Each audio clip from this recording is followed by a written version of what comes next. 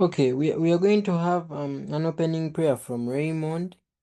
I think the person we chose earlier is not ready. So Raymond, unmute and pray. Oh, it's a pleasure to give me this opportunity to pray for this lesson. Okay, let's also this day. Thank you that this day you have also made it to light up into our lives. It's because maybe that you're still standing here before you. It is you as an bridge of understanding and wisdom to taking that you and everything that's in to.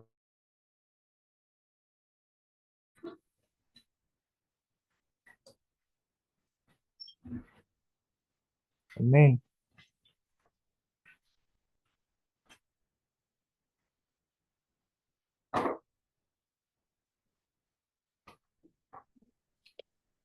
Okay, thank you for the word of prayer. So I think you can proceed to mute so that we can begin our lesson in peace. So, those who attended the very first lesson, I believe you followed it up well and noted where we stopped. So all of you know very well that concerning laboratory preparations of alkenes, I will give you the cheat code or the secret behind all this. So I remember telling you that according to the syllabus book, you are supposed to handle chemical properties or the reaction mechanisms immediately after what we covered the other time got done. So to show you something small here before we proceed. mm,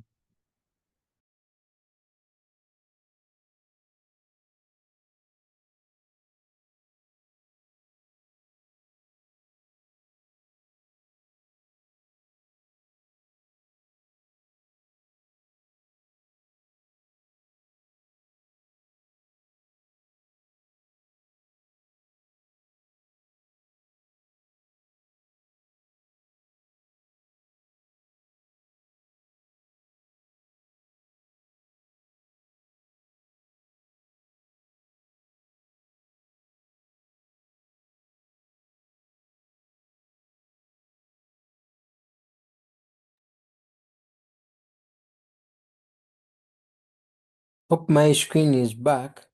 But you people are very bad. No one has warned me that I'm using a workbook of mathematics and not a workbook of chemistry. That is bad. Supposed to use a workbook of chemistry.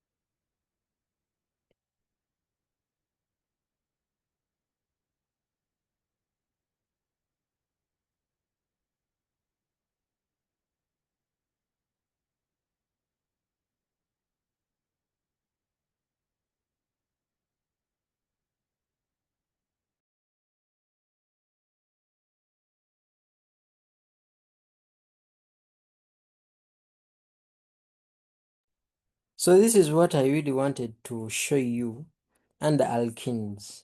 So those who are with us the other time, just a simple reminder, those sharing the link are for more people to join. Thank you. You're doing a very great job. So we can begin in peace. Introduction, we covered all these things to do with definition, functional group, general formula, and other things. For currency and sources, I remember we covered those under research work. Nomenclature and isomerism was as well covered. Concerning the physical properties, you people went with that as assignment. and you were briefed very well. Concerning the laboratory experiments, this was also a tech laboratory assignment. You can do that from your school laboratories at your own convenience. So as you can see, immediately after observing physical properties, the syllabus wants you to handle what we call reactivity and reaction mechanisms. But the problem is, before, that is the old curriculum, there is what they used to call laboratory preparations of these things, which are actually missed, but we shall come across them in the future. So I'm going to talk about laboratory preparations, but then I'll give you a cheat code. I'll be like cheating for you what is going to be done in the other chapters. I don't know if people get that. So we are not going to discuss them, but I'm going to be telling you where we are going to find them, and the book wants you to learn them. As simple as that. But we may not specifically discuss them under this. So we are doing this today. You like it or not? Then concerning this, the test tube reactions, the ones that are used to identify the double bond in alkenes, I told you this one was what? Already recorded. So since it's already recorded, that means that you're supposed to find it from our drive, where most of our work is stored. Then concerning applications, you know, this is always your research work. I'll never teach applications. That is your research. Go to the internet, read books. Everything is available on our drive, of course, for the premium students. So in simple terms, today we are here for only this, but the rest of the things are going to be hinted on, so that even if you're taking them as assignments, you have something to say about them at least. Okay, so to say something about the alkenes, of course, we cannot proceed without lesson targets.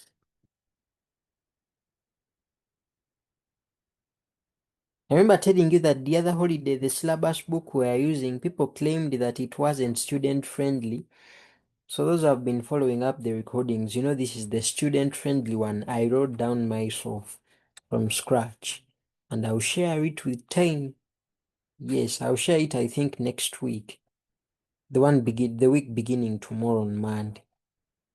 Midway or at the end. It will be completely ready and I'll share it. So you get it. Print it. Use it to have a sense of direction as far as coverage is concerned. Okay. So the lesson targets, I'll give you a hint. Not teaching, but a hint on laboratory preparations. Someone may ask, but why were these things removed of laboratory preparations? Maybe at your school you were taught. Yes, you were taught, and you're going to realize whatever you were taught is going to be our hint here today. Then these things can be prepared on a large scale in the industries. The alkanes, alkenes, and alkynes, they can be prepared in the industries on large scale. So laboratory preparation loses meaning, so it may not be so applicable in daily life. That's why it was scooped off.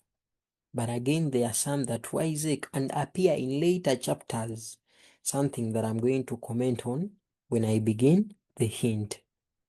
Okay, so we shall begin with the hint on laboratory preparations.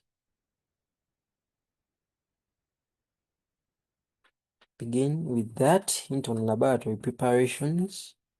Then next, we shall go to the, of course, chemical properties, and we shall write mechanisms where necessary.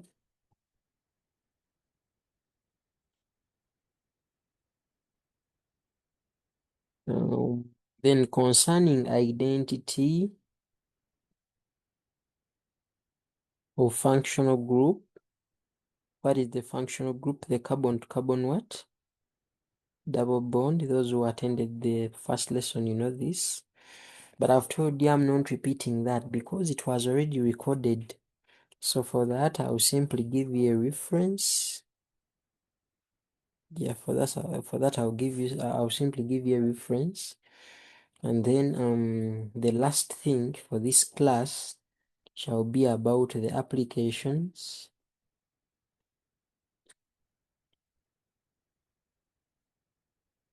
The applications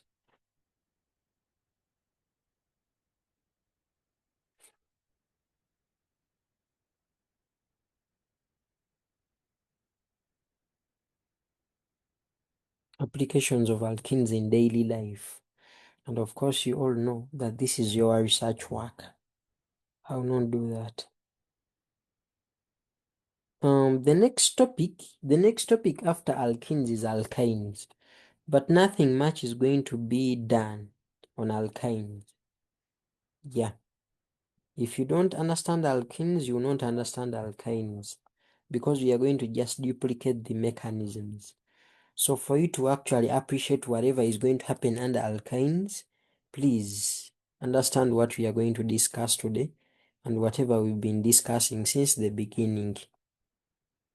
That will be the next topic. So that is our simple plan. Now, those who are not aware, the whole of organic chemistry is going to get ready. Of course, this holiday, we are going to complete the whole of it, apart from what they call polymers and polymerization. So it will be your role to be in position to find out how to revise and how to master your content. But we shall make it clear to you. Simple as that. Okay. So keep sharing the link so that more of your friends log on. Don't let them miss. So we share the link, even those who have just joined, share again the link in the same WhatsApp groups so that people come around. Because we are going to talk about mechanisms, which mechanisms give people the most hard time. Okay. So we start straight away.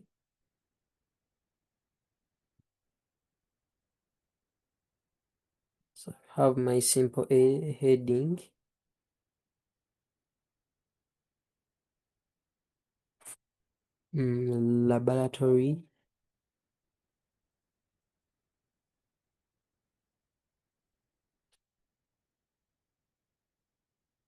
Laboratory preparations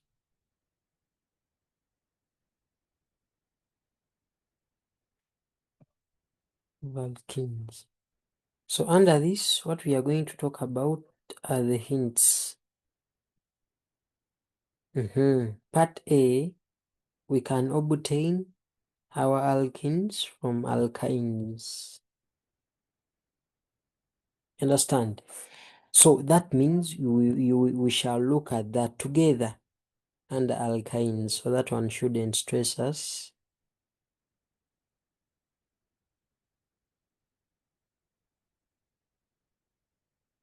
Under alkynes.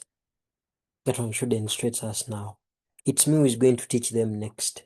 So the book wants you to learn reactions of alkynes. But by coincidence, under the reactions of alkynes, in one way or the other, we coincide with how alkenes can be obtained from them. So that's why I call them hints. Again, you come across these things from alkyl halides.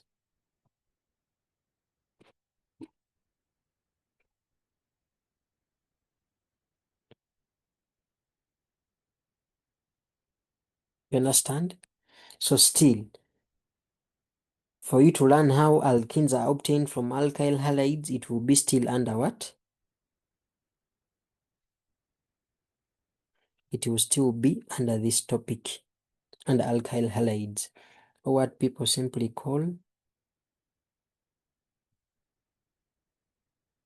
they may decide to call them those halogen compounds. Other people may call them halohydrocarbons. Yeah, but that's how the book calls them, alkyl halides. Then your alkenes can be obtained from alcohols. And this is a very important method, and I know you will need it. This one, you will not escape it. So in whatever you're doing, at least make sure you know Please make sure you know that how alkenes are obtained from alcohols. Yeah, but as usual, that one will be taught in the topic called alcohols and what? Alcohols and phenols.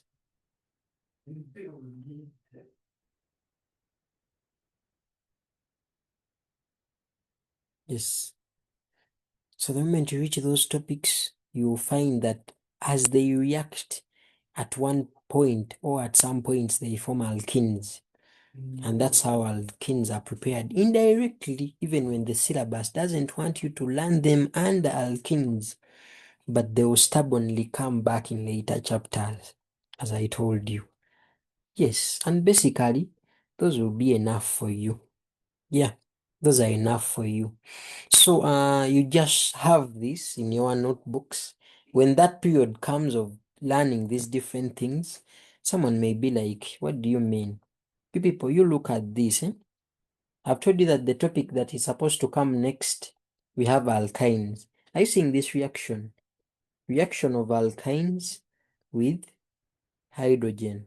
Are you seeing here they said addition reactions of alkenes are similar to those of alkynes. That's why I've said if you completely get nothing from this lesson, then you completely get nothing from the lesson of alkynes because they share reactions. As simple as that. So, alkynes, as they react with hydrogen, under certain conditions, they take us back to alkenes. I've talked of alkyl halides. They are the next topic. It will be a term 3 topic according to the syllabus book, though there are schools that are done, which is very okay. So are you seeing? They are talking of halogen compounds in brackets alkyl halides. Then here they are saying chemical properties, or what they call reaction mechanisms or chemical reactions. Are you seeing? As they react with alcoholic alkali, that's when they form alkenes, but you will see that. So realize that the book does not tell you prepare alkenes, but somewhere it tells you to react alkyl halides with alcoholic alkali. These words look scary and unfamiliar right now, but when we introduce the topic and break them down, there will be totally nothing. Yeah, I'm just trying to show you my evidence. So the other topic is under topic 9, where you find alcohols and phenols as the first subtopic. I think it will be senior 6, term 1. Are you seeing? It will be topic 9, organic chemistry 2, those who have been following. So, alcohols and phenols. Are you seeing this? Chemical properties of alcohols and phenols and their mechanisms. One of the reactions of these alcohols is that these alcohols giving you alkenes. So that's where we shall find that method. So we shall respect the book and just talk about the hints of laboratory preparations and do something else. Just under laboratory preparations, I'll put for you some point of research. I just don't want you to come across weird statements and you be like, oh, Dr. Paul didn't talk about this. My dear, I'm going to. So the other research, I want people to make research about cracking. Yes, just go and look for the meaning of cracking in organic chemistry. I'm not going to add on a lot of words. That will be some bit of cheating. Yeah. So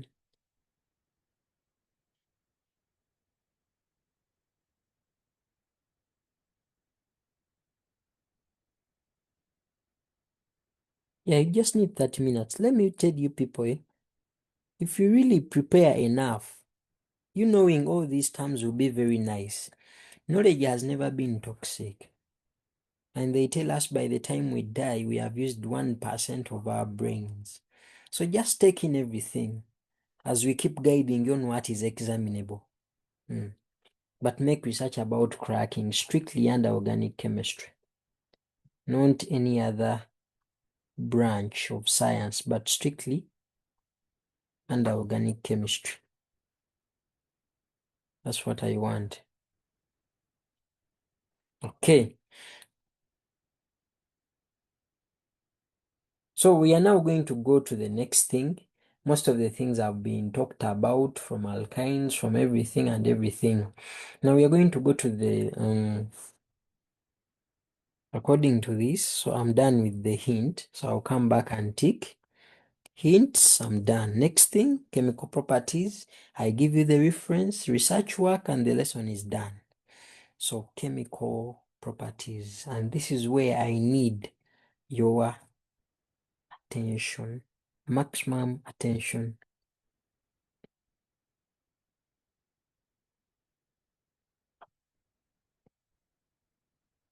Chemical properties. I want by the time I'm done with chemical properties, when at least 50 students are still on. People run out of data, people get a lot of issues along the way and they log off. But I pray by the time physical properties are done, we are at least 50 students. So chemical properties, so keep sharing the link so that your friends don't really miss this. These are the properties where our students gave most complaints because there are so many, but they have the same format. But students keep on quarreling that they are very hard, yet they are not. Literally, no. I don't buy that. So keep sharing the link, encourage them to log on so that they don't miss. So to take you back, before I actually give you my own, let's first see what the book wants. The book wants you to only talk about reaction with hydrogen, and that's what we are going to begin with. Reaction with hydrogen. Reaction with hydrogen, the reaction with hydrogen halides, and we shall do that next. Reaction with acidified water, then reaction with halogens. It also wants us to talk about polymerization. Then lastly, oxidation using this. And trust me, we are going to talk about them all.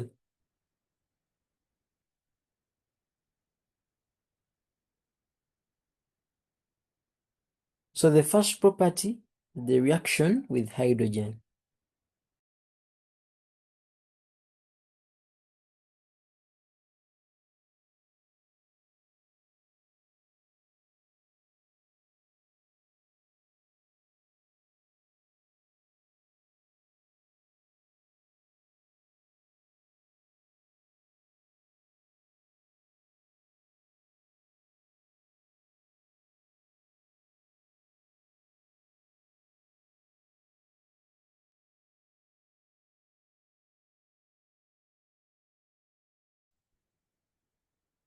Before I actually introduce what happens in these mechanisms, I want to first give you a certain hint.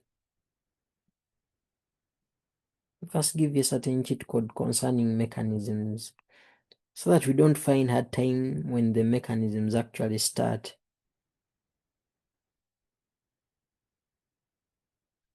Cheat code about mechanisms. You people, you all know that and I want you to recall and accept. I want you to recall and accept. Recall that we always have carbon to carbon, isn't it? We always have something like that in these alkenes, if I may say. So I want to talk about two things here. I want to talk about a certain alkene and a certain alkene. We always have two formats of these alkenes. There are those alkenes where this double bond is in the middle somewhere. In the middle, what do I mean? I mean,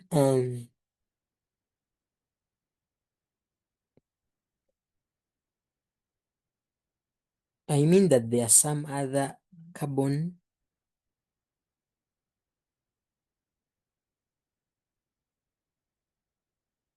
Let me try to do something better.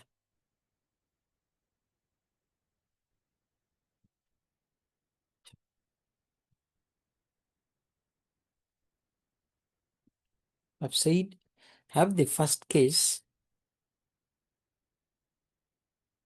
where the functional group or the double bond is somewhere in the middle. Then there are those cases where the double bond is somewhere at the end. Somewhere at the middle, then somewhere at the end or somewhere in the middle. And I want to illustrate this. When you don't get these mechanisms are going to disturb you for the rest of your life, because these are the things that actually manage the mechanisms. So this is what I mean. There is when you have something like CH3. I remember we talked about this, something I'm not willing to explain again. This is CH3.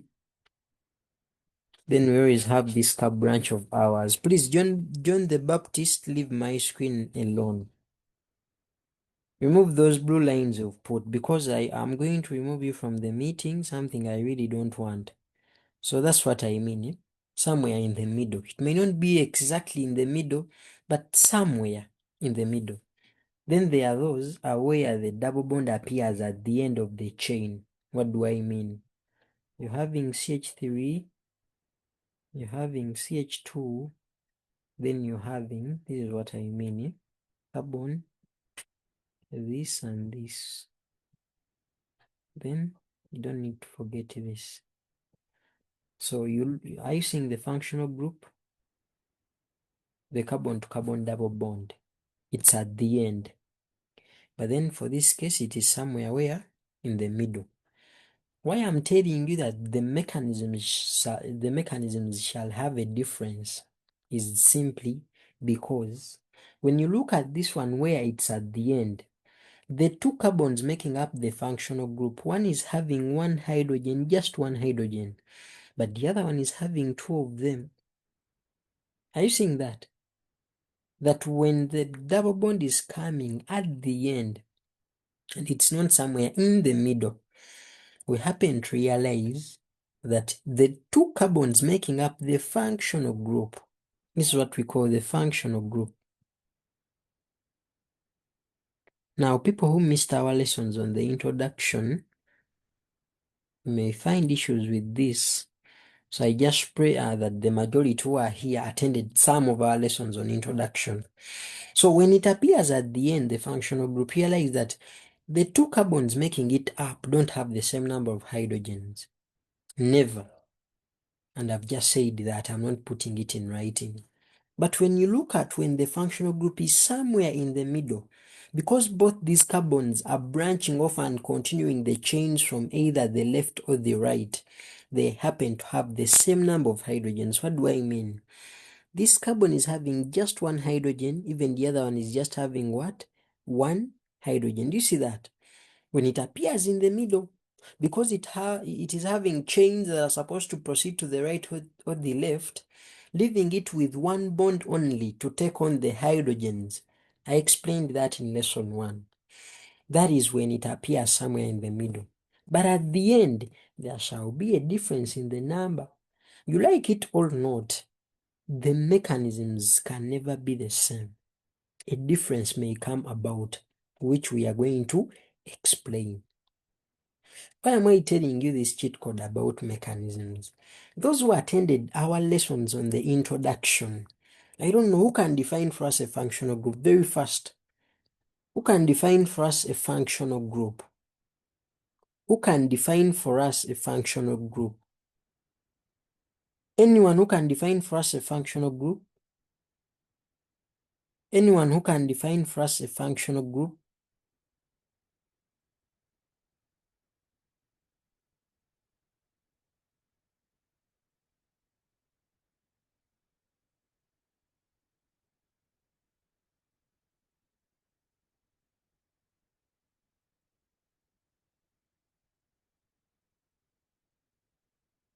Anyone? You people, without that definition, you cannot understand mechanisms. And that's what is giving people a hard time. That's why people are not understanding mechanisms. Why? They don't know what a functional group is. You find people doing very weird things. Yes, Emmanuel.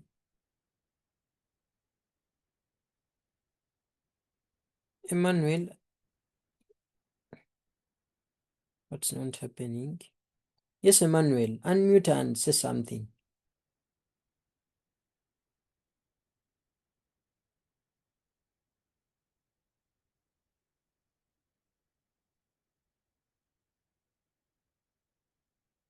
Yes, Emmanuel. Yes. Good evening, Doctor. Yes, please. You tell us about a functional group. So Please a keep functional sharing group, the link so that your friends log on. Yes, okay. A functional group is the Mm. most reactive point of organic compounds that determines the physicochemical properties of organic compounds or the homologous cells. So, and this can be an atom or group of atoms. Very well. Exactly, and you've said it all, just like the way you want it. Exactly. So maybe just something little. Those who missed our lessons, I don't know if you can see my screen. Those who missed the lessons of last holiday, like the lessons such as introduction, where we defined all those terms. I remember telling you about our Google Drive. Our Google Drive, you can make research. You are students of new curriculum, you have internet, you find out what a drive is. A drive is something that stores work safely and privately. So this is our Google Drive, as you can see. I'm just showing you how you can literally access this work. Those who missed it and need it. Even those who missed lesson 1. So you can see, you look at only those with stars. The others are very old things. You can see these ones with stars are for August, and we are in August. So we have the Senior 6 chemistry folder that has Senior 6 work. For the new curriculum, you can see Senior 5 work, Senior 5 principal math, Senior 6 principal math. Even the Senior 6 principal math is for the new curriculum. Remember, our goal is to complete the syllabus next holiday. So by this time, we should have covered some of the Senior 6 topics, and they are there already. So on this very drive, when I come here under chemistry, I'll tap where there is chemistry folder. So the topic we are studying now is alkenes, which is a term 2 topic. Remember, I'll share with you the student-friendly syllabus book, which will show you the topics of term 1, topics of term 2. You need these things to plan well. Just like you people cram matches of Premier League and be like, this is when it's going to play. You people cram seasons and episodes of movies and series. You be like, this is when this series is coming out. This is the duration. This is the number of episodes in this season, such things. You can literally do the same for your academics, for your future.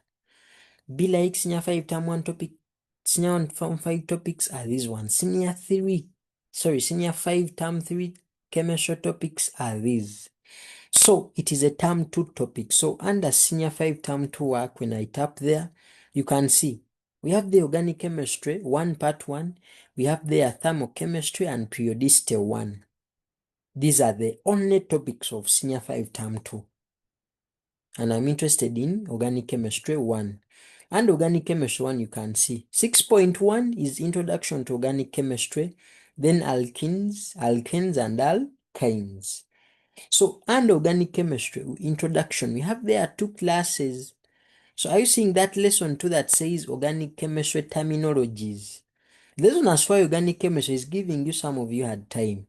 You never appreciated what the terms used in mechanisms mean. So you end up not getting anything, because teachers are mentioning things like nucleophile, substitution, addition, elimination, electrophile, which are very weird. So you need these 2 lessons.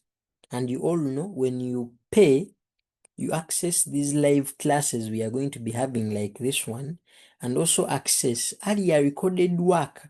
So it is a 2-in-1. So it is only me who has access to this drive, and it is only me who gives access to it.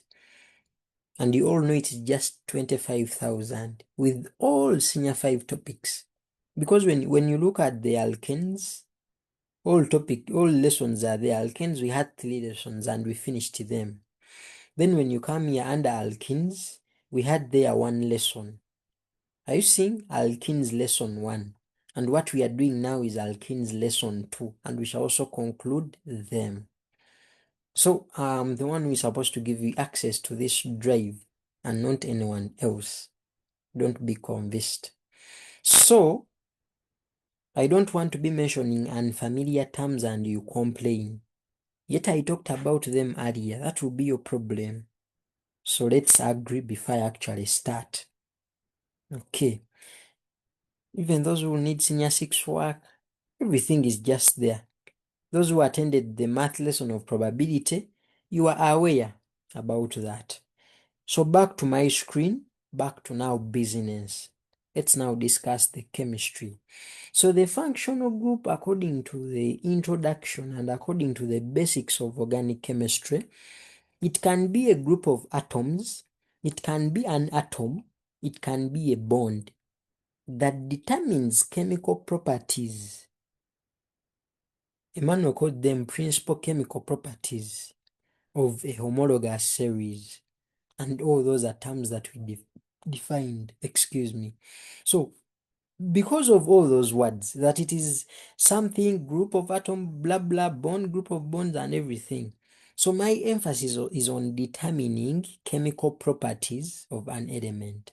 Emmanuel added a word and said most active, which is very good. After all, it is most active. That means that being most active simply means that it's what will participate in the reactions. And that's where the determining part comes in. The mere fact it is the functional group that is most active and it's what determines the principal chemical properties, it is what participates in the reaction. So after the word most active, we are going to add on and say it participates in a reaction.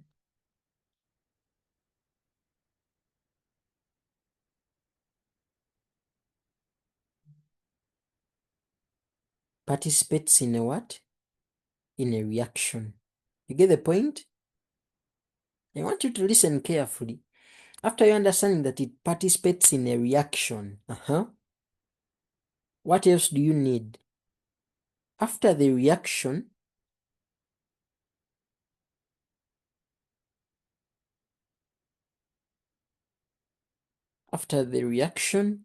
it must disappear. It must disappear.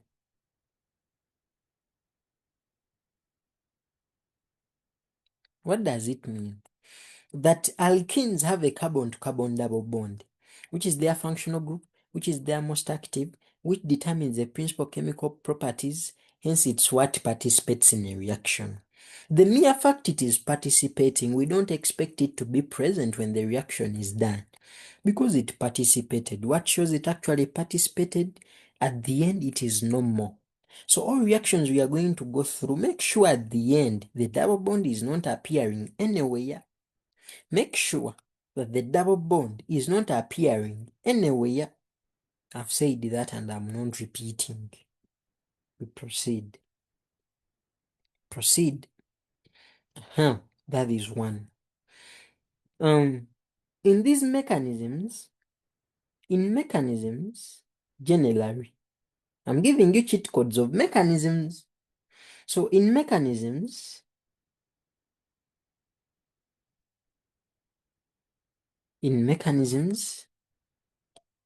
arrows, in alkenes we talked about arrows. You understand? Arrows show the flow of electrons. I remember mentioning this when I was teaching what? When I was teaching alkenes. So that means the reason that's why we use arrows somewhere in mechanisms, it's because of that. Because it's them that show the what? The flow of electrons. But the question is, where are these electrons coming from and where are they supposed to go? You get the point? Where are these electrons coming from and where are they supposed to go. Yes, we have understood that an arrow shows flow of electrons. Flow is okay. But where are these electrons coming from and where are they going? That's the most difficult part. The moment you crack that, then no mechanism will ever give you a time in chemistry. After all, mechanisms are full of arrows. Even when arrows have not been shown, someone has just decided not to, but they are actually there. Let's start. I'll begin with the sources of electrons. Because trust me, when we know the source, the only thing we are remaining with is the destination. So sources of electrons in chemistry.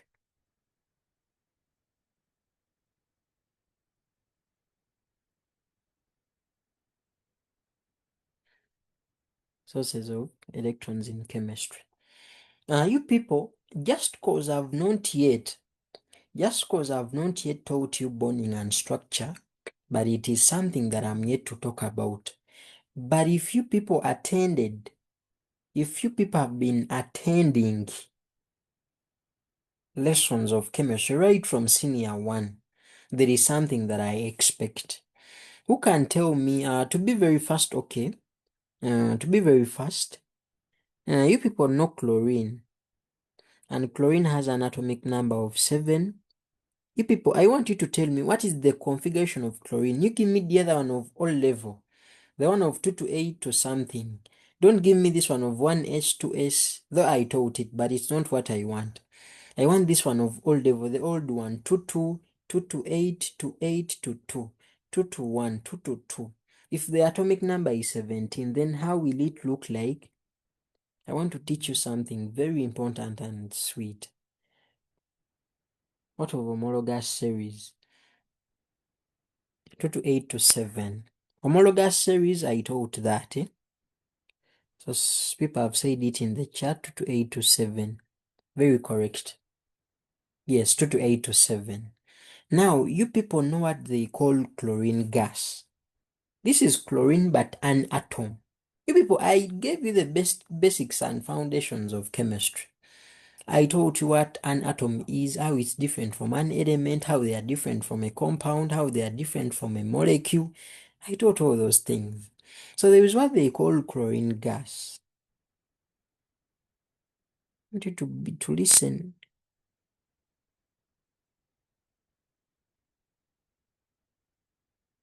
And you people, this is how chlorine gas looks like. And I believe at least you're not hearing that for the first time. Even in alkanes, we had a reaction they called chlorination. So chlorine gas, because of this two, means that it was formed as a result of 2 chlorine atoms combining. And I recall, you people are aware that if we want 2 chlorine atoms to combine, this is what we do.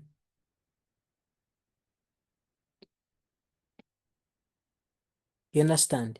Then we'd be like, this is 1 chlorine atom, and then you'd be like, this one is another. Then you'd be like, in the last shell, they have 7. So you come and draw 7 for each. Be like, okay. Let me use X for this one. 7 of them. Those are 6. These are 6. Those are 6. Then you draw the 7th here. Then for this other one, you be like, let me use letter E for electrons. You put here letter E, letter E, letter E, letter E, letter E, letter E. You know, there's supposed to be 7. Then the 7th is here. And after you doing that, the thing is balancing. After all, we are supposed to have a maximum of 8. You get? And since chlorine is a non-metal, and both atoms are non-metal atoms. In the previous lesson 1, we agreed that this is what they call a covalent bond. I really don't want your people to miss this lesson. You rather keep sharing the link. And when I release the recording, to please share it. Whatever we are discussing is very important. Because tomorrow I may be forced to introduce alkynes. When you understand this, I just need 1 lesson for alkynes. For around 3 hours and we are done. We do the next thing. However, we have a lot of work in math to do. So you people should be very ready. So what am I actually trying to bring? There are people who now be like, drawing those structures is too difficult, especially when we are dealing with mechanisms. Do you know what we do? We be like, Cl, we put a bond and then say Cl. I told you the rules of bond touching. It's not a must that bonds are supposed to touch, because there is when people make them touch and make them touch poorly. So the best rule is proximity, that these bonds should be very close to the atoms. As simple as that. So we instead decide to show the covalent bond with just a line, because we don't want to draw those Venn diagrams. So what I just want you to learn, people, is very simple. That this thing you're seeing, I think I even discussed this in introduction. It is a bond. But from our Venn diagram, it is clear that that bond is having electrons. That is enough. I'm not interested in the number. But if you want me to put the number is 2. But you can see. But I just want you to see that it has what? Electrons. It has electrons. If you really want me to add on things that will really help you in the future, let me do that for you. If it is a single bond, the electrons are 2. If it is a double bond, the electrons are what? Are 4. If it is a triple bond, the electrons are 6. And later on, I'll teach you the things of bond pairs, because that disturbs people too. But if I may just talk about it for those who are already finding issues, a single bond has 2 electrons, double bond has 4, triple bond has 3. So just a single bond has 2, just from our illustration. But let me shock you. This is one bond pair, this is one bond pair, this is one bond pair. What makes it a pair? Because it is a bond joining 2 atoms. So because it is a bond joining 2 atoms, because of the 2 atoms, we call it a pair. So in simple terms, a bond pair does not look at the number of atoms in a bond. But that is something of bonding and structure, and not now. Even when it has not been gotten, let it slide. Why am I showing you all this? I just want to give you the first source of electrons. I want to give you the first source of electrons as multiple bonds. Because you are not only going to find them in alkenes, but in alkynes too, and other things. What do I mean? Multiple bonds, you can have carbon to what? To carbon. Multiple bonds, you can have carbon to triple bond. Multiple bonds, you can have carbon to nitrogen, triple bond, and etc. In introduction, I talked of multiple bonds. So they are a source of electrons. And I don't want anyone to confuse you about bonds having electrons. We have tried to show the illustration. Okay. Then the other thing I want to talk about is this. I don't know, but chemistry is not a problem. Are you seeing? Those electrons are not paired. They are called unpaired electrons. The other thing I want to add on is that these unpaired electrons, you're not going to cram this chemistry, have not participated in bonding. So I want someone to tell me what name is given to those unpaired electrons that have not participated in bonding. I want that name in the chat. Keep sharing the link and your friends join. What name is given to those electrons which are unpaired? Realize in the covalent bond we have those 2 that have paired. Then these others that are surrounding the chlorine atom, They are unpaired simply because they have not participated in bonding.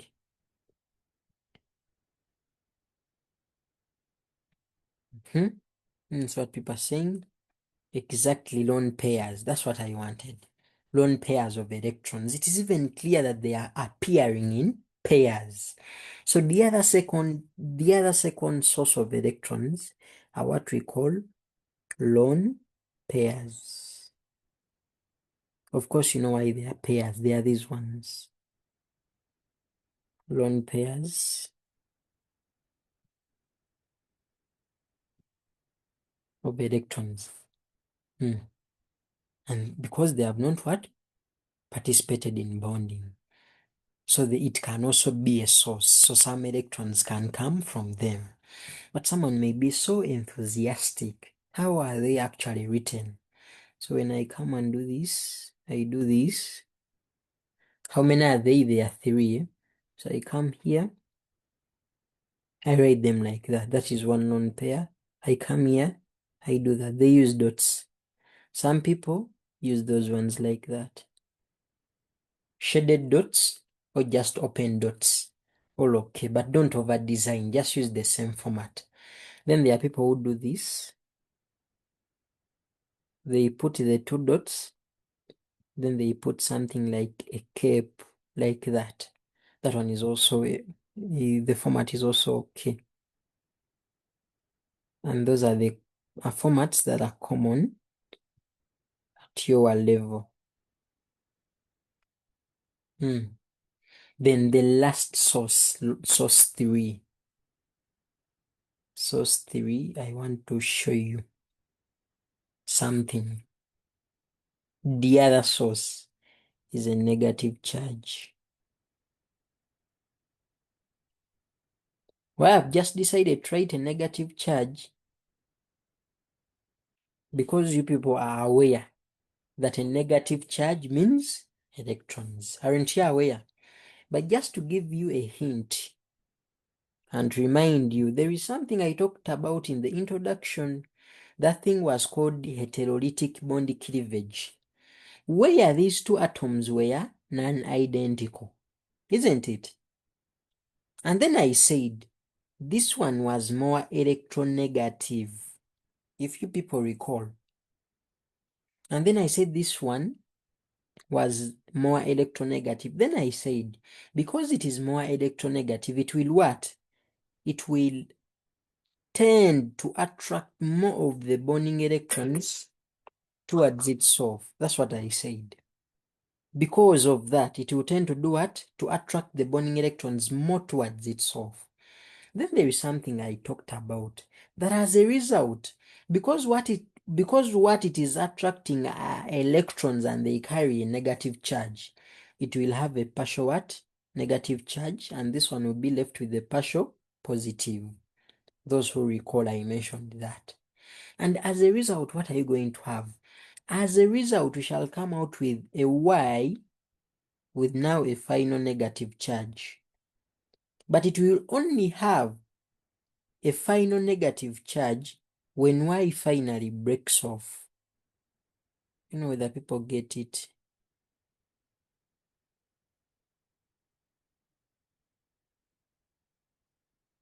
Remember those things of partial negative, partial positive?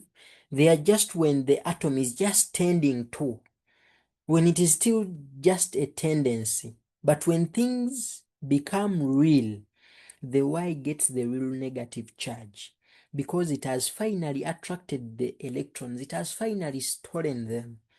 And when these electrons are finally stolen, then the negative charge can become a source of these electrons. So in mechanisms, those are the major 3 sources of electrons. The moment you have an arrow, make sure that arrow is either coming from a lone pair. If not a lone pair, it's coming from a multiple bond, or it's coming from a negative charge. And don't cram them, because I've not just listed them, I've given you reasons. The moment your arrow is coming from an atom, just an atom, I don't want you to blame me. I've literally hinted on that. Okay.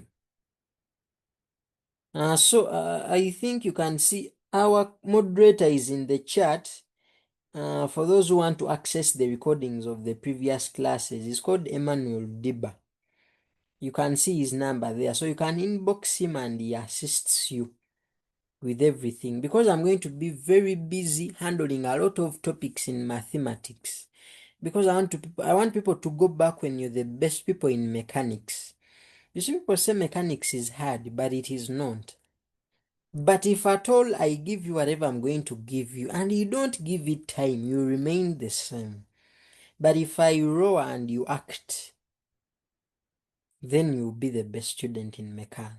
So our moderator Emmanuel Diba is going to assist you. Because I'll be very busy, I may be hard to reach. In case I'm hard to reach, you reach out to him. In case you also get so busy, we shall find you another person. So, those are the sources of electrons. Now, the question is, who receives them? Who receives them? You people have it. You think mechanisms are just designing, putting arrows wherever they want? Never. And when you understand this, the future of mechanisms is going to be very good. Because mechanisms are very many, I assure you. Okay, so when I come here and be like the destination of electrons,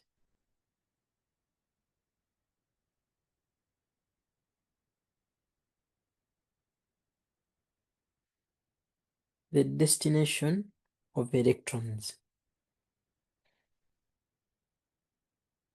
who needs them?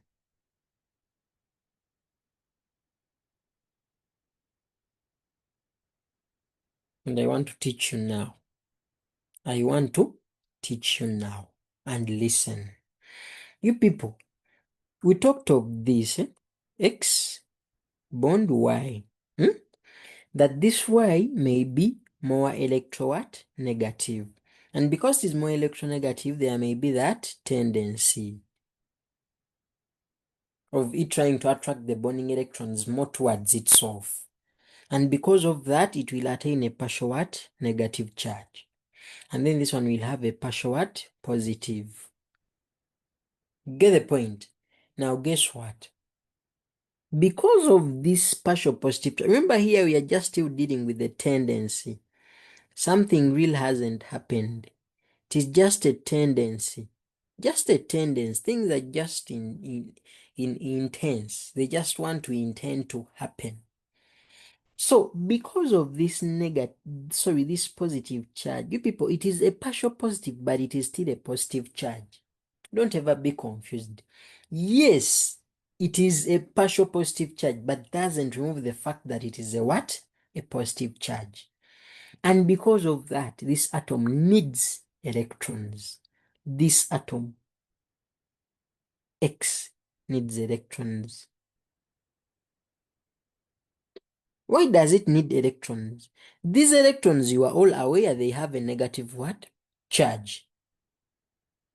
And the X is currently having a positive charge. So you like it or not, it needs what? Electrons. So I don't want you people to be confused. When you see somewhere a double bond coming to attack something of the sort, it is simply because this double bond is a source of electrons for reasons I've explained. And this X is receiving them simply because it has that partial positive charge, very silent, which brings about that attraction. This one is a source of electrons, and electrons carry a negative charge. So don't you see that there is literally that reaction? So this arrow should be very okay. The flow of electrons now is now coming out because the arrow is coming from a double bond, which is a source of what? Electrons, and it is going to X, which X has a positive charge, which is a partial positive charge coming from some funny tendency we have explained from electronegativity. So that should not confuse you even at any one what? Moment. Hey, that is one of the things. I repeat, that is one of the things that needs electrons. and we are going to use it so much. We are going to use it so much in the mechanisms, and I want you to listen carefully. So this one I'm done, and I'm not repeating it. Just get it like that as it is. That is case 1. So the destinations, I'm going to call them cases. So that is destination case 1. I want people to write me in the chat and say, people, I don't want you to tell me case 1 is not okay, unless you have not been following from the word go. But I want to see some 10 people saying case 1 is okay, go to case 2. At least give me vibe to go to the next thing.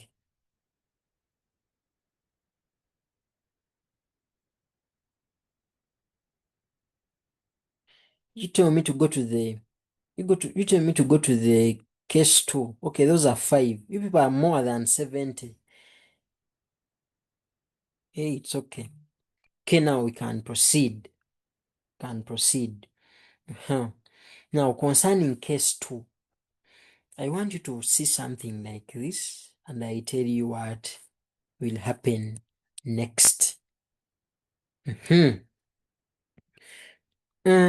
Let's assume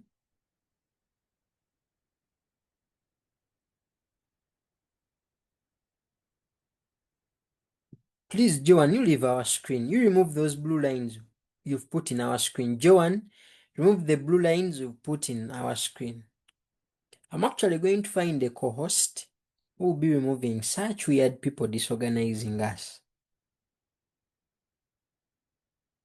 So assuming we are having ethane, which is of this format.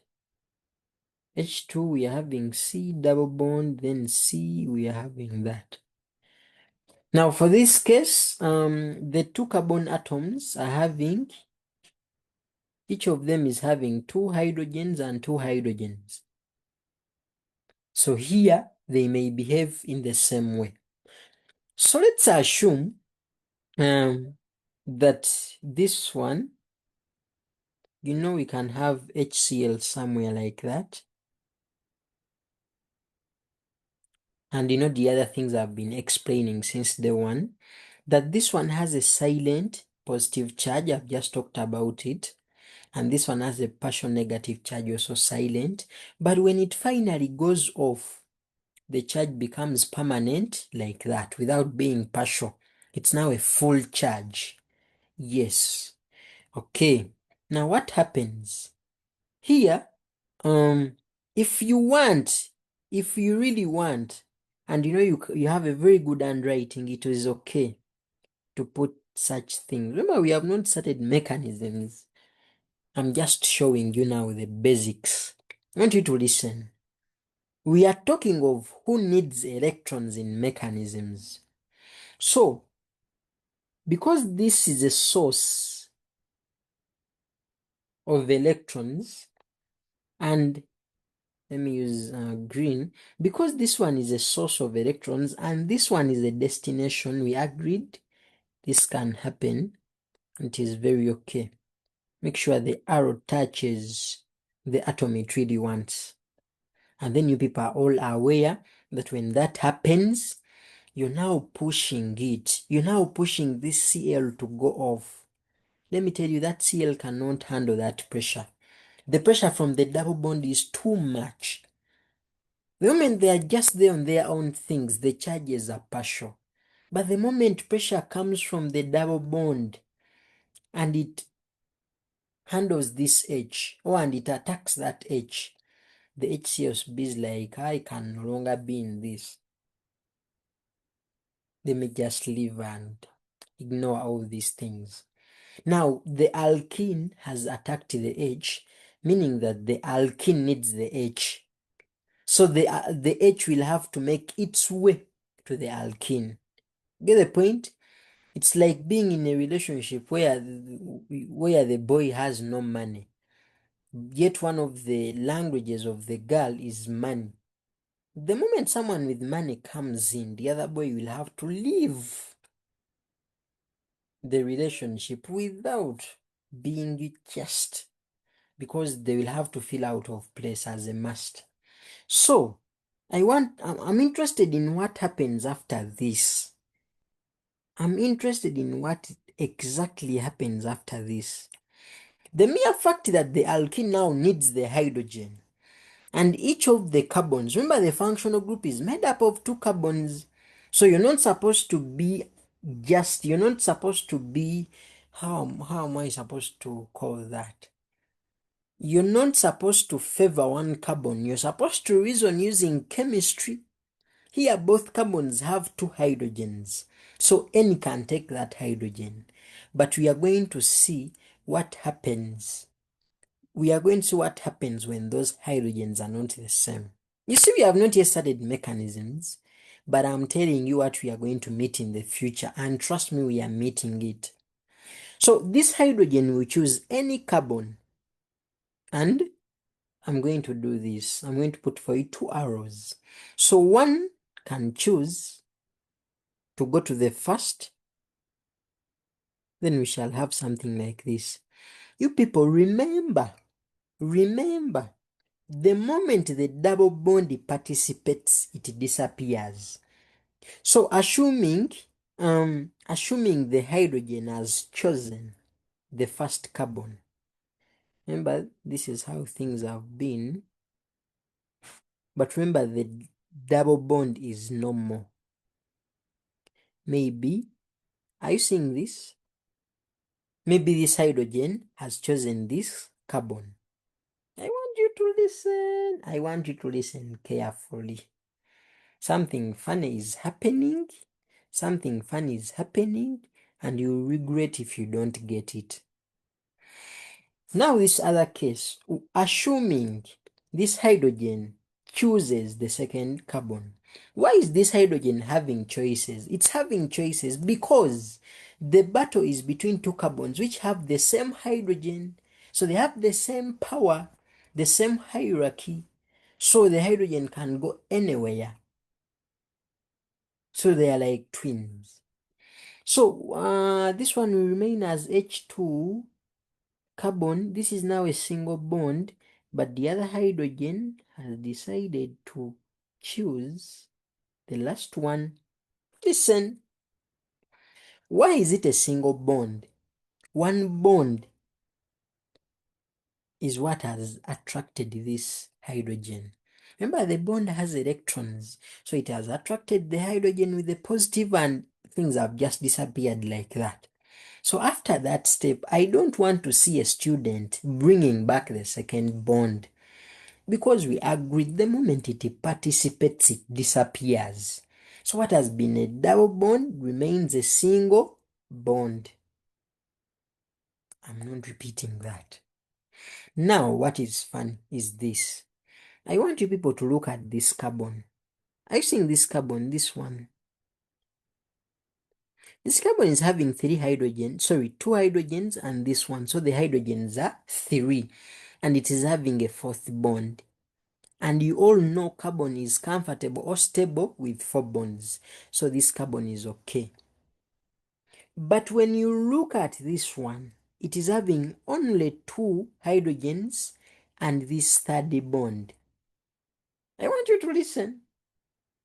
It is having 2 hydrogens and 1 bond, which is a single bond. Now, what is the problem with this? The problem with this, that this carbon has 3 bonds. If you don't get this, you'll never get it in your entire life. This carbon you're seeing has 3 bonds. We have counted them together. See, people just cram things and put positives wherever you want. But first we are going to explain. Has 3 bonds, hence what? These bonds are less.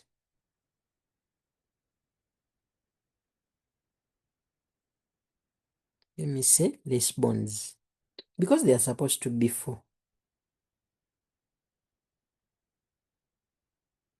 So I will not mention that they are supposed to be 4, but at least you know they are 3, and since they are supposed to be 4, so they are less. So because they are less, the carbon is not used to 3 bonds. So the carbon is not comfortable. Yes, the carbon is not comfortable. Who can tell me the science word that means comfortable in the chat?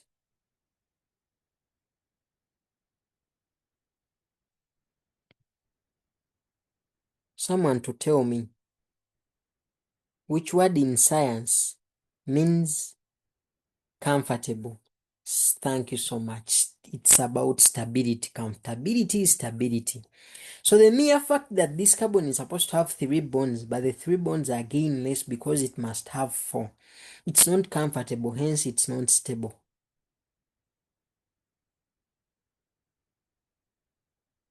And you know, even in real life, we always have symbols.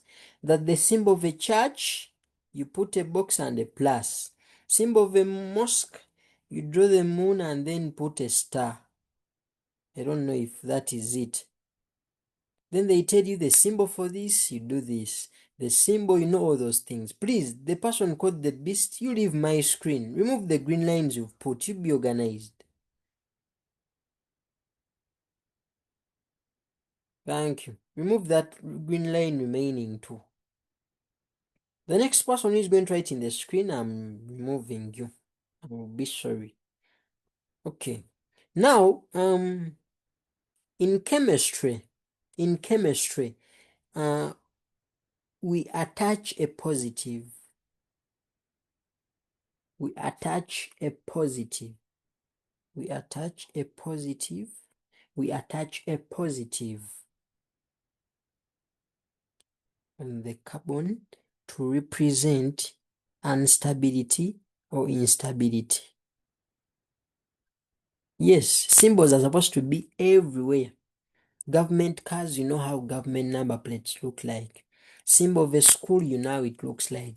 Symbols of different religions have different symbols.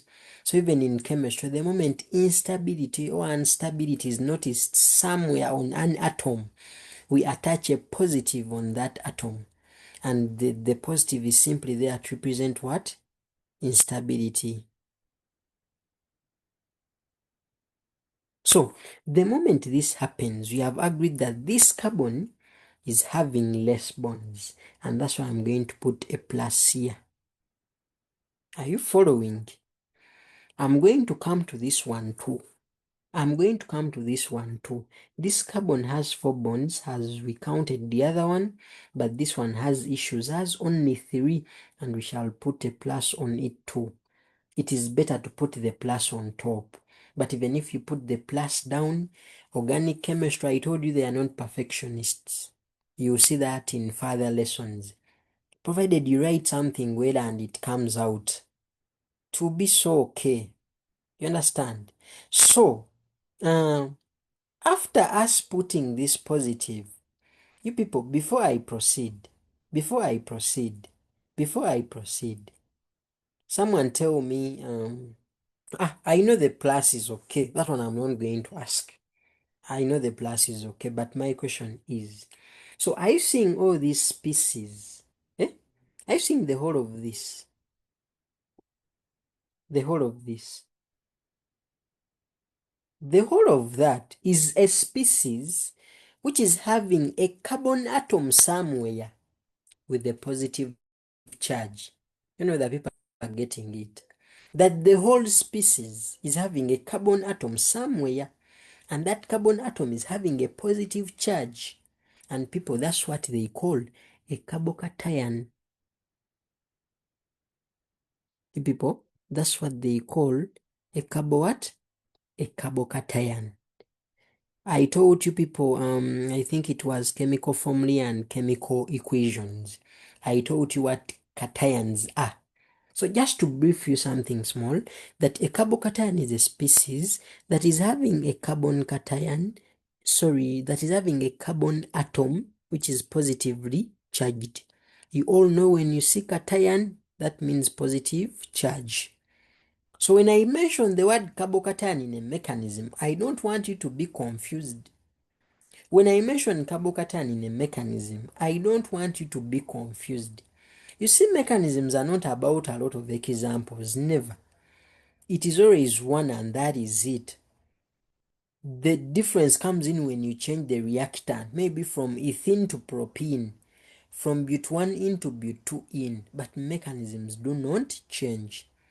So the word carbocation means carbon atom, cation positively charged. So any species with a carbon atom which has a positive charge, it is given a name in chemistry, carbocation. I've mentioned that and I'm not repeating. Now,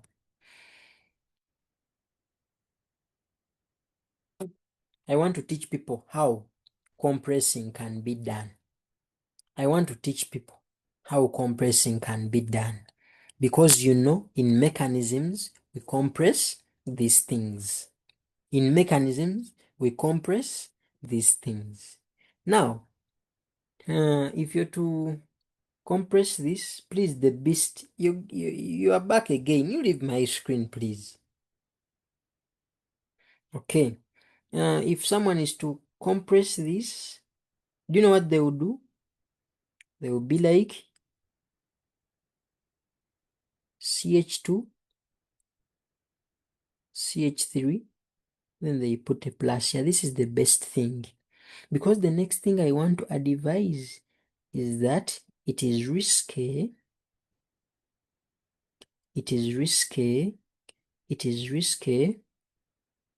to expose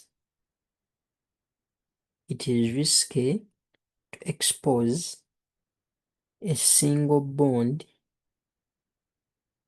that has no use.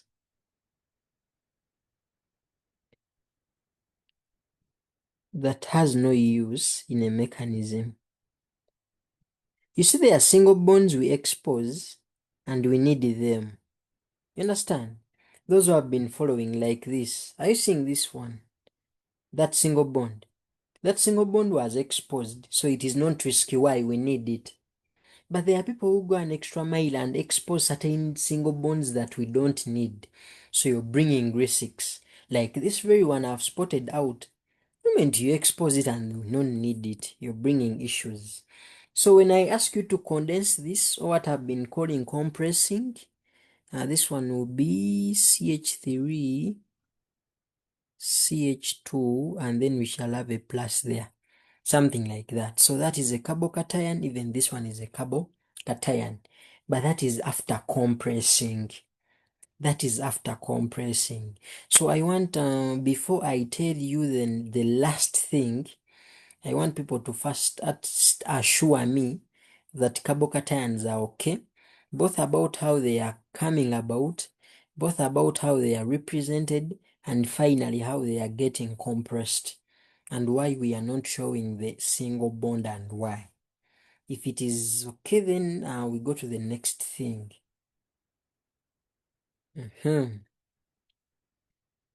Those who are answering their friends in the chat, I like that. Yes, I told you about having a chat secretary in case things are not clear. In the chat, you simply raise the issue if it's really urgent. Okay. Now this is what I wanted to say.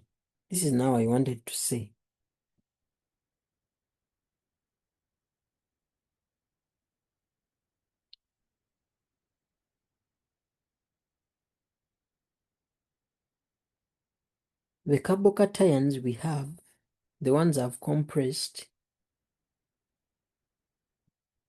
we had that.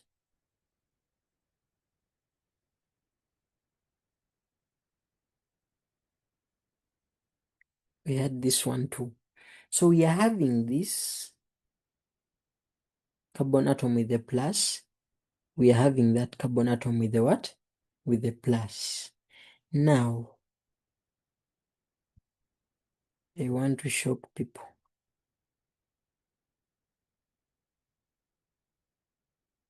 And then I will say that because of the positive on the carbon, that one becomes a destination of electrons. Remember, we are talking of destination of what? Of electrons. And you people, when I start these mechanisms, I don't want people to give me hard time. I'm going to just teach all of them at once, very fast, and I complete. So you need these things. So you people, I'm saying that when these carbocations have been formed, the carbon has a positive. So by default, a positive can be a destination of electrons because electrons are negative. So that attraction actually exists. What am I trying to bring on board? Let's assume we have these cases. Let me put this carbocation of ours here. And let me put this carbocation of ours here. Now, I want to remind you of something. Are you seeing this reaction where the carbocation was formed? If you people are following very well, are you aware that this Cl, I remember telling you this Cl is that broke boyfriend, that he had to actually leave the relationship in peace because the competitor came in and the competitor was powerful. So the Cl went off completely and permanently, and we agree that when this Cl goes off completely and permanently, it will come out as a full iron with no things of partial arrows. So let me hope people are okay with this Cl with the minus because it was just forced. So by default, it had no option other than going off in peace. And when it goes off, those things of tendency are not there anymore. Yes, the Cl goes off in peace for good and it never returns. Now, remember, you're now having the Cl minus and you're having your carbocation. Now, first things first, I may have my chloride ion there. Then, the other thing, I may have my water. We're going to see different reactions. But then you people are aware that a negative charge is a source of electrons and this one is a destination according to what we've said. So this arrow should not confuse you. You understand? Because the arrow is coming from a negative charge and it's going to a carbon atom that is positive. So the flow is actually coming out. Or the flow is just very fine. I don't expect that to confuse anyone. I don't. Cl is a minus. It is attacking a plus. That attraction is there. Water. You people know how water looks like. Water has the oxygen atom and it is having two hydrogens. You understand? There is a bond here, there is a bond here. You get the point? And you people know that oxygen, according to the periodic table, is 8. Since it is 8, that means 2 to what? 2 to 6.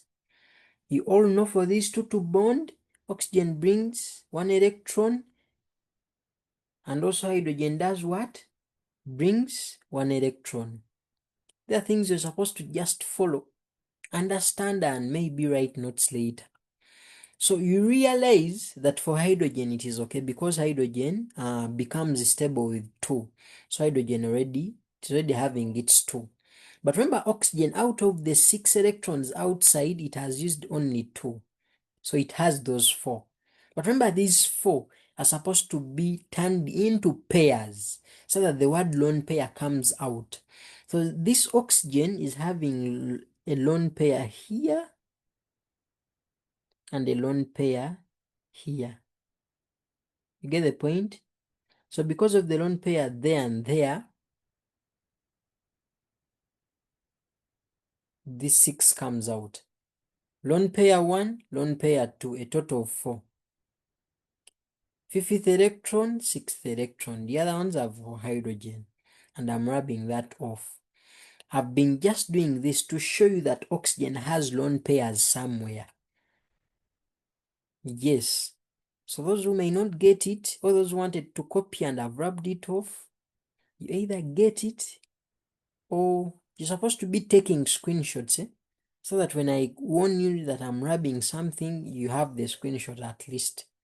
Or you revisit the recording on our drive, of course, for the premium students. Now, when I'm having my water here like so, we will have water in blue color, water like that. You know that this water, we have agreed that the oxygen atom in the water has a lone pair of electrons, which is like that. Yes.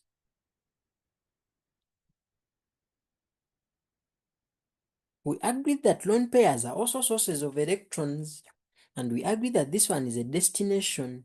So I don't want people to be surprised when you find such arrows in the mechanism.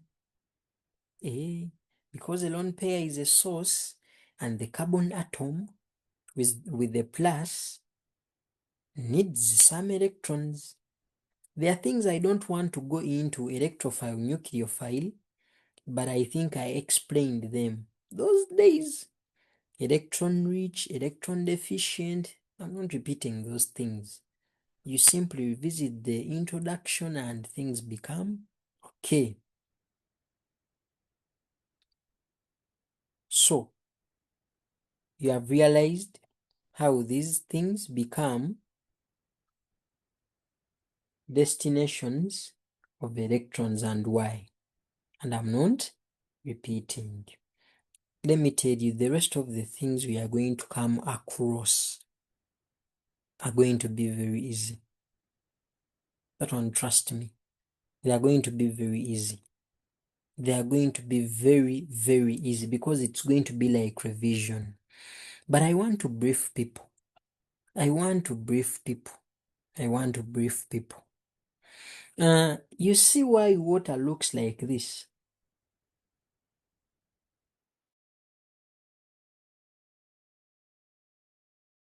You people, you see why water looks like that? With these things we've talked about, someone may be like, but the water you've used in the mechanism, you have only exposed one lone pair. Because it's what I want to use, yet it is having two of them, but I want to use only one in the mechanism, so I don't want to do other things. So why water is looking like that? Because oxygen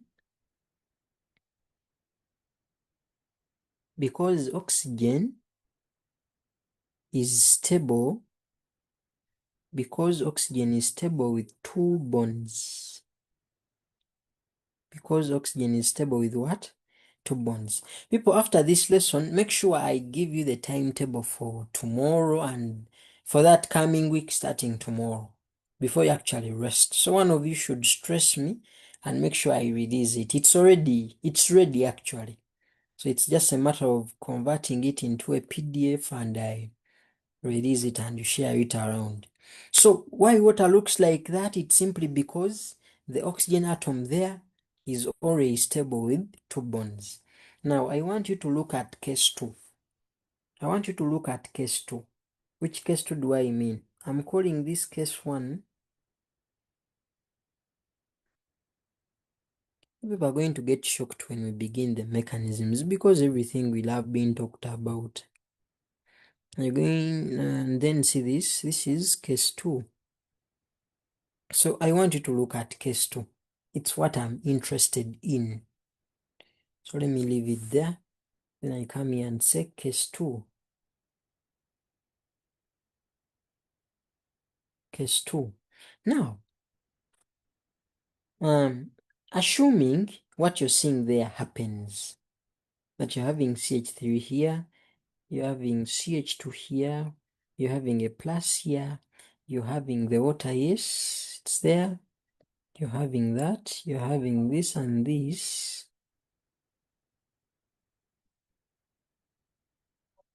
And then you're having that arrow. Now, you people, I'll tell you the tricks, but that arrow should come from between the I told you the sources are very clear. The source are the lone pairs. So the arrow is supposed to come from the middle because the pair is working together. So you're not supposed to allow that atom to touch the O because the O is not the source. The source are lone pairs and the pair is working with the friend. So that means the arrow is supposed to come from between. Yeah. Hope that makes sense. So, also draw my water here again. Then we shall make sure our arrow comes from the middle to attack that. So let me put this arrow. Now I want us to see what happens. That is in case 2. Hope you can see what happens. Who put this red line? People stop writing in my screen. I'm really tired of you. I'm really tired of you. Okay, so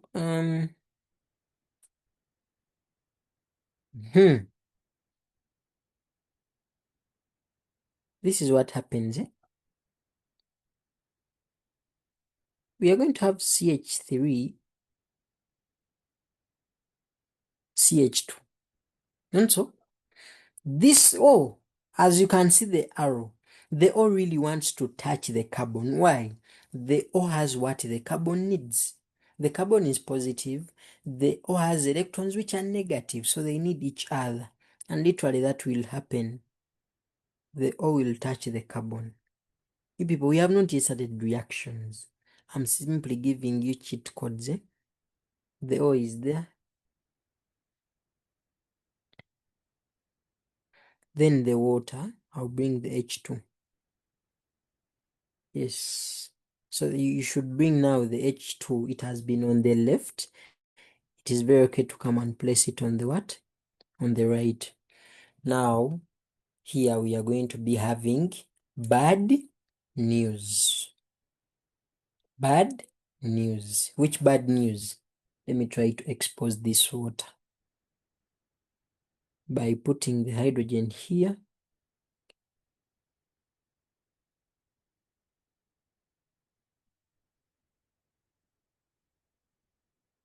And another hydrogen here, something like that. That's what I'm going to do.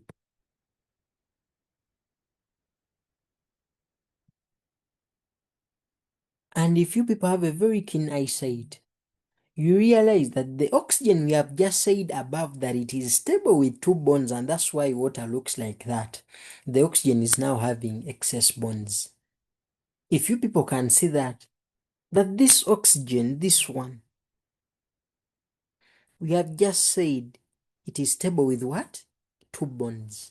But now the oxygen is having 3 of them, 2 to the hydrogens and the other one to the carbon.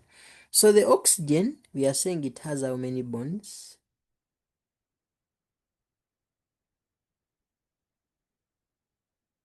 These bonds are what? Excess.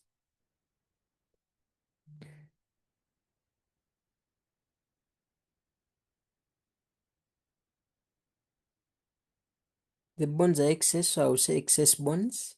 And then excess bonds make it uncomfortable because it is literally comfortable with only, it is comfortable with only 2 bonds.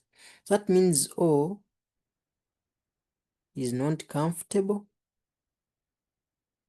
Biochemistry doesn't change. A is not comfortable.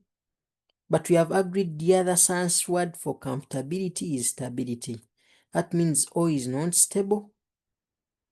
And since the O is not stable, we are going to beautifully come and give O a positive.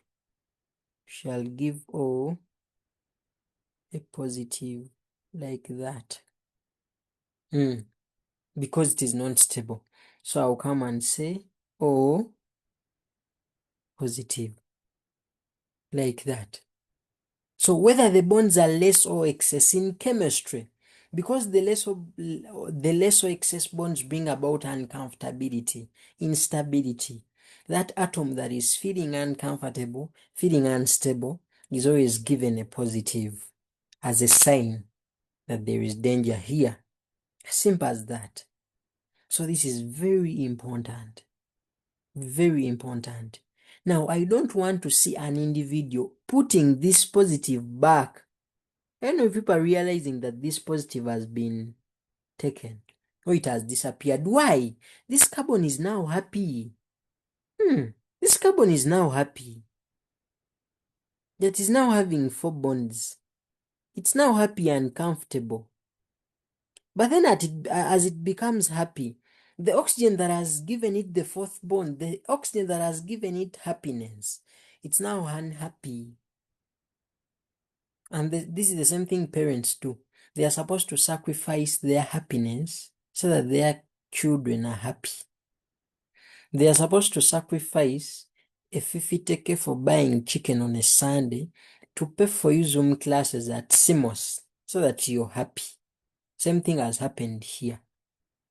But now the problem is, after the parent being unhappy for your case, how are they going to get rid of that?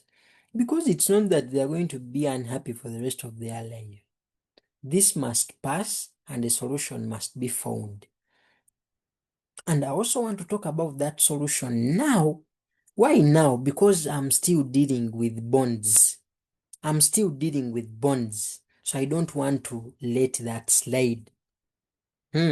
So when I come, I'm going to show you something of the sort.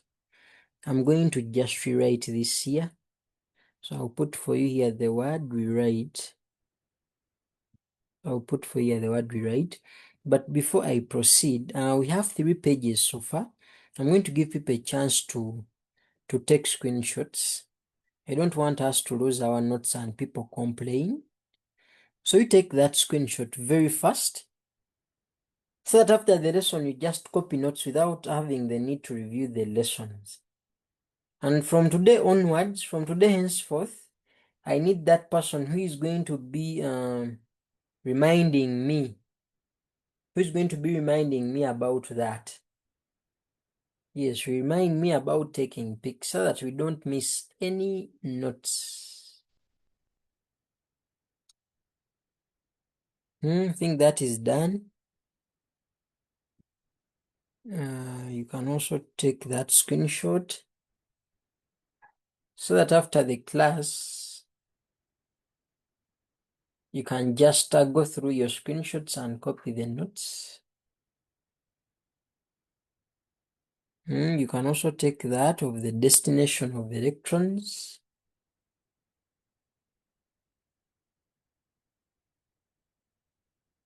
So we are currently there. So we proceed. So I want to rewrite this and tell you what actually happens, because the oxygen must also now be happy. Samsung, you leave my screen. Don't stress me. Yes, I could send the document instead. You will receive it, but we are just taking them for the good of us, because when we lose network, the document is also lost, unfortunately. Okay. Someone is like, what are we learning? That is weird. You people, someone is asking when we are ending. We have just started. We started at around 9. This session is supposed to go up to 11. 2 hours. You know that is the standard time of our classes. 2 hours. Okay. So when I write this, it's going to be like this. CH3, CH2. I'm going to put this one here. We want our oxygen to be happy too, after it has made the carbon happy. So we have H here, have H here. So we have a plus here, positive, you get?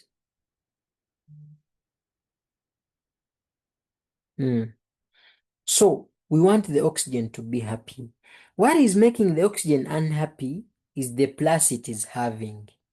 So these hydrogens are very good people in organic chemistry. Hydrogens are the best. In case we have hanging bonds, they are the ones that come and take up the what? The positions. You all know that. So these hydrogens won't see this oxygen suffering with the instability. One of the hydrogens will be like, we are having this bond. Oh, sorry. Let me put it back. One of the hydrogens will be like, we are having this bond. You all know, all of you are here, you are aware that a bond has electrons inside, and those electrons have a negative charge. And that negative charge can neutralize this positive. You know that people are getting it. This bond has electrons which have a negative charge, and the negative charge can neutralize that positive on the oxygen. So what the hydrogen actually does says, let us sacrifice this bond. How? The electrons in this bond should come and neutralize the positive on that oxygen. That is an arrow that disturbed us from senior 5. For me, I studied these things and later forgot. So when I went to school, we delayed to cover alkenes. I think we covered them towards the end of second term. But these are things I had covered in VAC, so I had forgotten. So this arrow, so I was like learning new things. So this is an arrow that gave us a time from senior 5 term 1 to senior 6 term 1. It was 2019. But later on we had to intervene, and later things became part of us. But we really struggled with that arrow. Most people cram it, but thank God that some of you now know the explanation. The explanation is simple. That hydrogens are very good people in organic chemistry. So they won't allow to see the oxygen unhappy after it has hopped the carbon. So what they would do, they would be like, we are having these two bonds, but each bond is having electrons, which electrons carry negative charge. So they'd be like, can this negative charge neutralize that positive on oxygen? So the positive disappears. Hey, so the oxygen disappears. Sorry, the plus disappears and the oxygen becomes happy. They be like, it is possible. Let's do that. So that arrow means electrons in that bond go and neutralize the oxygen atom because it is having a positive and the electrons are negative, so they neutralize. That's one I'm not repeating. I'm done. So what happens after this? Or how do they call this? Yeah? People can take that screenshot. You see, our network is not good. Yeah? So personally, I'm very nervous about it. I don't know what's wrong with all networks. I don't know, maybe they are. The Soliday network was okay because I was in the country. But I don't know. I'm really finding it hard, and I'm really finding poor network outside the country. But network will become better. Okay, now where are we? What really happens after this, or how is this called? That's the main point. Now,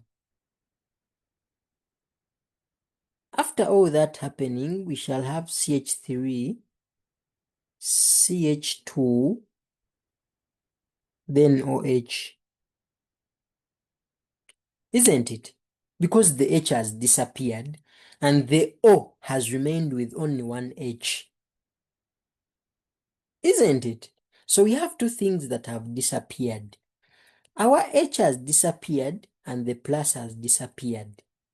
And disappearing is represented with the minus. I know that people are getting it. That as this thing is happening, two things are disappearing. The H is disappearing and the plus is also disappearing. That's how we are coming up with something like that. But I want to remind you something. How is this called? How are they really going to call this? This thing has a name. That thing has a name. Before I tell you how that is called, I may tell you how this can be compressed. Yes, this can be compressed. And you decide to write it like this. You can write it as CH3, CH2, OH. and you learn the names with time. You learn the names with time. That's how you can compress it. But I want to tell people about the names. You people, when I reach the mechanisms, things are going to be obvious. And this is the last thing I'm doing. You all know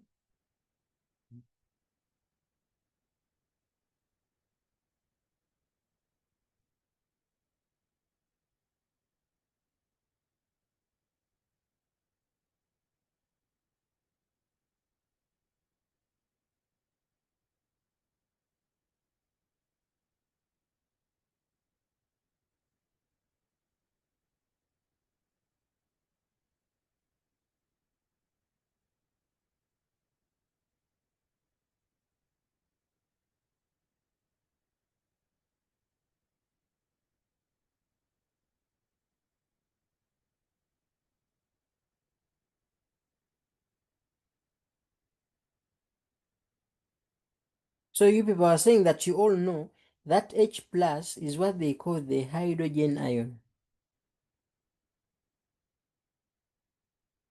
And if we don't call it the hydrogen ion, we call it a proton. You get?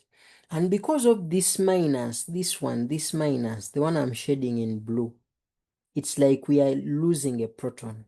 You people, why it's called a proton? You all know that protons are positively charged. And if you know the details of a proton, you know that the proton is H plus. So here we are losing the hydrogen ion, or someone can call it loss of a proton, or someone good at English can summarize it as what? Proton loss. So you hear people talking of proton loss, you know what loss is, you know what we are losing, you know how the H was lost, you know how the plus was lost, you know what we have formed. You people, I know you are aware that you know that this is what they call an alcohol. I taught this in the lessons of introduction. I told you that that is an alcohol, and I told you why. You now know the hydrogen ion is what they call a proton. Yes, and you know how everything was lost. So I just want a go ahead from my people who are following in the chat concerning, because you told me the other cases were okay. Did you get that thing? How the oxygen gets unstable and how it loses the stability? You just say we proceed. I will not ask specific questions. Just say proceed, doctor.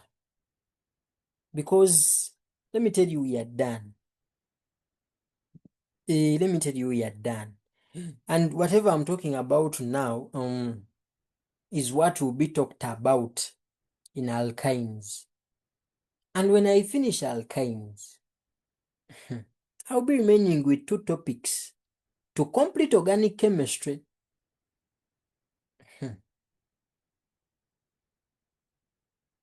Okay.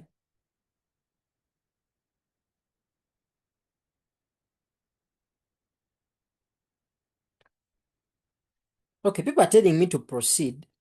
Someone is sending me a private message. Someone has said, Doctor, what do you mean you'll be done with organic chemistry, yet there are other topics? Oh, you people, as far as senior 5 chemistry is concerned, so let's just rest a bit as I show you this. Someone has asked a very important question. Someone has asked, Doctor, if you're saying we shall be done, then what of other topics? Does organic chemistry stop on benzene? It doesn't. Remember, you people have as far as senior 5 is concerned, organic chemistry starts in term 2. I think people are seeing my screen. So in term 2, as I said, organic chemistry part 1 has only 4 things. Introduction, which we taught, alkanes, which we taught and completed, alkenes, which we are teaching today. Let me tell you this, I'm not going to leave this call until I'm done, because this one is supposed to be 2 hours. Can't you people sit for 2 hours? That means up to 11. So I'm with you and I'm not leaving you. Hey, we are here until further notice. Okay. Then when you go to senior 5 term 3, which is the next term, so we'll come here under term 3 work, you're supposed to do only 2 topics, but still under organic chemistry 1, but that will be part 2. So under part 2, you have those 2. You have benzene and methylbenzene, then alkyl halides. So these are the things we are covering. The week starting tomorrow, we shall complete one of these, trust me. So when we finish these 2, I'll be done with organic chemistry. Why? The other organic chemistry that will be remaining is senior 6 work. And when I come here in the senior 6 folder, under term 1 work, you're supposed to do organic chemistry 2. Organic chemistry 2 has 3 things. It has alcohols and phenols, it has carbonyl compounds, it has carboxylic acids. So alcohols and phenols are there. The lesson is there, a review lesson. All alcohols, but no phenols. But phenols just need 10 minutes, according to your syllabus. The other part is carbonyl compounds, which were covered 100%. You can see the lessons are there, they are 3. This is a senior 6 folder. Then we have carboxylic acids and their derivatives. They are also there. They were taught lesson 1 and their lesson 2 for their derivatives was also taught. So that's what I meant. The other last part of organic chemistry is in term 3, where you do organic chemistry 3. I think you can see. And organic chemistry 3 has 2 topics. It has amines and polymerization. So amines, I also taught them. I told you there are students who do homeschooling. So there are those students I covered the work with. Because for them, we shall complete the syllabus next month as people report to school. And we shall be remaining with only practicals. Then when you people come back next holiday, then you are also complete the syllabus with you people. So that's what will happen. So organic chemistry, it's only polymerization that we have not covered. As you can see, it is empty. So that will be covered lively next holiday. God willing, of course. So that's what I meant. Hope I answered that person. Right. You people, you are reducing. You're now 57. People's data is done. People have gone for supper. People are tired. But let's push and ensure that we maintain a number of at least, 40. Because we started as almost 80 students. So if half of the number can remain before we close, it's the best thing. 40 students, actually 50. You never know, you may say, oh, the 50. At the end of the lesson, register your names and your emails. I have my moderator on. I give you free classes, all of you. I've said I may. So treat me well. We proceed. Now, I want you to look at this what if before we start the actual chemistry. What if? And it's going to be a question for you people. What if? And in the what if part, I want us to consider propene.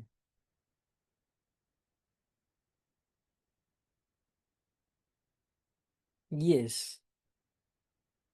I want us to consider propene in the what if part.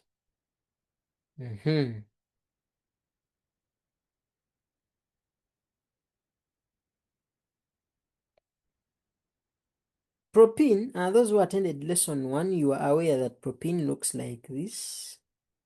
CH3C. This is H. This is double bond. And this is CH2. Isn't it? I believe you are aware. That's how the thing looks like, if I'm not mistaken. Now, I have a concern. Remember, I told you about what they call the functional group. And the functional group is this one. The carbon to carbon what? Double bond. That's the functional group, carbon to carbon what? Double bond. Now, what if you look at it, I remember telling you the difference. That one carbon is having one H, but this one is having 2 hydrogens. For the other one, which had the same number, we say the hydrogen will have no choice. It will go where it wants. After all, the carbons are twins and have the same hydrogen. So my question is, what if this boyfriend with money comes and interferes with this relationship as usual? I've said what if. I've said the moment it interferes with the hydrogen, the Cl will have no option other than giving up. Someone may be like, we need justice for Cl. Why Cl always? Okay, it may be Br. It may be Br, not only Cl. It cannot bear, it goes off like that. We said that if you have a very good handwriting, you can put this. But if you know your handwriting is very poor, you can ignore. So realize you can only make good notes as you're listening, not only screenshots, unless you make the notes there and then. My question is, dear people, where will that hydrogen go? Hey, you people tell me. Hey.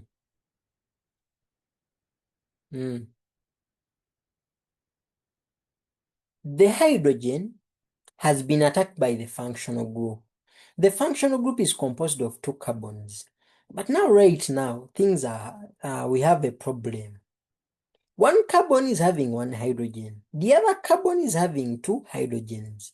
This hydrogen that they are trying to pull off, where is it really going to sit? The Br has left. It is the poor boyfriend. But now this boyfriend has 2 things. 1 carbon that is better than the other in terms of hydrogen. So 1 carbon is better.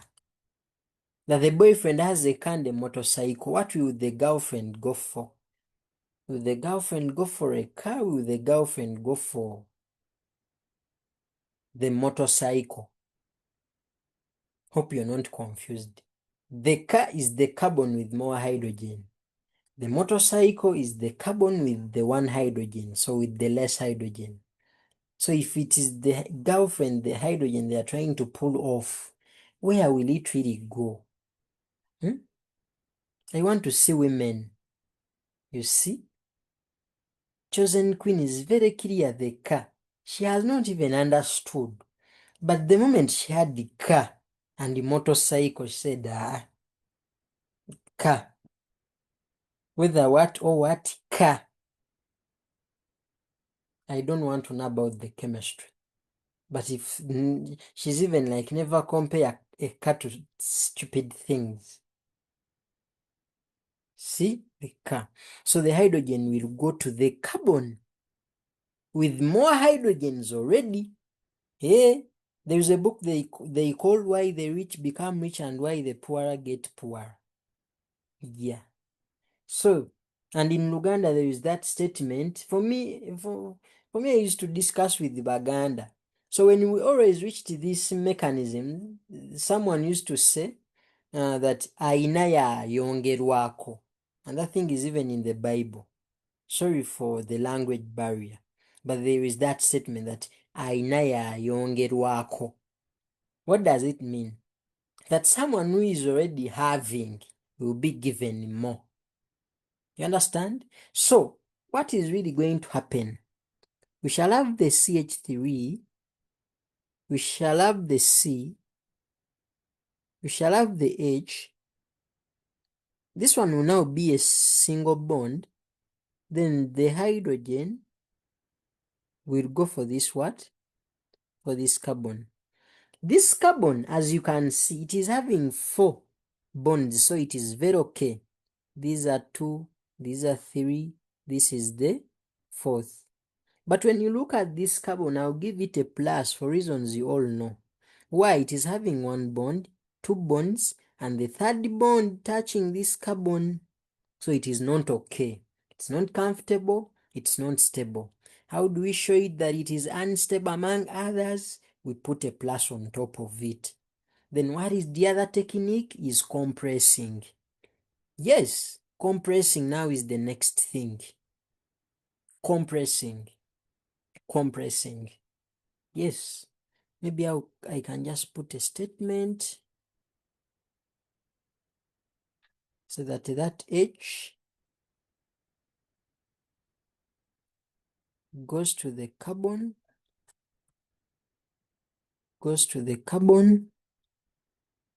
with the more hydrogens already, with the more hydrogens,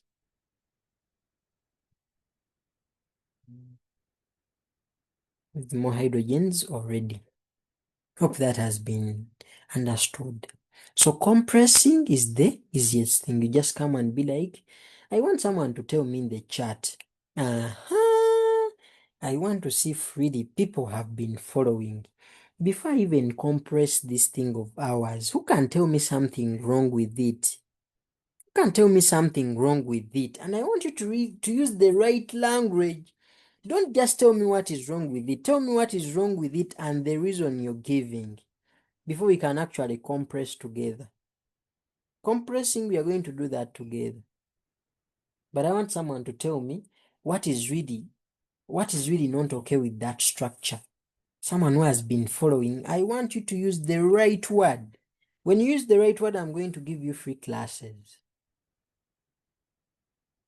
Let me watch. Someone is saying formation of the single bond has been exposed for nothing. The single bond being exposed is the mechanism. Expose of the single bond. There is a word I need. I've not. Jolly Grace has tried. There is a word I want. Fail to compress. There is a word I want. I'm waiting for it. When I see it, free classes. But Jolly Grace tried. Jolly Grace, try again. You just type that word that is missing in your explanation. Just the word. Not comfortable. It is risky. Yeah, Jolly Grace. Emmanuel, are you on the chat? Emmanuel, my senior moderator. That's the word I wanted. It is risky. You may do it and they ignore, but it is risky. So, Emmanuel, you get the details of Jolly Grace. Get her email. She's not going to pay. You remind me. And Jolly Grace, if I don't pay, we still have classes tomorrow and Tuesday. If I don't add you to the premium group, you come tomorrow in the chat and say, Dr. lied to me. You go all over WhatsApp and say, Dr. lied to me, he promised classes and never. But if they give you money, you talk to me, we eat that money together. Don't ask for money. If you ask for it, you come to me, say, Doctor, they gave me the money, but let us talk. And we shall talk. So, Emmanuel, get her details. That's the word I want. That it is risky, but it may be seen and ignored. But as a student of CMOS, you're not supposed to tolerate such risks. So, how things are compressed, we shall just do this. CH3, I put a plus. And trust me, after that, you know what happens. This one becomes a destination of what? Electrons.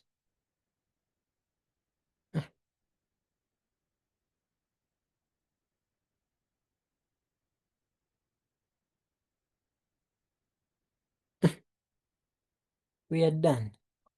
You take that screenshot. We now begin the real chemistry. If you fail to understand any mechanism, then the problem is back home. The problem there is now ritual. Because everything has been talked about.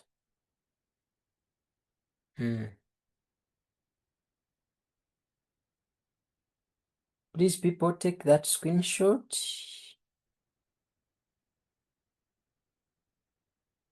So I've said, people, be patient, stay on. You never know by the time the lesson ends. I may say that whoever is on, register, free classes for you. This is what they call, are you seeing that thing I said that goes to the carbon with already more hydrogens? that is called the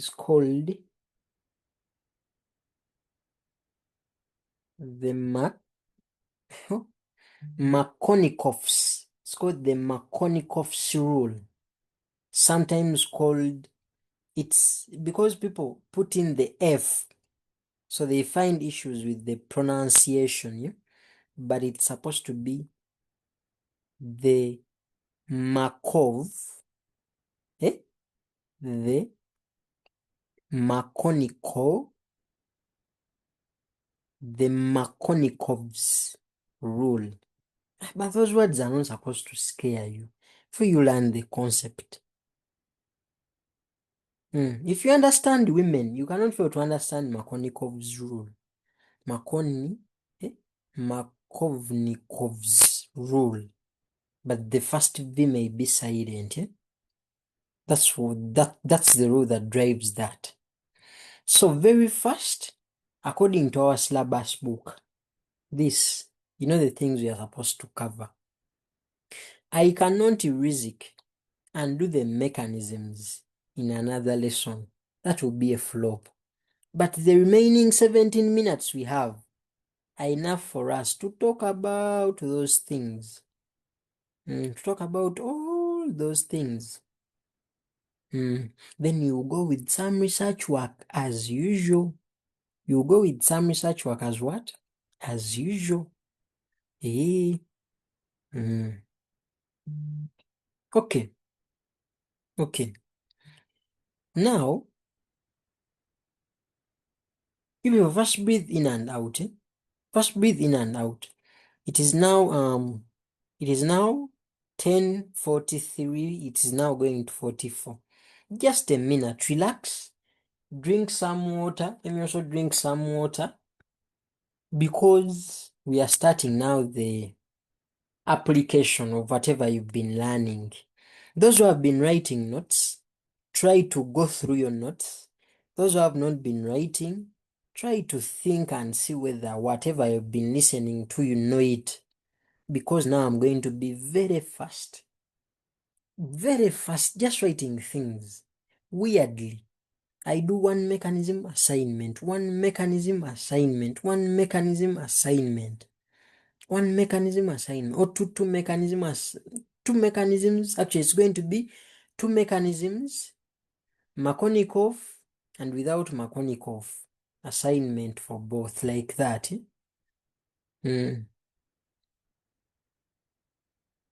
Yeah. Hydrogen halides, acidified water, halogens, things. We are done. So just have half a minute.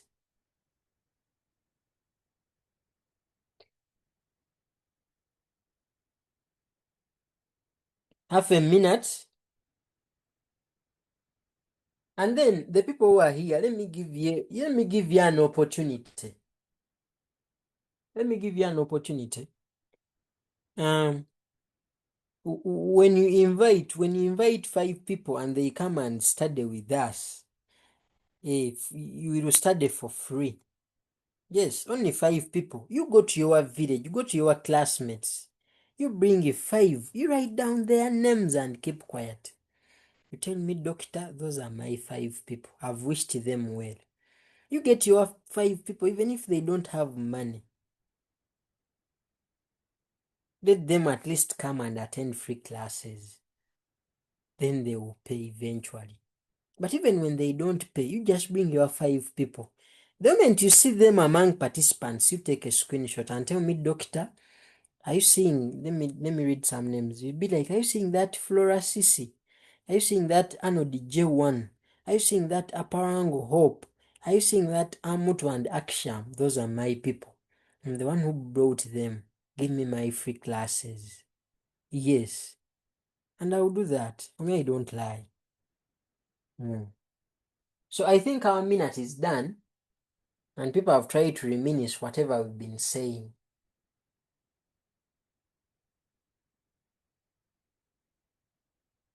So let's use our remaining time well.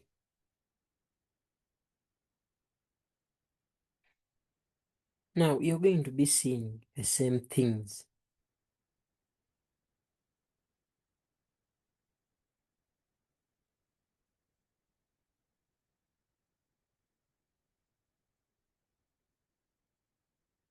Hydrogen.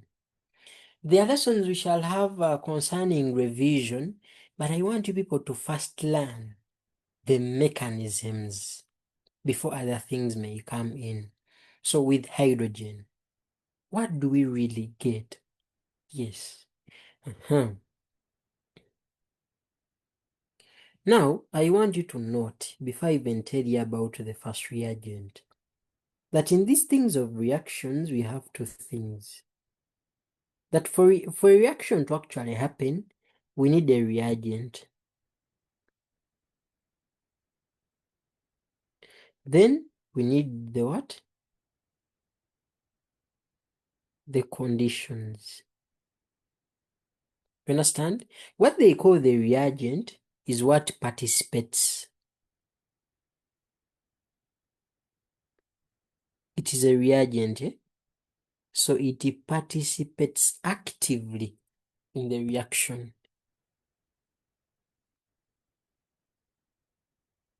So I would say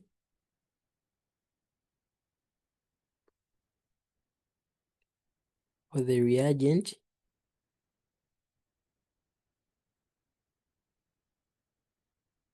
it actively participates in the reaction. Hope you note that.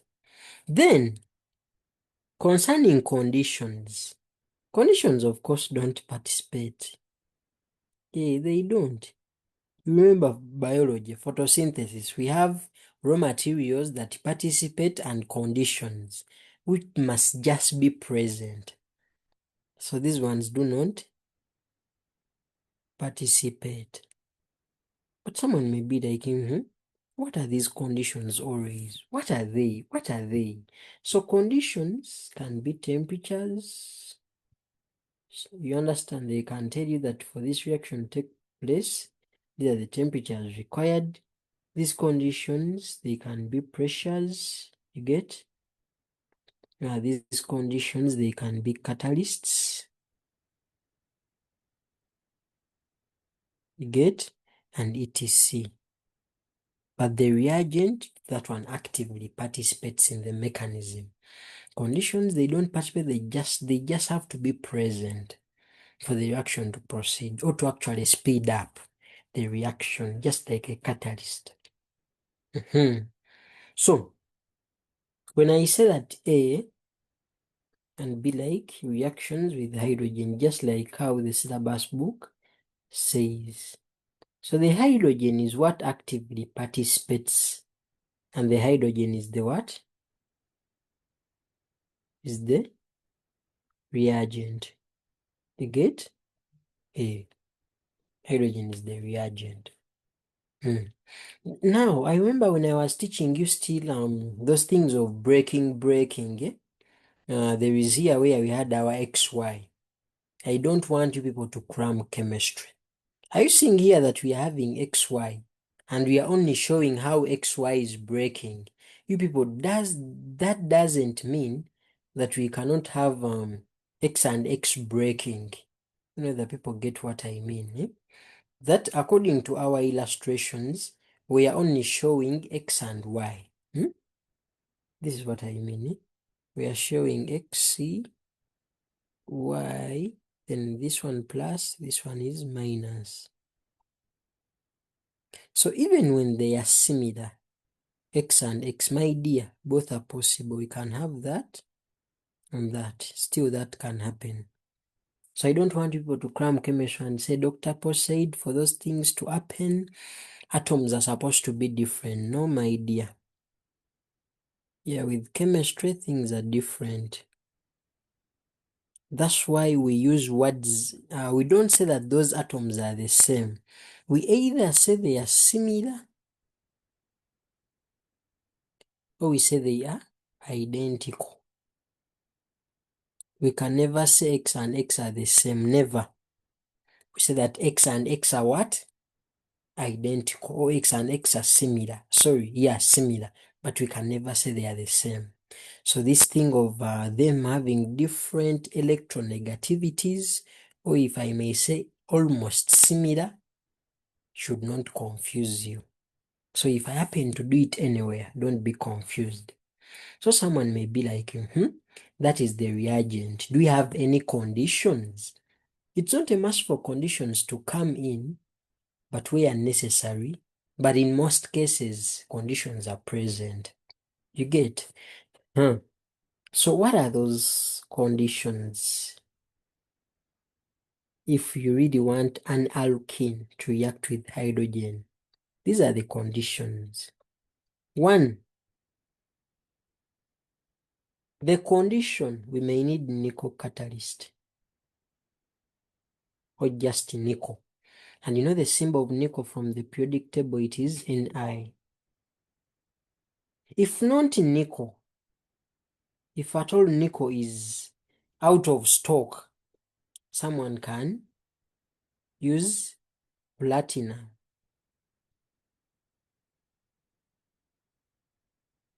And you people know how platinum is written.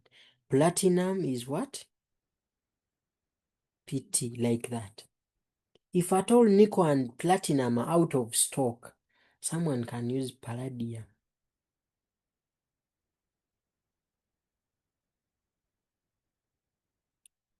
I don't know if you people know how palladium is written. The symbol of palladium. Who can tell us the symbol of palladium according to the periodic table? Who knows the symbol of palladium?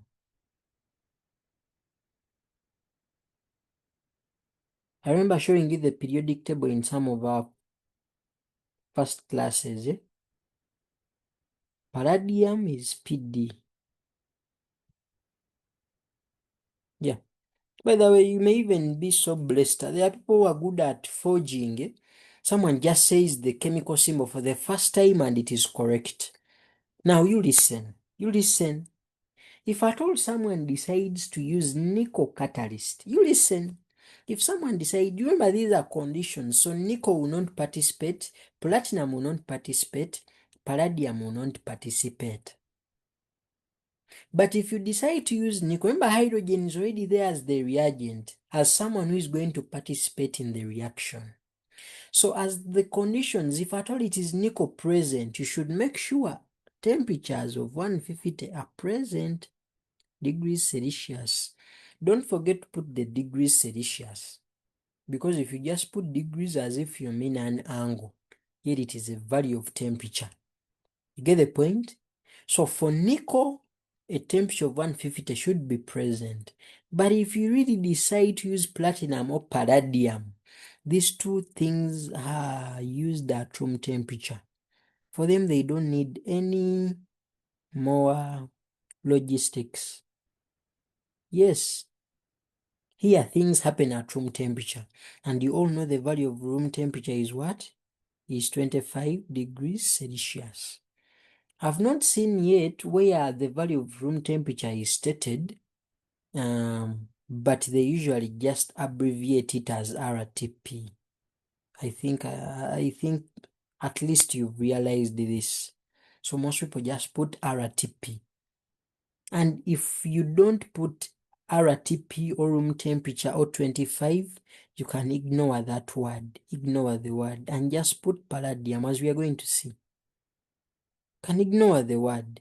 I don't know why, but the subject experts of chemistry have it in the thinking that when someone just puts something and they don't put the temperature anywhere, it's an assumption that the thing is happening at room temperature. That's what is decided. But you can put room temperature, you can put RTP, but you may put 25, and someone who doesn't know a lot of chemistry, they may not get you. And those are issues. Or if you can just ignore the word. You can just ignore the word. So let's see what exactly happens. We agreed I'm going to use the alkene where you may need anti-Markovnikov and where you may need Markovnikov and where you may not need it. And I will apply all these things. So To begin with, the first one, let me use my ethane, this one. Yes, then I say, I'm going to add their hydrogen, and the hydrogen I'm adding there is supposed to be in presence of nickel catalyst, and the temperatures are supposed to be 100 and what? And 50. Those who attended alkenes, you're not disturbed by these things. I was talking about them. So you people, I don't know whether you're sure that these elements are catalysts, yeah? So I'll put here a note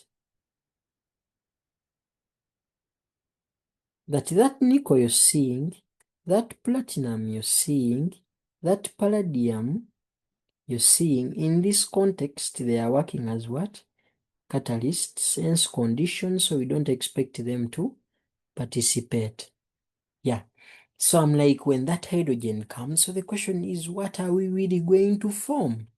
You recall what doctor said, that since alkenes have a functional group as carbon to carbon, and it is a functional group that participates in the reaction, the moment the reaction is completed, there should be no more. So never allow a reaction of alkenes to have a product with a double bond between carbon atoms. That means the functional group has not done its part, because it's what must react. So if it reacts, the double bond disappears. So how on earth should you have a double bond in a reaction or a double bond in a product where an alkene has been a reactant? I don't know if people are getting it. You're claiming that an alkene has reacted, which alkene has a double carbon-to-carbon bond. And you know that is the functional group which must react since it is most active and it must disappear. So why should it be in the products? Never. That is out. So you're adding hydrogen. You're adding hydrogen. I don't pose the mechanism. I'm going to expose it and immediately rub it off. So if you're very fast, you can capture the screenshot and keep it very far. I'm not going to expose it because I read it in a very complex book that is none of your reference books at advanced level. So mere seeing it may bring issues, but it is somewhere. And this is what happens. And I want to show you that things are now very obvious to do with mechanisms. If you have been following whatever I've been doing, this is what happens. I have my H here. I have this bond. I have my H. That is hydrogen. Remember, we had chlorine, and I said this one is also chlorine after splitting like that. So they have tried to split hydrogen. And guess what I'm going to do? I know this hydrogen has a silent positive, and this one has a silent what? Negative. And I talked about this, isn't it? Why? The double bond is a source of electrons, and this KH is a silent destination. And then this can happen. You get the point? And what do you get after this? You follow. Since the two carbons making up the functional group have the same number of hydrogens, the hydrogen can go anywhere.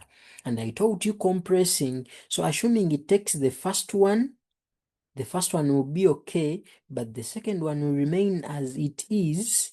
And since it will not be okay or comfortable, it will get a plus, isn't it? Then I also told you, now this is already compressed and I don't expect it to disturb anyone because I warned you and I also give you time to go through these things. So don't give me a time to. Okay, and then the other product is that the moment this hydrogen goes off, serious things now, it has now been broken off, serious things, no more jokes. It is written as H with a minus. I've told you this mechanism is no way, and I'm going to rub it there and then, but I just want you to see the technique. Then those of you who have been following are aware that this negative is a source of what? Electrons. And again, this plus is a destination of electrons. What does that mean?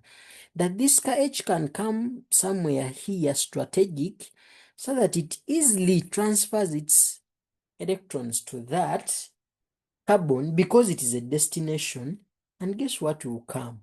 The last carbon will finally have also 3 hydrogens. Do you see that? This is how that product has been formed, just from the mechanism. And the mechanism has everything we've been talking of. You people are more than 55. I want to see 20 people. I want to see 20 people. We don't write the word catalyst, no need. I want 20 people to tell me that the mechanism is okay, even when it is not at your level. 20 people. Just tell me the mechanism is okay. 20 people. Before I give you the cheat code. Okay. Because I don't want to teach people who are not following. Yeah. Okay. Thank you. Zion Awesome. Zion Awesome is a Munyankole. Isn't it? Zion Awesome. Aren't you Munyankole? Zion Awesome, you tell us. Aren't you Munyankole? I'm waiting for your comment as people send the 20 okays because they are now 13. They are now 15. Zion Awesome has refused to tell us the tribe.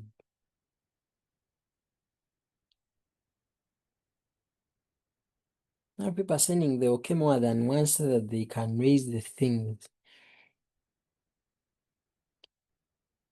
I'm a Nandi from DRC. Oh, and for us we are Banyankole, and for us we name weird names.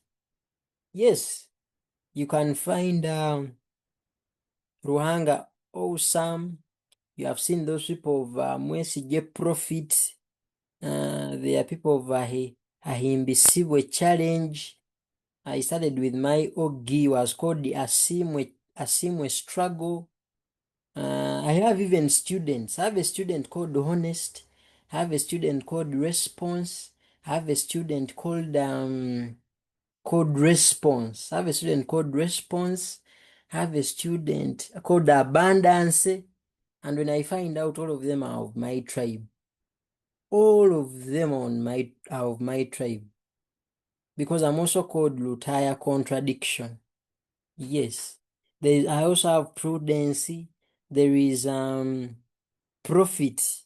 There is forgotten, but the names are always, they are very nice names.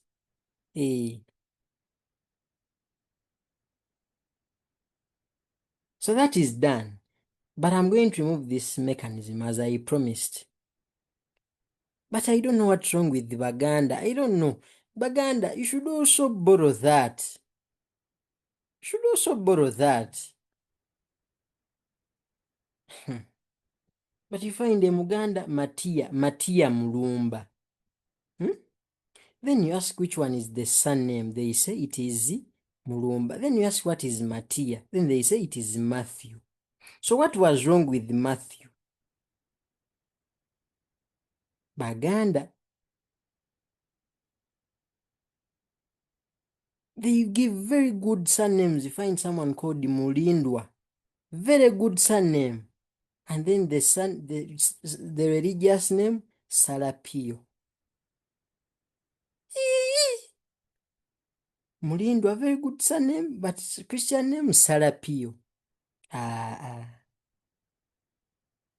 Good surname, Nsubuga. Religious name, Yowana. Yobo. Very good surname, Nanteza. Very weird religious name, Francisca. Fulgencio. That is a bit unfair. Okay. So the shortcut here, someone can just decide to be like, the carbons are going to share the hydrogens and the double bond will disappear. That's what I wanted to say in the first place. Someone is like, is Lutaya a Runyankole name? Yes, I'm a Munyankole, that's my name. But you people spell it wrongly. My name is not like this. This is where you people do the error. This is not L. This is my name. I'm not a Muganda. So that is my name, Dr. Rutaya. Just because Baganda, when they hear Lu, they just want to put everything L. But this is my name, so this is R. So I'm a Munyarwanda. You go to Twitter, you go to X, and put in those credentials. You see all clear information. So, doctor, we don't have to show the mechanism for real. I just have the idea. Just have that idea. Okay, someone is suggesting that we should leave it. Okay, I'm going to leave it. Okay, it's okay, I'm going to leave it.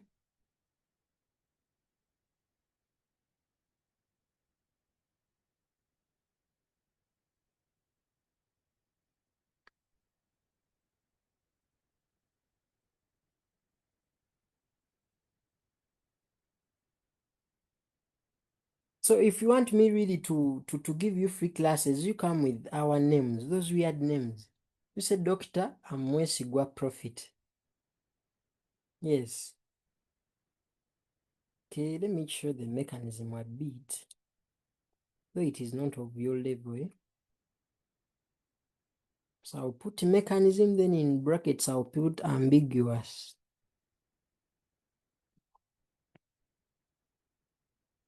Because it is.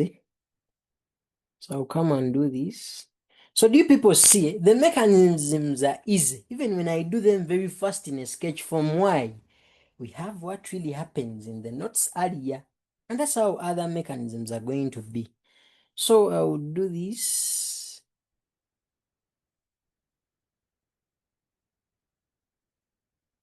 So I said, if you want, you put those partial charges. So you can first put this.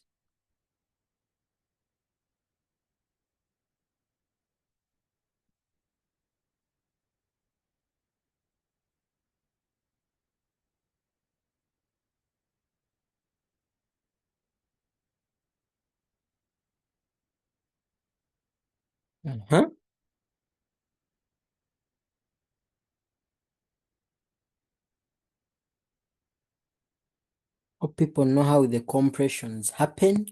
But now the hydrogen has chosen the first carbon. Now the hydrogens are 3 on that carbon. Then it is not good to expose single bonds, which you're not going to use because it is risky.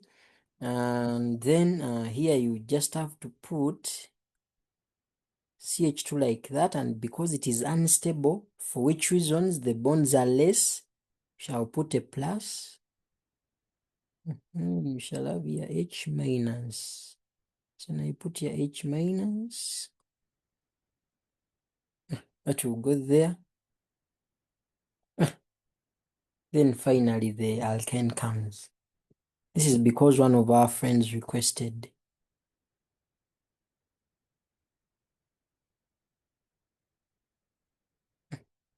That's what happens. So if they are to mark first arrow, they put half. Then here half. Let me show people what they give marks. This attack is given mark. This breaking off is given a mark. The carbocation is given a mark. The attack is given a mark. Now this one is as a result of this arrow. So they may not remark. And the product is given a full mark. But that mark is put here in the equation that comes before the mechanism. Something like that. Yeah. So we have said they give you the same thing. So someone may be like, we are having in like that. But then someone may be like, someone may be there and say, hey, but our teachers write it in like this. I will say this is risky but okay. It is risky but okay. Provided the bonds do not touch the hydrogen. The moment those double bonds touch the hydrogen, it's like now the double bond is between carbon and hydrogen. So you will have spot everything. So I've said the other conditions. Someone may decide to do what? To say, let me use hydrogen and then palladium. Or the other format can be maintained.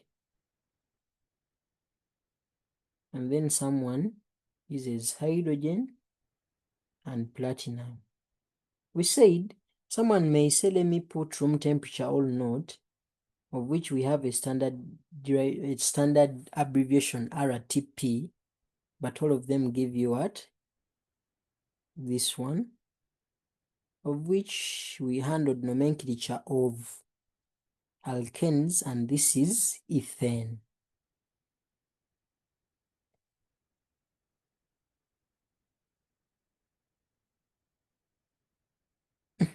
Ethane, something like that.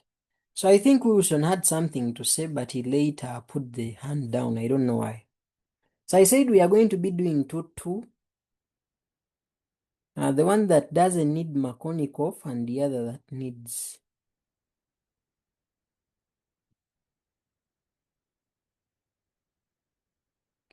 Yes, Kato, speak.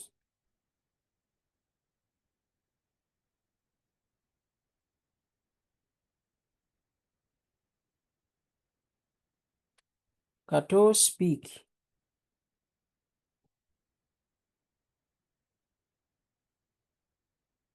Maybe you raise up your hand again. I've asked you to unmute. Hydrogen, nickel, temperatures of 150. Yeah. Temperatures of 150 require some heating.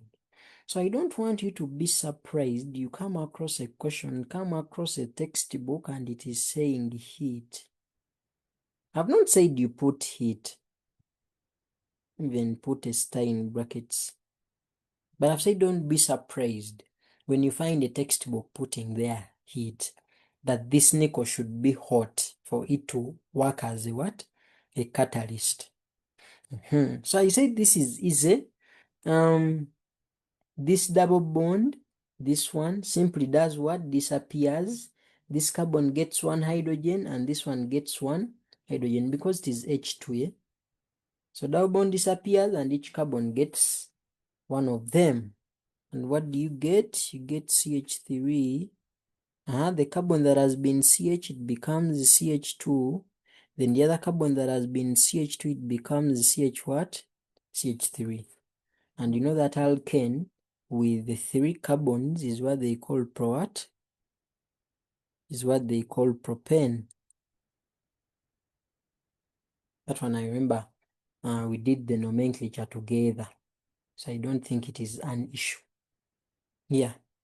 So concerning the mechanism, very fast, you have to recall Markovnikov, because here the 2 carbons that are joined by the double bond don't have the same number of hydrogens.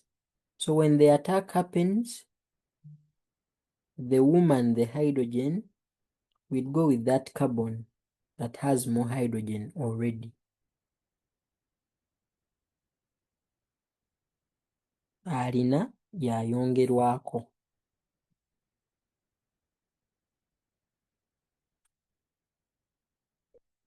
You all know this will just remain as CH, then this one will become CH3, then we shall put a plus here.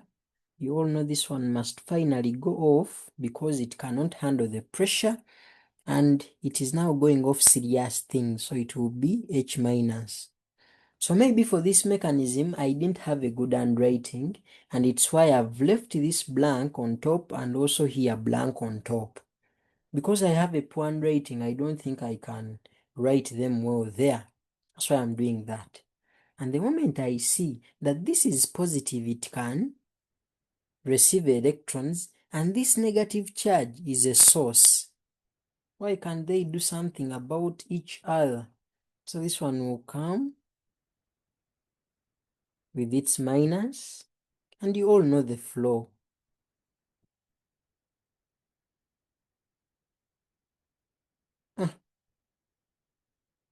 And guess what? Propane.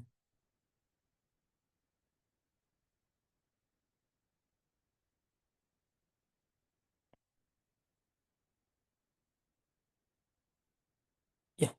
I'm going to give assignments at once. So that let's hurry assignment so that I'll even post them in the group. So now let's go to the next thing. I'll give assignments in the end. Now, so the next reaction part B. So you're now moving. You know, assignments, they take more time. This one is out. Let us now start cancelling. Hydrogen, out. What next? Hydrogen halides. That is your syllabus book, but the one that is student friendly, written by me. So these ones are hydrogen.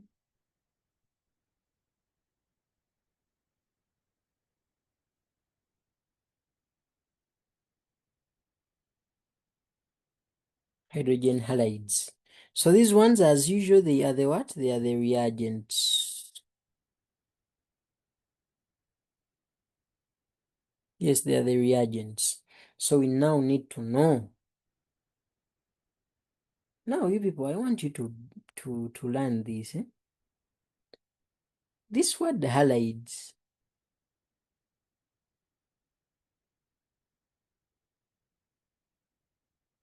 comes from halogens. Halides comes from halogens. I remember I told you this in introduction, which halogens are represented like this, X2. What are those halogens? We basically skip fluorine because we don't use it here. So we start from chlorine. We always want bromine, and we always want what? Iodine.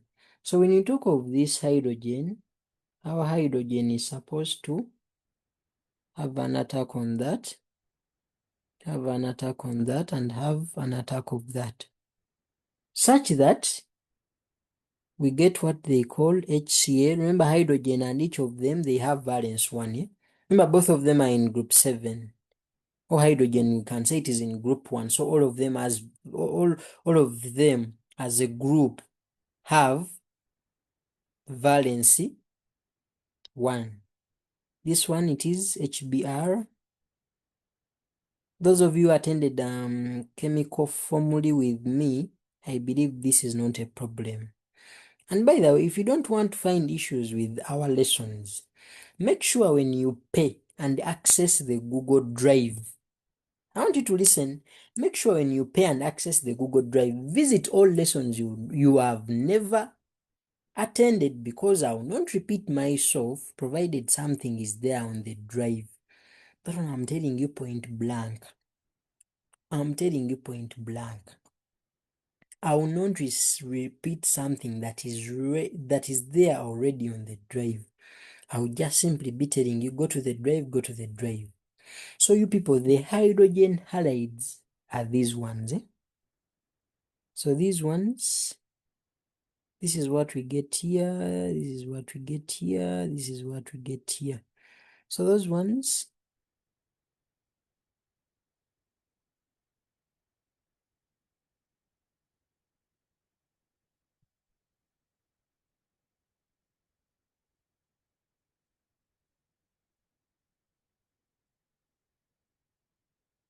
are what they call hydrogen halides. Hope you've learned where halides come from, what halogens are, and you know they are in group 7. You know what happens when hydrogen reacts with them. You know the thing about what? About the valence 1, why they are looking like HCl, HBr, HI. But if you attended the equations with me and chemical formula, you know all those things. I don't think it is a problem. So now, what is supposed to be? So I would say that generally,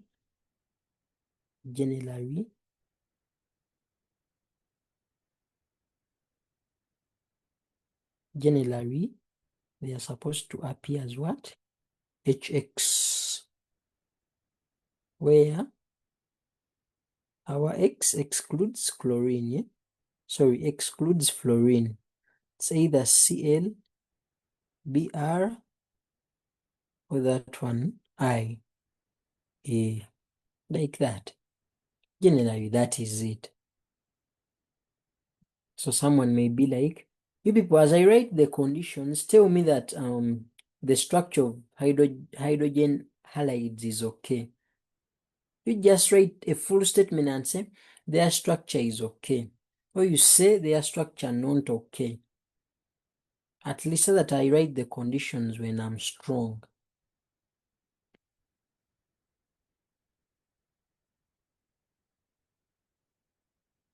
You people, about hydrogen halides. Is their structure okay? You people, you're reducing, you're now 53. You rather share the link. I've told you when the lesson ends. We are about to end. When it ends and the number I talked about is present, I'll give you the free classes. But you people are not listening.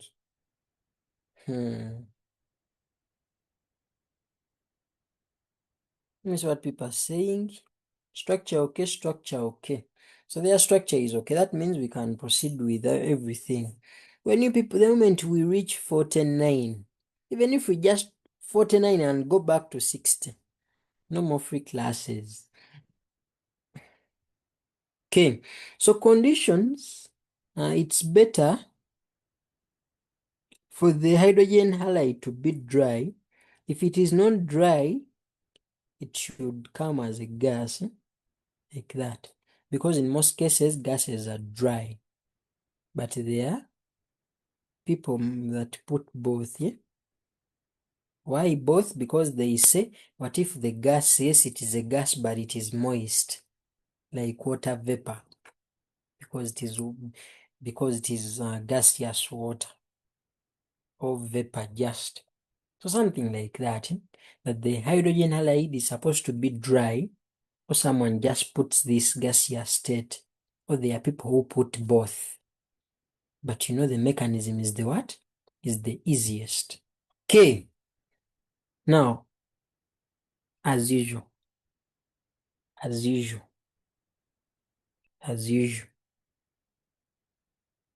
me first show you the general mechanism.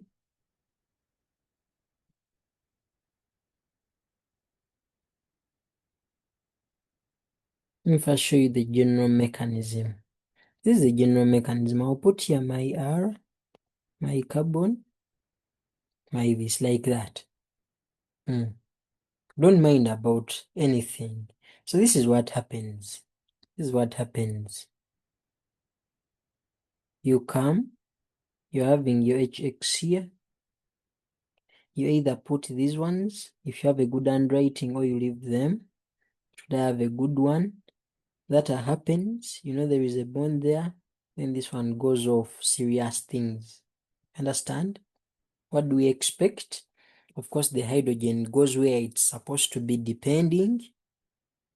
So assuming, okay, let me put these hydrogens.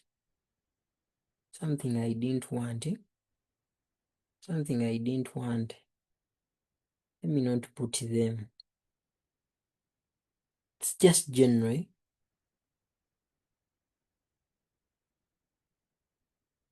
Man, yeah, I hate strong chemistry. You know, people may say, but those carbons have 3 bonds.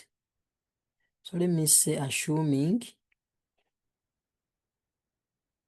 that one is stable, because I'm giving a general mechanism, what exactly happens.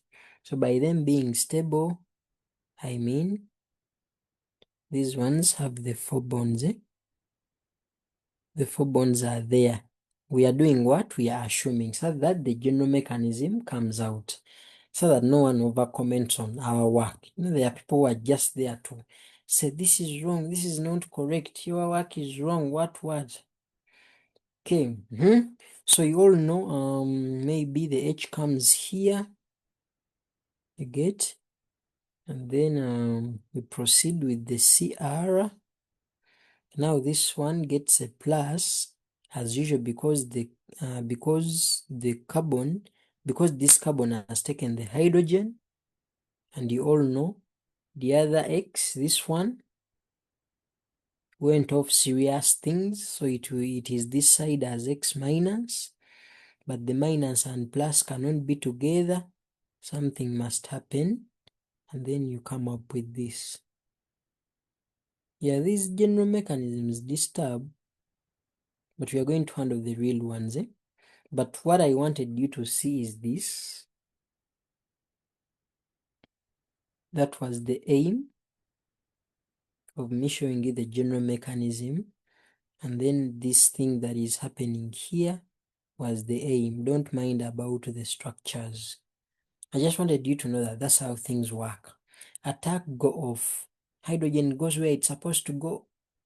X goes the other side as a minus. It now comes and attacks the plus. Now you people, without considering how the structures are looking like, when we consider, you just considering on the flow, only considering the flow and how everything is written. At least just say that.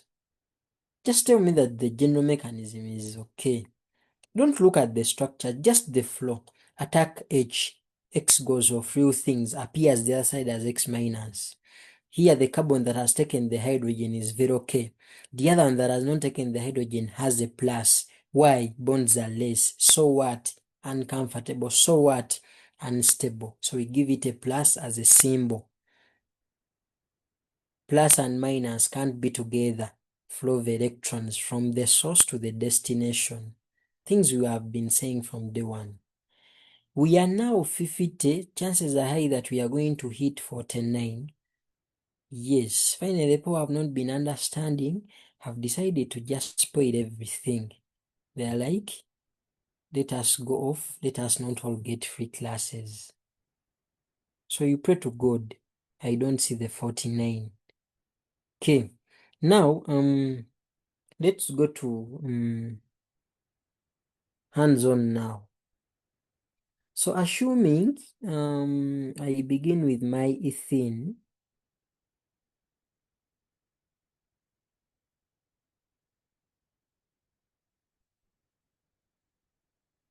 Some people have been dozing and now their data is off, so they went off.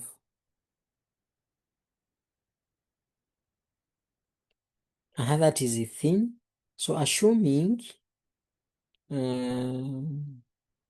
have my HCl like that, you people, this is very easy. Before even doing the mechanism, since this one has hydrogens, or since it is in the middle, and the carbons having the functional group have the same number of hydrogens, the double bond must disappear because we are reacting. Yeah, get the point? And by the way, here where we had both, I'm going to add on none. Yes, there is when none of them can happen. Someone just puts HCl. Please, you proceed with the mechanism. Don't like this one. They can just put HCl. Just that.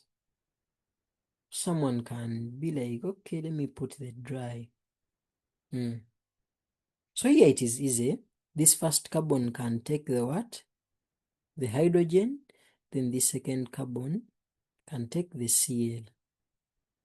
So the Cl can appear at the end like that. I remember in the introduction, I tried to show you such structures. I think we are naming functional groups, so you can revisit. But simply the first carbon has taken H, so it is now CH3. Double bonds must disappear because a reaction is taking place and the functional group is the chief participant. Proof of participation is loss of the double bond. Mechanism is the most obvious thing ever.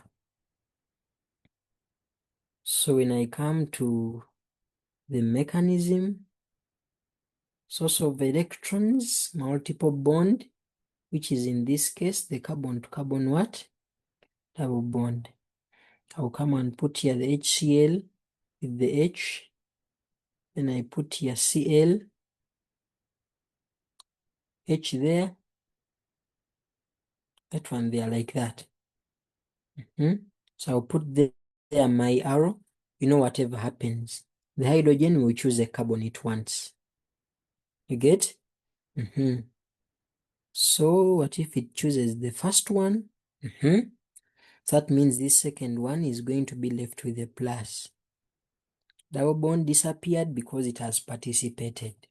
If you have a good handwriting, you can do what?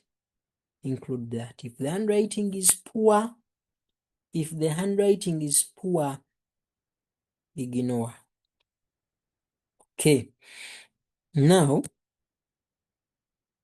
you know Cl comes there like that. C, positive and negative cannot be together. So the negative comes here, yetega, what they call okwetega. It comes there so that it can easily attack the plus. And it successfully does that, as you can see. Yeah, don't overcurve the arrows, but put some vibe and feelings. But the problem with me saying vibes, and now people will do other things. And will be like, okay, doctor said you are supposed to put vibe. This is not what I've said. This is now something different. That's not chemical vibe. Just put two, just put one curve or two, something like that. Very simple and correct. Then I will have my final structure. So I'll come. How are marks awarded? You know that the structure gets a full mark from the equation. First attack, carbocation. I told you that this attack, this one, they can instead award this because that attack gives you the X as a minus.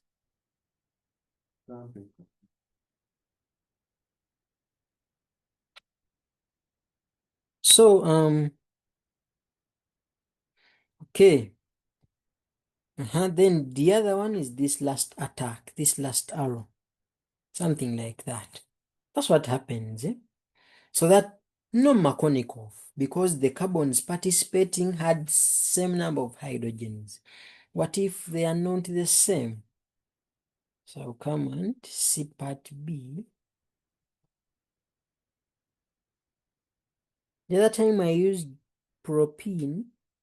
This time let me use co-beauty.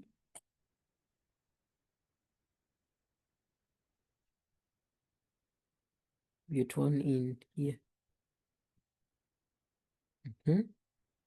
There I used HCl. Here let me use HBr. And let me not put anything. Now, without even you doing the mechanism, at least you're sure that this hydrogen will go to this carbon where it is having more hydrogen, and this Br will go to this one, and the double bond will disappear. Because you know how the chemistry is supposed to be, and you know why everything is like that. So you come and write the product. You people, we are not naming this product because it is not the right time. I assure you we shall find time, and it will be only for nomenclature. You see, nomenclature is good when you talk as I talk as I talk. Right now, let's first struggle with mechanisms. Master them, nomenclature will come later. So here, the carbons are becoming 2, so it is CH2. Even the last one, sorry, it is remaining as CH, but getting a BR, hope people are aware. Then it is the last one that is taking on the hydrogen, and it is becoming CH what? CH3. And all these structures shall be very easy to name.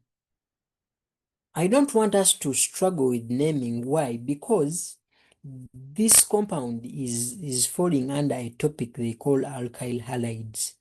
And under that topic, we are supposed to do nomenclature. So under the nomenclature, we shall be naming this so that you come back now to revise the nomenclature. Right now, just learn how the structure of the product is brought about and how the mechanism is possibly written. And period. But if you believe for you can first write the mechanism before the product, you can be like that until you nab. You can be like that and things really work out. Yes. I think this one must go away. Okay. This hydrogen. This information may be important for people. So when I come try the mechanism,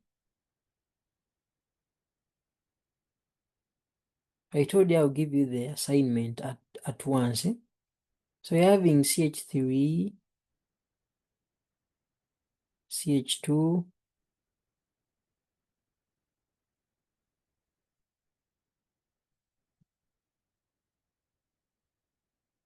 double bond, CH2. You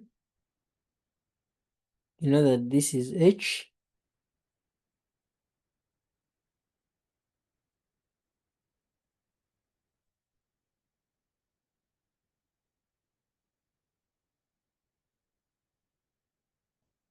That one.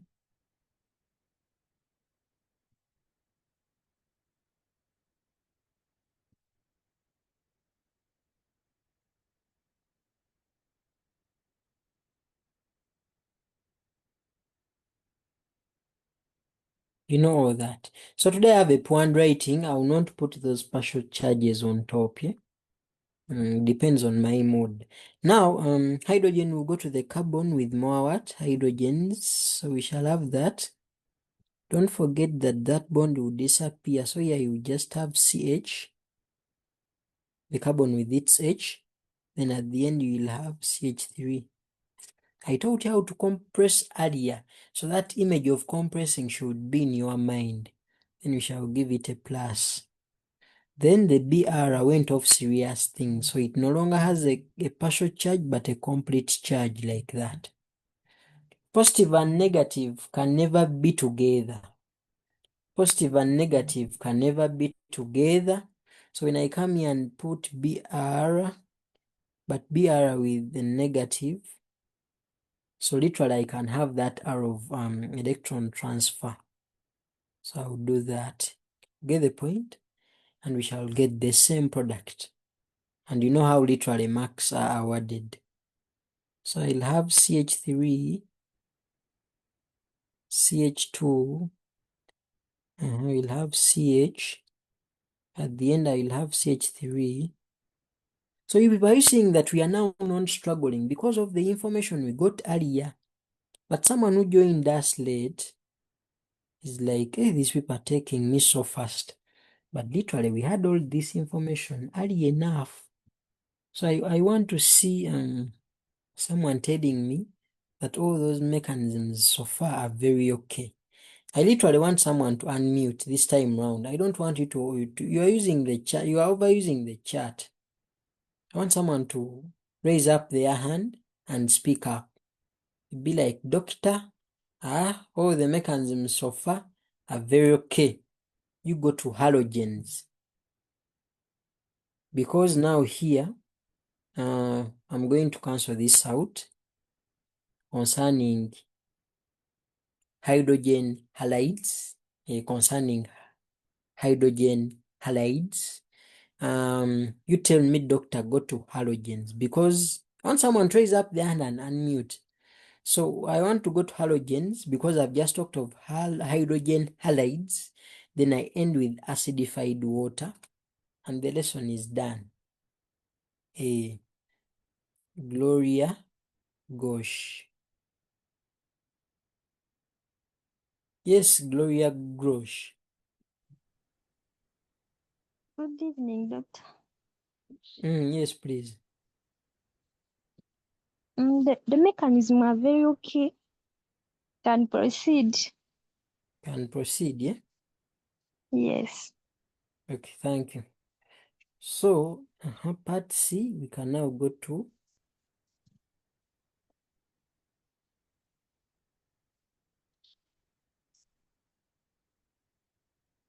halogens. That's what we are handling.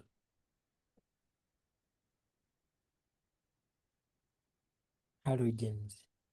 You all know that halogens, this is their general format, X2. And how do they look like? We said fluorine is not part, so it always that, Cl2, Br2, it can be that sometimes. Okay. And you all know the halogens are the what? Are the reagents. Now we really want to know what are the conditions that come in here. We have condition 1, which is water. You understand? If the condition is water, then we have bromine in presence of what? Of water. And this is what they call bromine water in chemistry. So I don't want that to confuse you again. When you see bromine water, you understand, oh, it is bromine and then that bromine is dissolved in water. Oh, gotten. Oh, it can be chlorine that has been dissolved in what? In water. And this is what they call what? Chlorine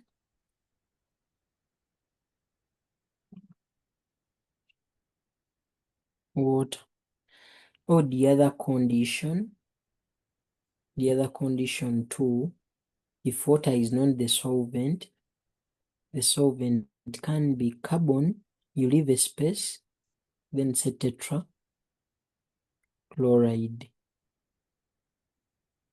You understand? Now these ones are solvents. So on the other list of hours that was listing the conditions in these things of organic chemistry, you add on solvents. So solvents can also be conditions for reactions. So if it's not called carbon tetrachloride, I remember teaching you myself in alkanes that carbon tetrachloride, this is how it looks like. Carbon tetrachloride, tetrachloride. Chloride is Cl and tetra is 4. So that's what we have, carbon tetrachloride. I remember telling you the other name of this, and we say the other name is tetrachloromethane. This is one word then. Things are now different. The other one was 2 words. This one is 1 word, complex. But you learn those things with time.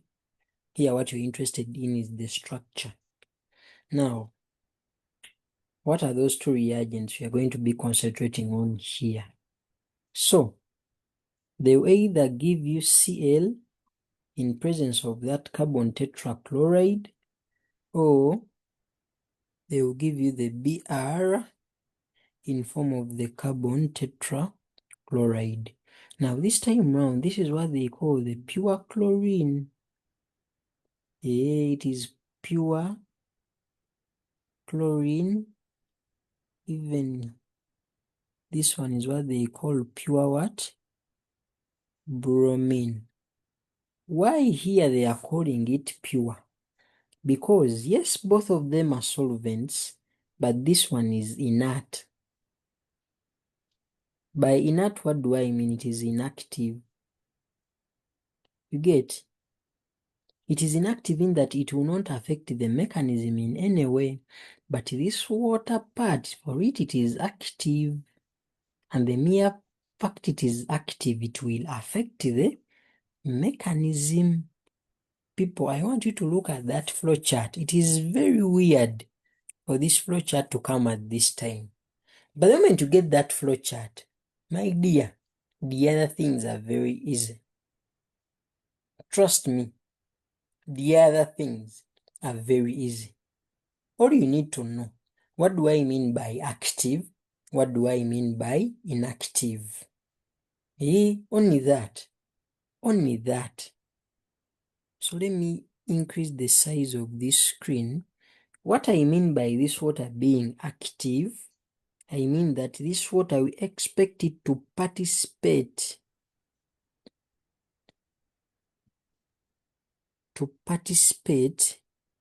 in to participate in mechanism.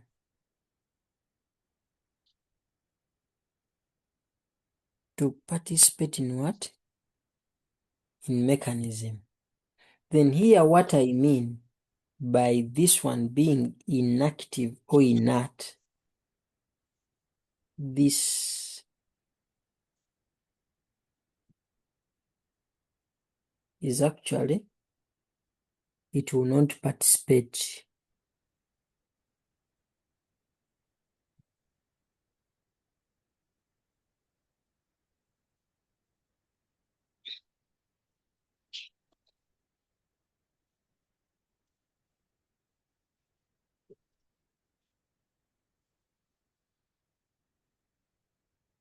So this one doesn't participate.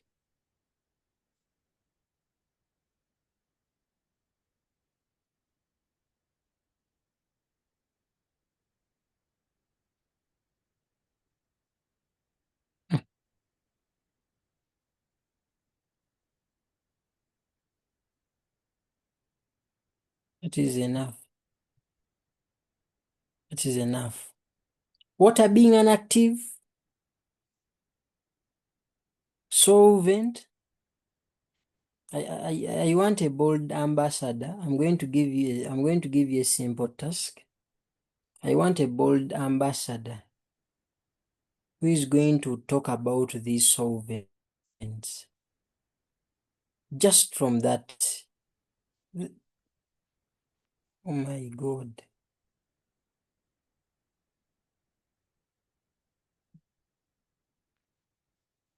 Oh my God.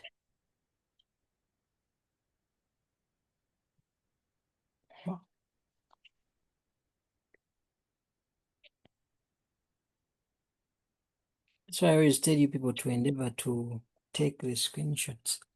But I think I'll have to find a better browser we can use. But that's not an issue. But I'm tired of losing these important documents. Anyway, they really piss me off. Ah,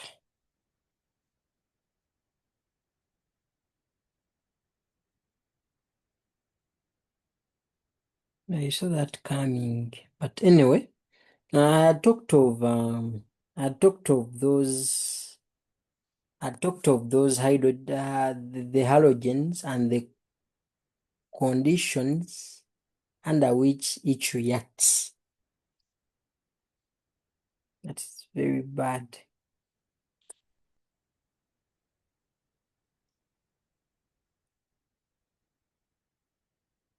And after all, they were the last ones.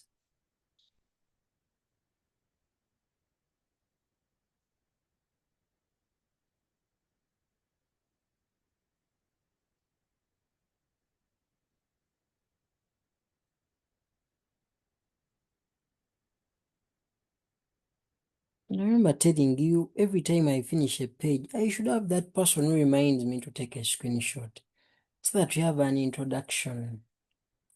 But you people just stay quiet. Now I've lost my work.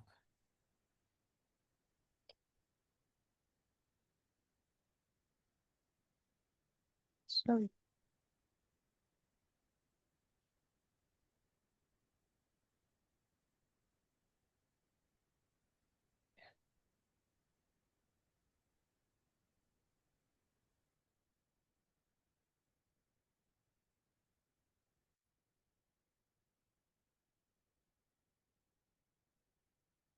So we have said we are having that condition for water. Then we are having that condition for CCl4. There are things I will not repeat. Even water, let me just write this. At least you will visit the recording. So someone who needs that flowchart, I advise when I upload the recording, when you open the video, you move the minutes up to when you reach that point you want. Those are videos you can literally skip some part and reach the part you want. So here it was very clear that it can be Br2 with water, then it can be Cl2 with water, and we said this is what they call bromine water. The name, and we said this is what they call chlorine water.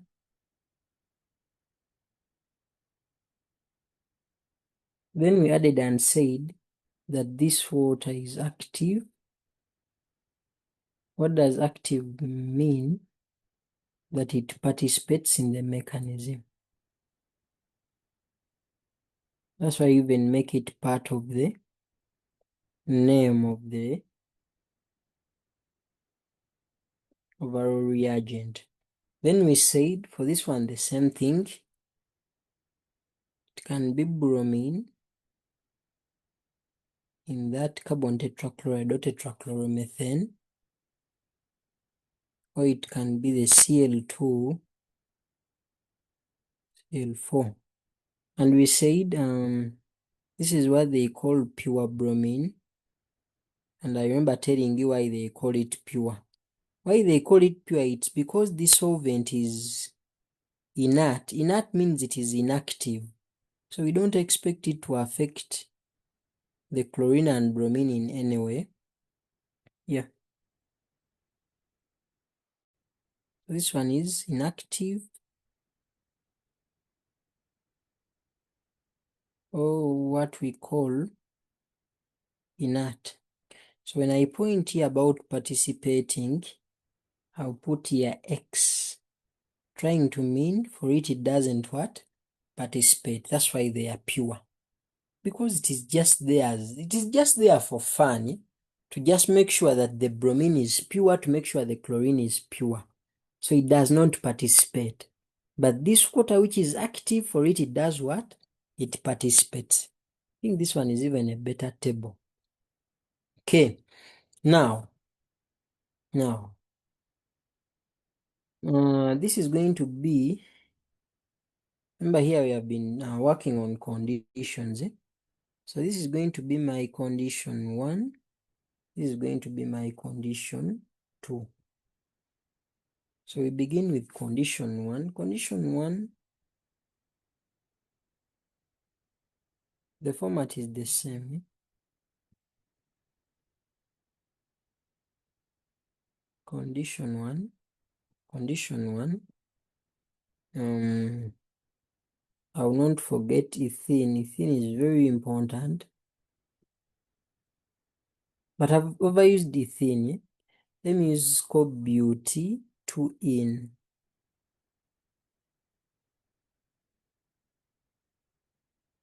Remember telling you how such a structure is obtained? Are people reduced?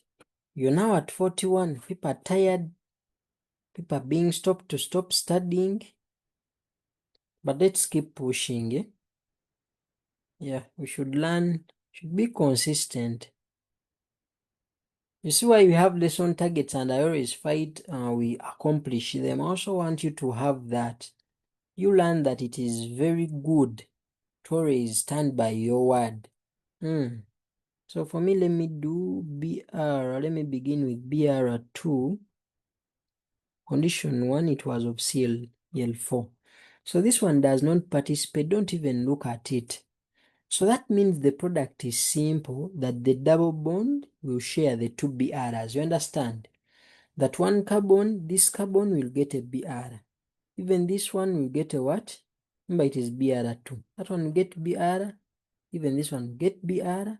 Then the double bond will disappear, because that's what we expect. And when you try to draw the structure, it literally comes out. This one is CH. Then this one is CH. But this one is CH what? What do I mean by it will come out? This one down, BR, and the other one can be on top, BR, something like that. So when you try to count the bonds, all the carbons shall have enough bonds, and they will be okay with whatever is happening. About the naming, we shall name together in the future. So at least you should always endeavor that you understand that you can even write the product before the mechanism. But if for you, your brain is okay with writing the mechanism first before the product, it is very okay also, provided you trust your mechanism. But I've tried to brief you about the mechanism. It is the usual thing we've been doing. It is the usual thing we've been doing. I told you that we shall try to respect the new curriculum, in that I will not be unpacking everything for you, never. I'll be leaving for you something as research work. You understand? And I want you to bear with me for that. Okay, so I'll come here. BR2, you all know BR2 looks like this. So today I have a very good handwriting. I'll put this and this. So that one will do that. What is going to happen? Now, here, the carbons that are in the competition or joining the double bond have the same number of hydrogens. So the BR will go where it wants. We have always been putting it on the first one. So this time round, let's consider the third one. So this one will remain as CH. Double bond will go off. So this CH is what has received the BR. You get the point? Then this one is going to be CH. And you all know this one went off real things. And when it goes off, it is a real BR minus. You understand? Yes. Don't forget that this first CH that never received the BR is left with a positive charge. For reasons you all know. Get the point? So this BR will come around here. Strategic position ejja kwetega, so that it can easily attack this carbon. Come up with something like that. And why is our mechanism dirty?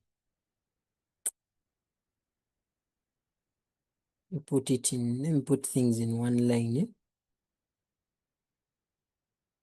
So we are having CH3, CH, we have said it is the second CH that is going to get the BR. Then here we shall have CH3 plus the other BR went off real things with the minus. You understand? Yes.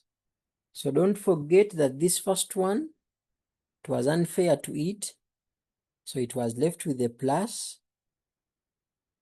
Then the BR came to its rescue, so that stability can finally come through. So you have a negative there. That happens.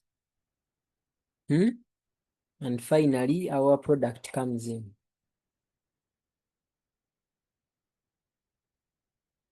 So finally, we shall have.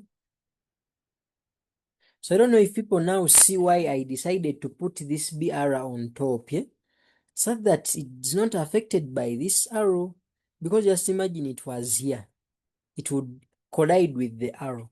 So to solve all that, you put the BR on top so that you have enough space for the coming BR or the coming arrow of the BR. So here you'll have CH. I want to teach a certain technique. Now when you put here the CH, I think that again it may this BR may interact with this one. This is confusion. So what do?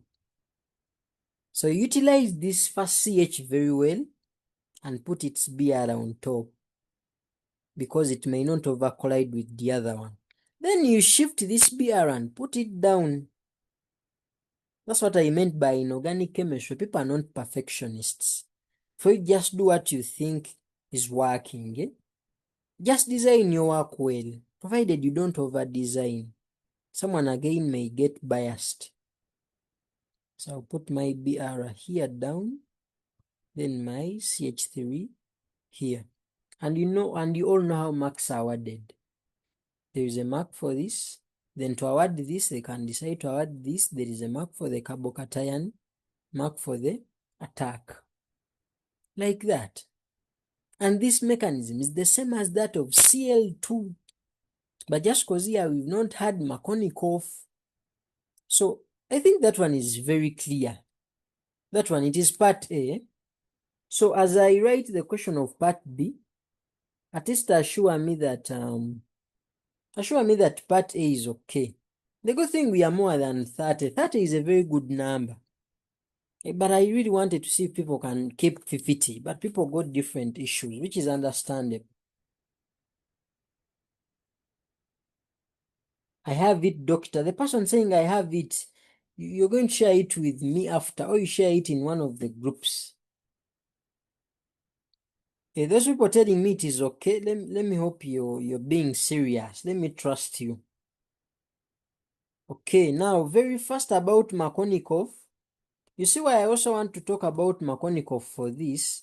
Because people think that Markovnikov is only for hydrogen.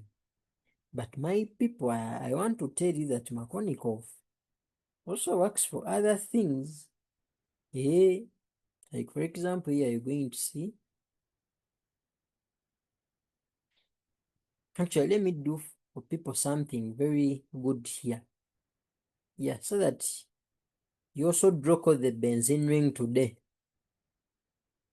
Make sure you draw it well. It should be the hexagon. The circle should not touch the boundaries, and it should not be so small, yeah? What do I mean? It should not be so small. This is wrong. And it should not touch the boundaries. But I'll teach you this in benzene, yeah? This is also wrong. So it should be there, just okay. But assuming it is having a double bond there,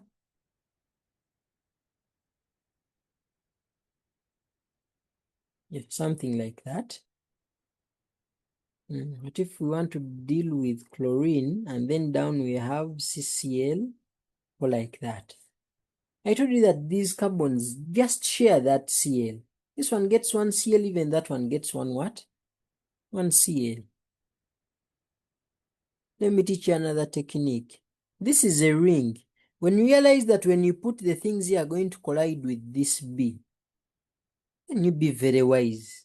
This is a ring, so it can rotate. Put things here. You understand? You know the double bond is supposed to disappear. This is CH2, and one is going to get the Cl and another the Cl. Someone may be like, what of this one? We say this one is just inert. It does not participate. It's just there to ensure that this chlorine is pure and it is used fully. It is the water that is active and it participates in one way or the other. And we shall also see that. Yes, we are seeing it actually after this. And trust me, after this, the lesson is done. Yeah, those who are on, thanks for being patient. Very good people. So you know we get a mark for that structure. Hope people have realized I've moved the position from here to here. Because this is a ring and can be rotated, and putting the bond here could cause congestion here. That's what I mean by organic chemistry. People here are not perfectionists. Just do what you really, provided you're not against any rule of nomenclature, both structure and name-wise. Just do what you're supposed to do. Now here, I don't want the ring to scare you, because you're supposed to concentrate on your functional group, which is the carbon-to-carbon double bond. So for you, just draw the ring and leave other things. Someone may be like, this hydrogen may affect my first arrow.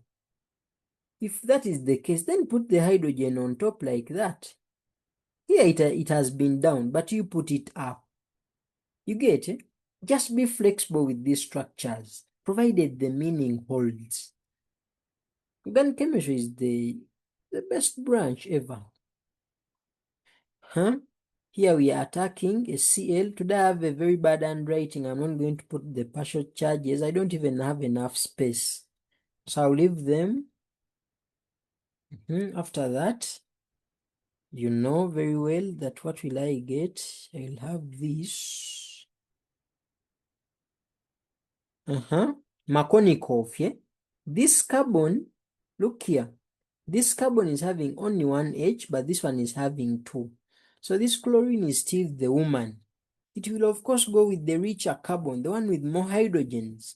That means this first one we will keep as CH with a plus. You all know why we have a plus. But then at the end we shall have this Cl with the Cl.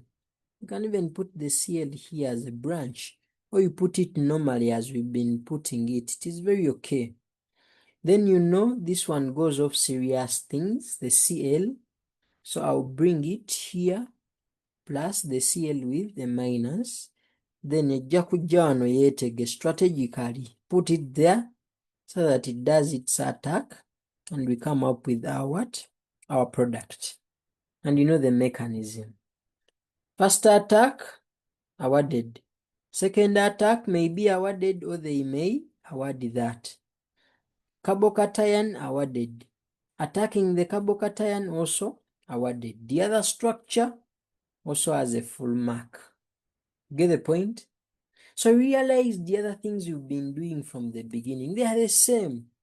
It's all about who are you attacking, who is going off, how does that go off, how do you compress, how do you do this? Yes, Wilson.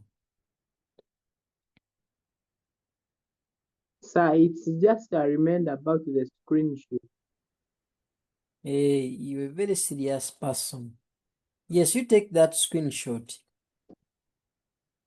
Then the person with all screenshots should inbox me and get CamScanner app, and you create the document for us and share it around social media. Yes, chosen queen. Yes. Well, sir, you said about the timetable. Oh, the timetable, I'm going to share it after the lesson. So after the lesson, make sure before you sleep, chosen queen, I've shared the timetable in all groups. All right. Have you heard?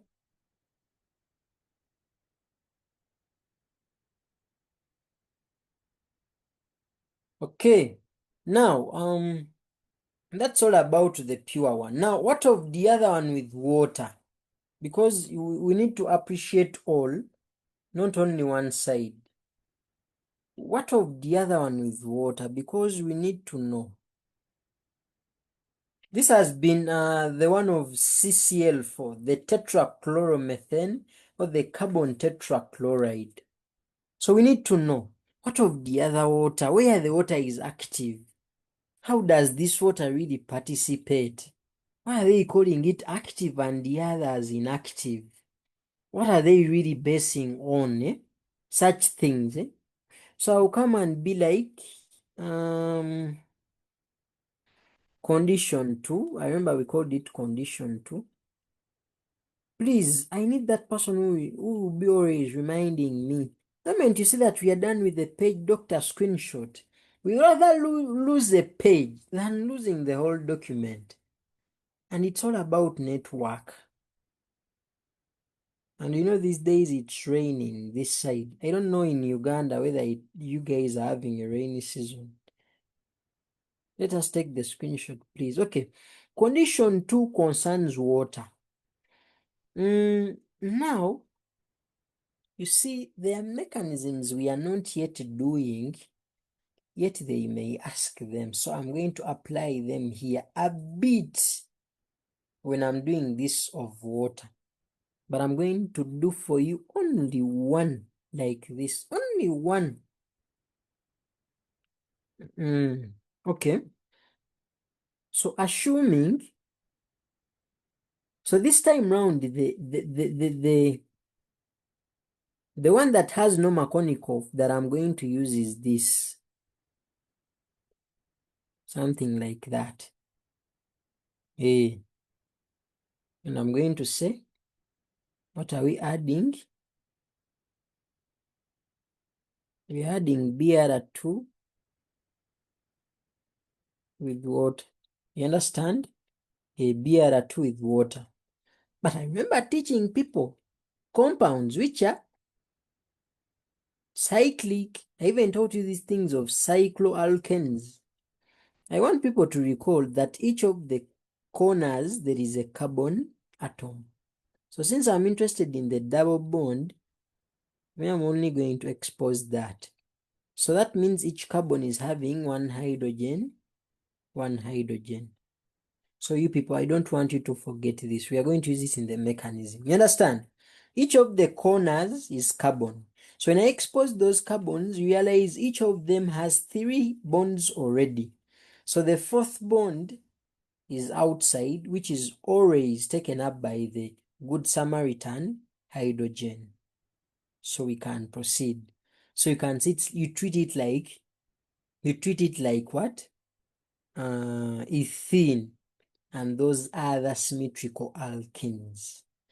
Now, let me first do the mechanism before I do other things. Let me first do the mechanism before I do other things. But these mechanisms are two. So alternative 1.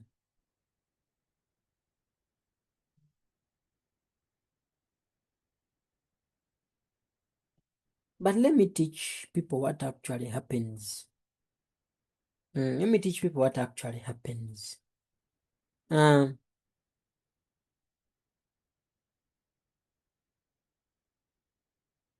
Before we even write the mechanism, I want you to listen. Before you even write the mechanism, I want you to learn. Everything we have a good number here. You listen. Remember, the double bond is supposed to always disappear. You get? So, what I want you to learn is that this Br, sure. Okay, this is how alkenes look like. You are all aware. So, this Br2 takes 1.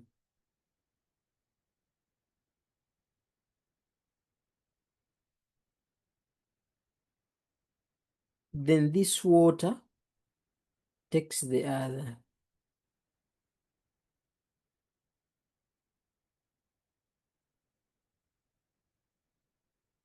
Someone may be like, why do they concentrate on only those 2 carbons? What of other carbons? You people, we said we are dealing with the reactions where it is the functional group that actively participates. So in whatever we are talking about in a reaction, we are supposed to prioritize the functional group. You get the point? So this is what happens. I want you people to recall when we are doing certain things. Let me see if people recall this. You people, do you remember when I was discussing something? Then this water touched somewhere like this. But again, after that water touching, this oxygen, we gave it a positive. And then after there, we put such arrows. And after there, the water remained as OH. Who recalls this? I remember we put water somewhere. It came. But the oxygen got a 3rd bond. So we said bonds are excess. There are those things we did. Who recalls these things at least? You tell me in the chat. Do you recall those things? How people have forgotten already? People, you have forgotten those things we are doing. Oh, if you recall, then well and good. Yes, Arnold, what do you want to say?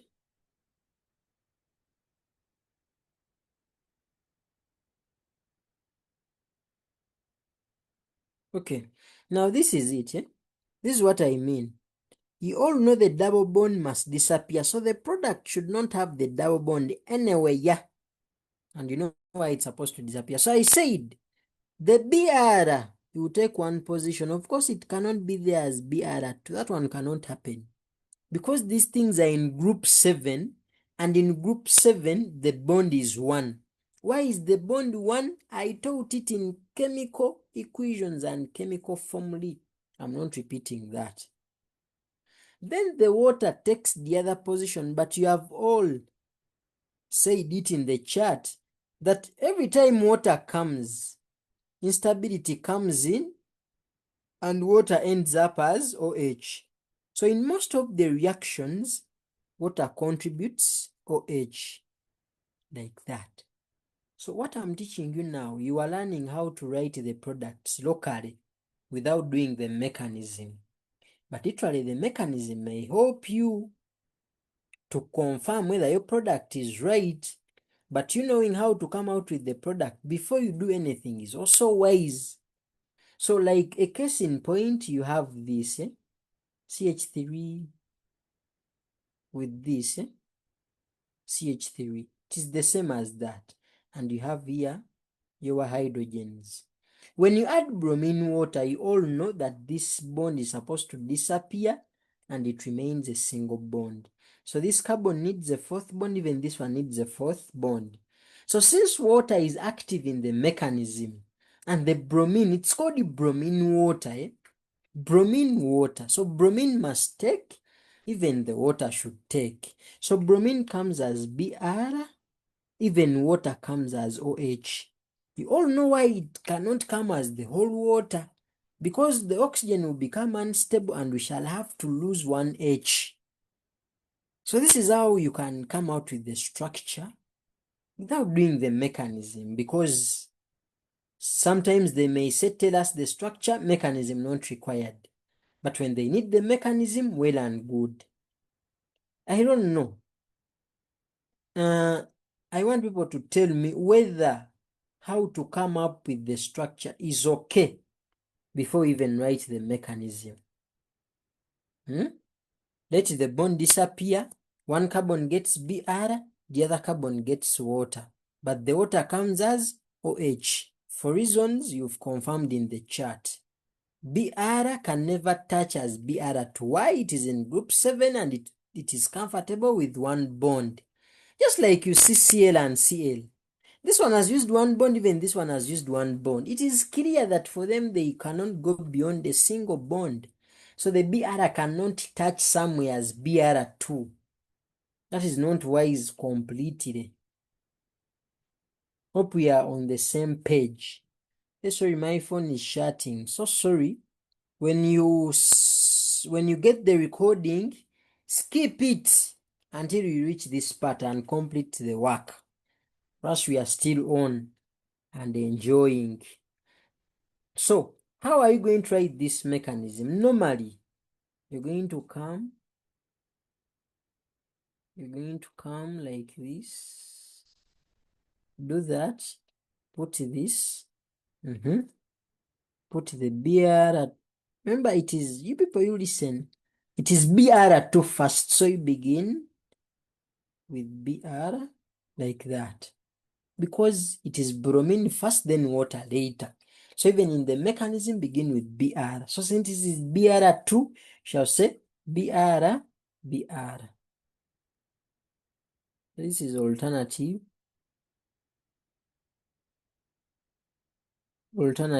1.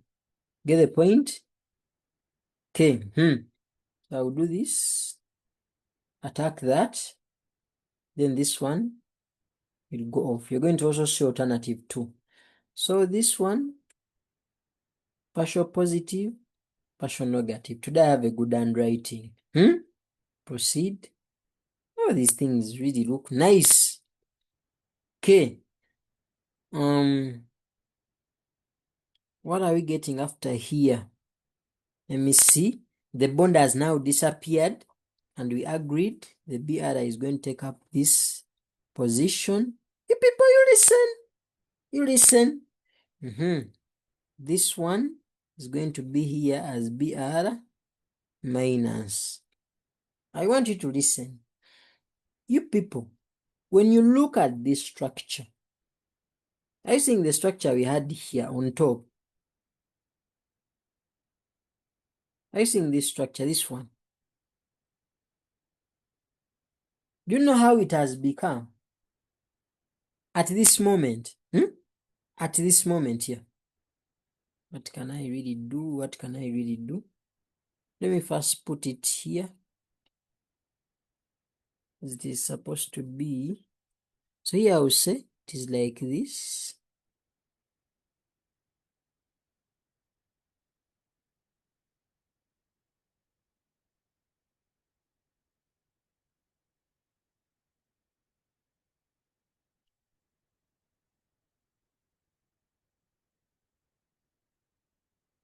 H, and H. So whatever has happened, this is the stage at which we are. You follow? We have lost the double bond. Huh?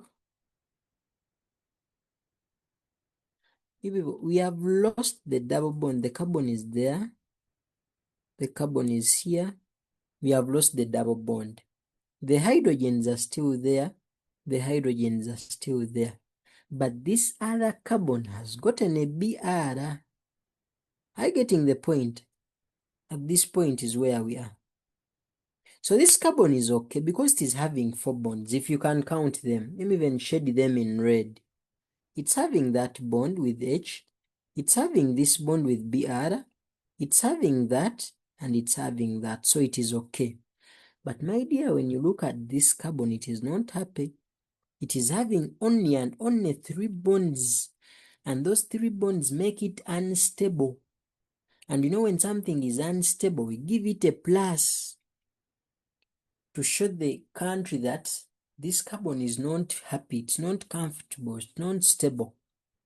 And in our mechanism, we are supposed, you like it or not, we are supposed to come and put here a positive. That is a positive that can change your entire life. And if you're explaining to a friend, that is a positive you can take months explaining and the colleague doesn't understand. They'd be like, most people forget it completely. And when you're doing this mechanism, you're not supposed to show all those many hydrogens. You should have those behind the scenes that I'm writing there on top, but write something very neat here down without struggling. So I don't know. I don't know if people are okay with me up to that step. You people, are you okay with that plus? Hope you know that the double bond is always lost. But I'm with that plus. You're not supposed to show the other carbon atoms. You leave the things as corners. These examiners are aware that those corners are carbon atoms. So they know that. You don't need to educate them. But I don't know if my people I'm dealing with right now are okay with that plus. Okay, but I've said they are. Now, now, I want someone to tell me, where we have a plus, OH is supposed to be there. But remember, we have formed the Br minus, and the mechanisms we have been doing, Br has been just coming to attack this and then boom. Get the point? But here we said, even water must participate in the mechanism. So Br has already taken its share. Get the point? Br has already taken its share, so it is out. It cannot come back. Who now comes? Water. You get the point? Now water comes. How are you going to write the water now? It's better you write it like this. OH2. OH2. I told you just write it in a strategic position. Why am I going for OH2? I want it to be the O to be facing that. Because you know it is the O with lone pairs, and lone pairs are going to be our sources of electrons. You get the point? Now you people know that you're supposed to just expose one that you want. Someone can put it there, or someone, you put it anywhere. You get? If not there, someone may say, let me put it here, like this.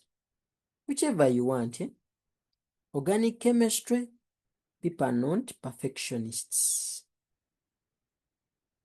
Organic chemists are not perfectionists. So I'll put everything here and I will do this.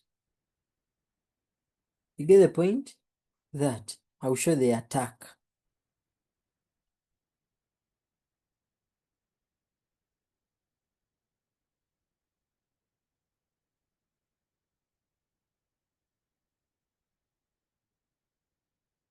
I'm failing to do the arrow.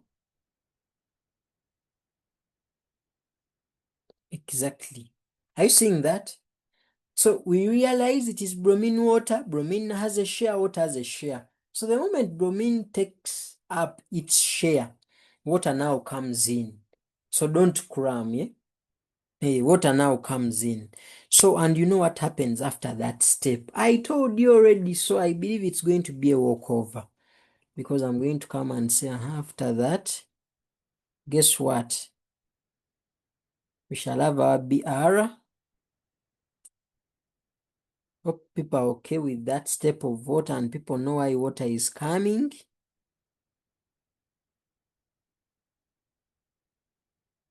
So you shall have BR here. Get the point?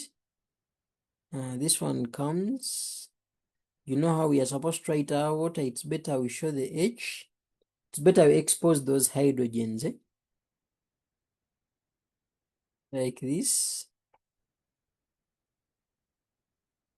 Are you seeing that? Hey. And you all know we are supposed to put a plus here because the O gets extra. And then this plus disappears. Why? The carbon is now happy. So people, remember the other carbon was not happy at first because it had 3 bonds. So this bond of the O is the 4th bond, and you are aware that the water comes, makes the carbon happy, but for it, it is left unhappy. And you know how its happiness is regained. That one of the bonds in this, one of these bonds, either this or this, sacrifices itself. And it's like, let the electrons in our bond, maybe this one, come and neutralize the plus on our oxygen. Something like that. You get the point? And guess what happens after?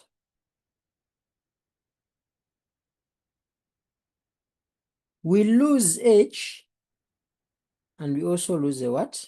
A plus. And you all know the final structure.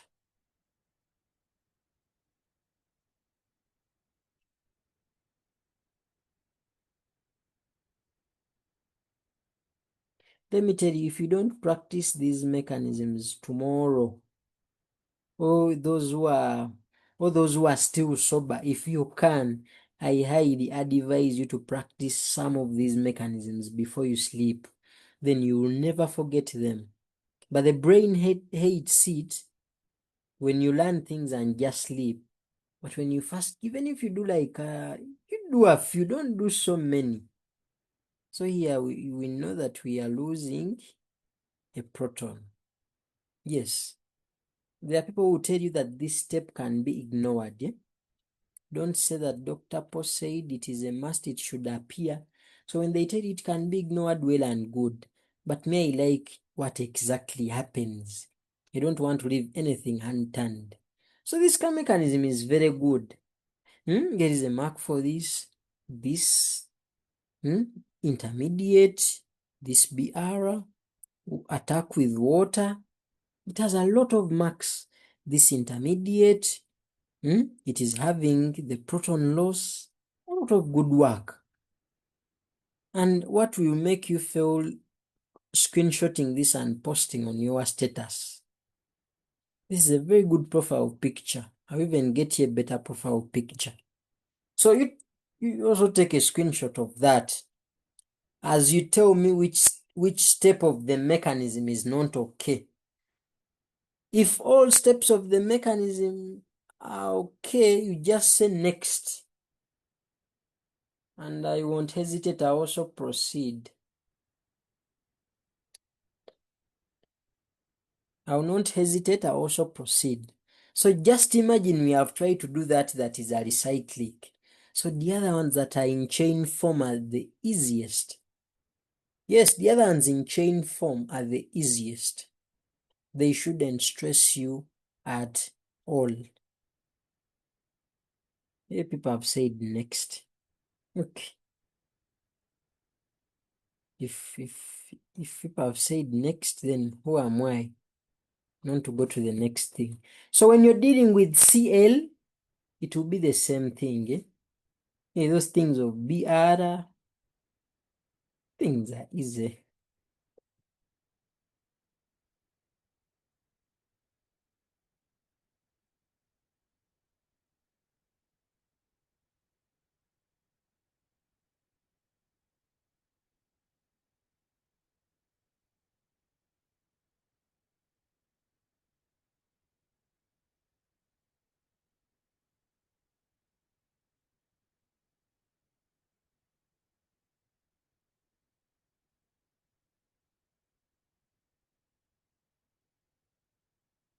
So I told you these things not only work for reactions involving hydrogen, things of Markovnikov, yeah?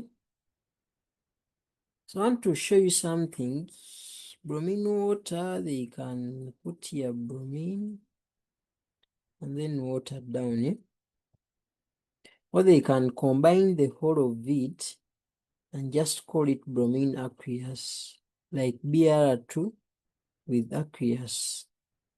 But as a student who went through my hands, you should be in position to understand that aqueous means water. So you include water in the mechanism by force. So you all know. So here the mechanism I'm going to do alternative 2. Yeah? Remember the mechanism has alternative 2. So for this one of anti-Markovnikov, Markovnikov, yeah? I will do alternative 2 because you need it 2. But for someone who knows these things, you can get the product before the mechanism. How? You know that it is the Br that comes first, and the Br, of course, will go for this carbon because it has more what? More hydrogen, and water will go for this one. You know this one comes first. So since it comes first, the Br, it will go for what? For this one with more hydrogen. And how will the structure look like? The structure will be like CH3. Structure will be like CH, but we said this carbon takes up the water, which water comes as OH. Then this last one will be CH2. Then the CH2 comes with what? Br. You all know that. And then, that's how the structure looks like. You people, do you get how I'm coming up with the structure before the mechanism?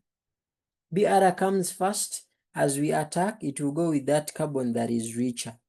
Then water will take the residues, the leftovers, but as the water comes also, it is always left as OH.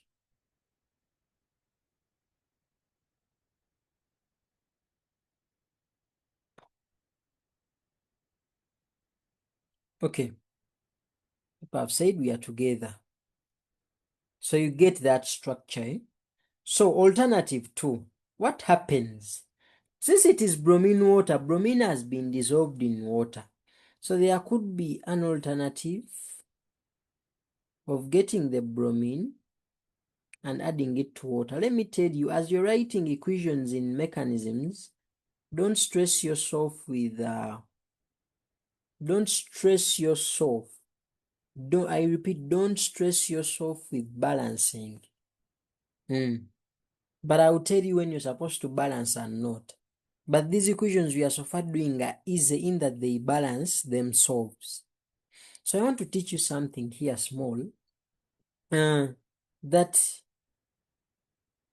as we are writing the equation, we all know that this BR has a certain B, has two BRs. It has BR and BR.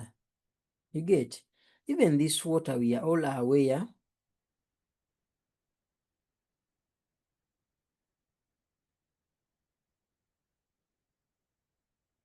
Wait, I'll put them in a single box and I warn you. Let me put them here anyhow. So you all know, people, that we have a BR and we also have what? A BR. Then you also know that this water has the H and the OH, isn't it? You all know that BR has one of the BR2 has one BR that is positive, the other BR is what? Is negative. Then the water, you know, its H is positive and its OH is what? Is negative, isn't it? So as those two react, you know, unlike charges do what? Attract. So those two work together and give us what? HBr plus even these two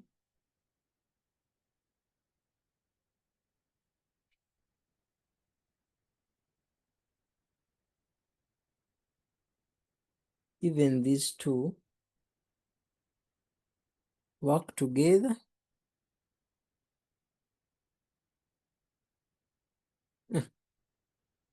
and give you that. You understand?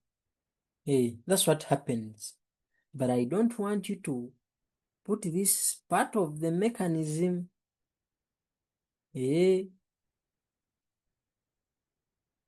those are just cheat codes to help you recall so that in the end, everything is part of you. Eh?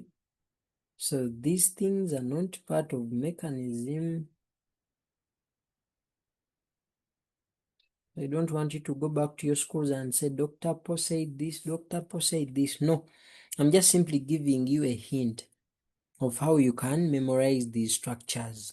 Now, it is this one that is looking unique in that some of you are seeing it for the first time. So this one is unique. And because of its uniqueness is what is used in the mechanism. Oh, if the uniqueness thing is not okay with you, maybe you'll forget.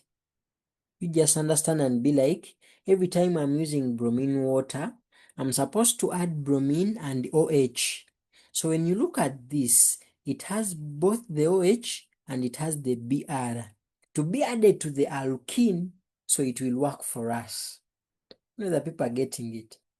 If you cannot recall that it is unique, hence we can use it in the mechanism. You can be like, every time we add bromine water, we are supposed to add Br and OH to the alkene, so the other product is better to be used in the mechanism.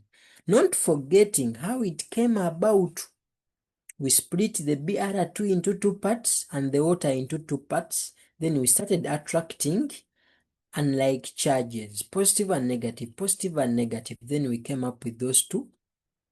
But the splitting is not part of the mechanism. So I want people to let me know in the chat whether how the two products came about is okay, and whether the one we are choosing to be used in the mechanism is okay, and you know why we are choosing it. So you tell me, are you okay with how the two products are produced? And are you okay with why we are choosing the last one as unique and as being used in the mechanism? Because that's what we need. Okay, you can proceed. Abudul Zakiu. Kali. So we are using propene. Now you all know it is bromine that is supposed to come first. So after you understanding that it is bromine that is supposed to come first,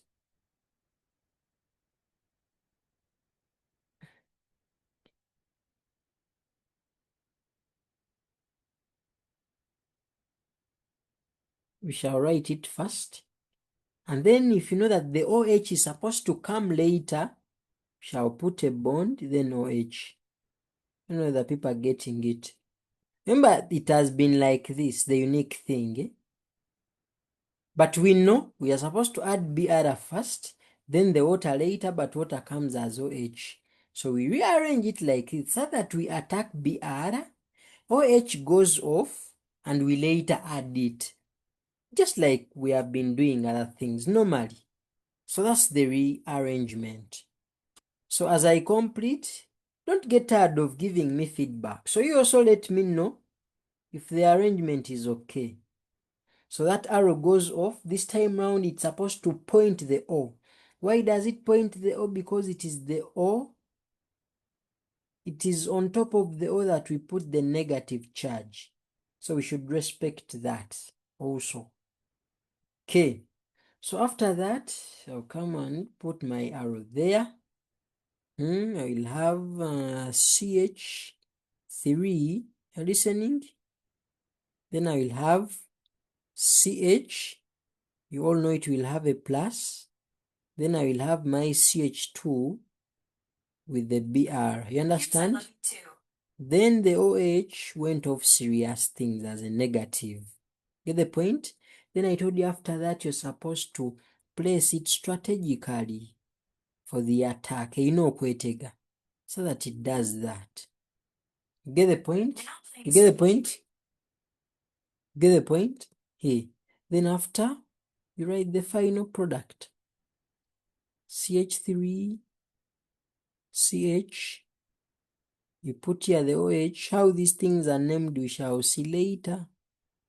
Not now. We shall get sessions of nomenclature. And the BR.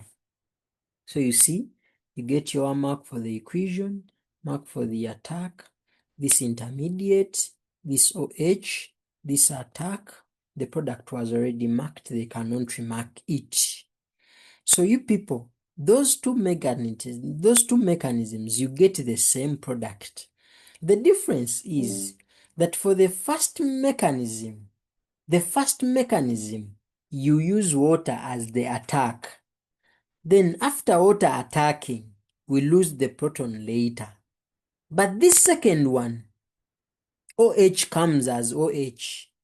So when we add it, we are done. So I don't know, people, are you okay with both alternatives? Like, are they understood? I don't want you to choose. I don't want you to tell me, I'm choosing this. Who are you? So I don't want people to tell me, Simanya, I'm choosing this, I'm choosing this. You just let me know and say, Doctor, both alternatives are very okay. You just need to understand them. Do I indicate the partials? Depending on your mood. Yes, if you have a good handwriting, exactly. So both are okay. Make sure you practice them and you choose which one works for you. So here you would want someone to do a very good assignment. How? Part A, use alternative 2. Part B, use alternative 1 and see if things will come out normally. You get? Hey. So no one should scare you that organic chemistry is hard. So when we go to our syllabus book, halogens, we are done. And we have realized how water participates. So the last thing I'm doing today is acidified water. Why? Someone may be like, what of others? This polymerization is your research. Remember, polymerization is a topic on its own. You understand? So it may come at the end in senior 6. But you can talk about research because they may be assessing you about alkenes and they make it part. Then this oxidation is the oxidation using potassium manganate 7, which is here, potassium manganate 7, which potassium manganate 7 is already what?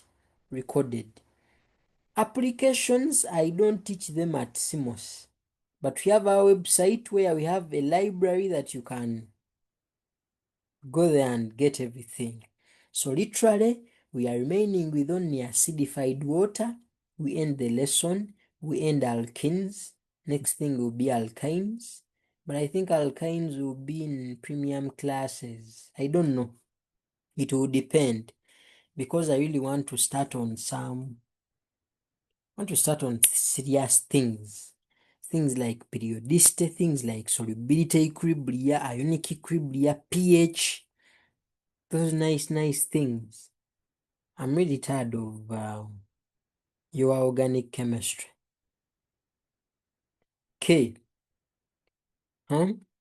Now, the easiest and the last one, acidified water. I wanted to end with it that it is the easiest and it is commonly asked. Acidified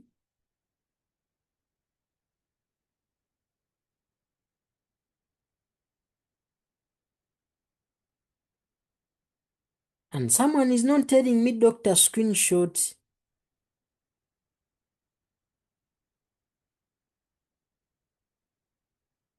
Maybe the one who has been saying screenshot is now off. You see, people were complaining, Doctor, your lessons, they go for long hours. You people, I want us to be logical. You be at school for 3 months. You be in the holiday for 3 weeks. Do you expect us to use the same time? You're supposed to go for long classes and cover a lot so that because it is the holiday and it's supposed to be utilized well. So what do you expect? People complain, your lessons go for long hours. What? Very weak reasons. May I will complete my targets. Okay, acidified water is the reagent. So, as you know, when they say acidified, you know acids, eh? You people, when they say acidified water,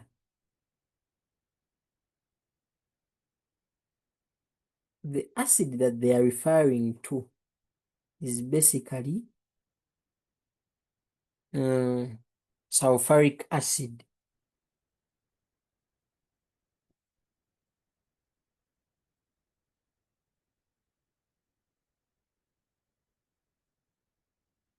And it is concentrated.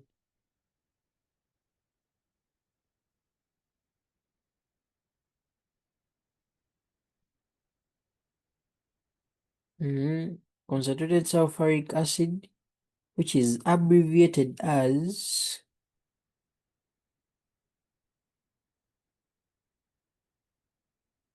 conc H2SO4, something like that. Conc H2SO4. Yes, we shall be writing it like this, provided you put that dot. It's very important. It's a standard abbreviation, and it's what we are going to be using, and it will have some research work here. Yeah, it will have some research work that I'll leave you with. Okay, now I want you to listen. What is so important about this sulfuric acid? The main importance is that this sulfuric acid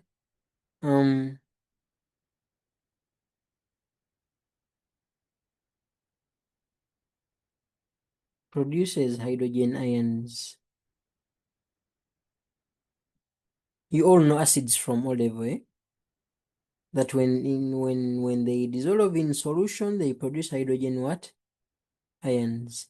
And you know hydrogen ions are the ones we call what? Are the ones we call protons. And they of that format, H plus. Understand? Produces hydrogen ions, protons, H plus. That's how they look like. Isn't it? So, as we are writing our reagent, it's going to be two-way. But before I tell you that, let me tell you what the condition is.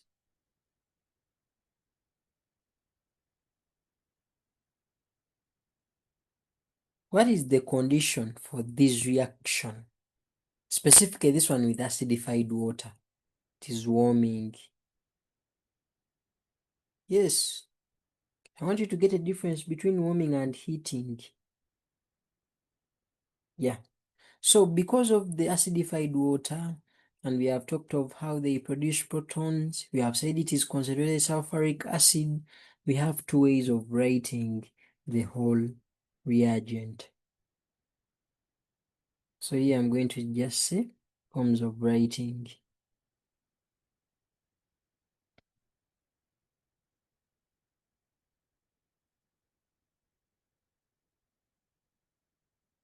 Forms of writing.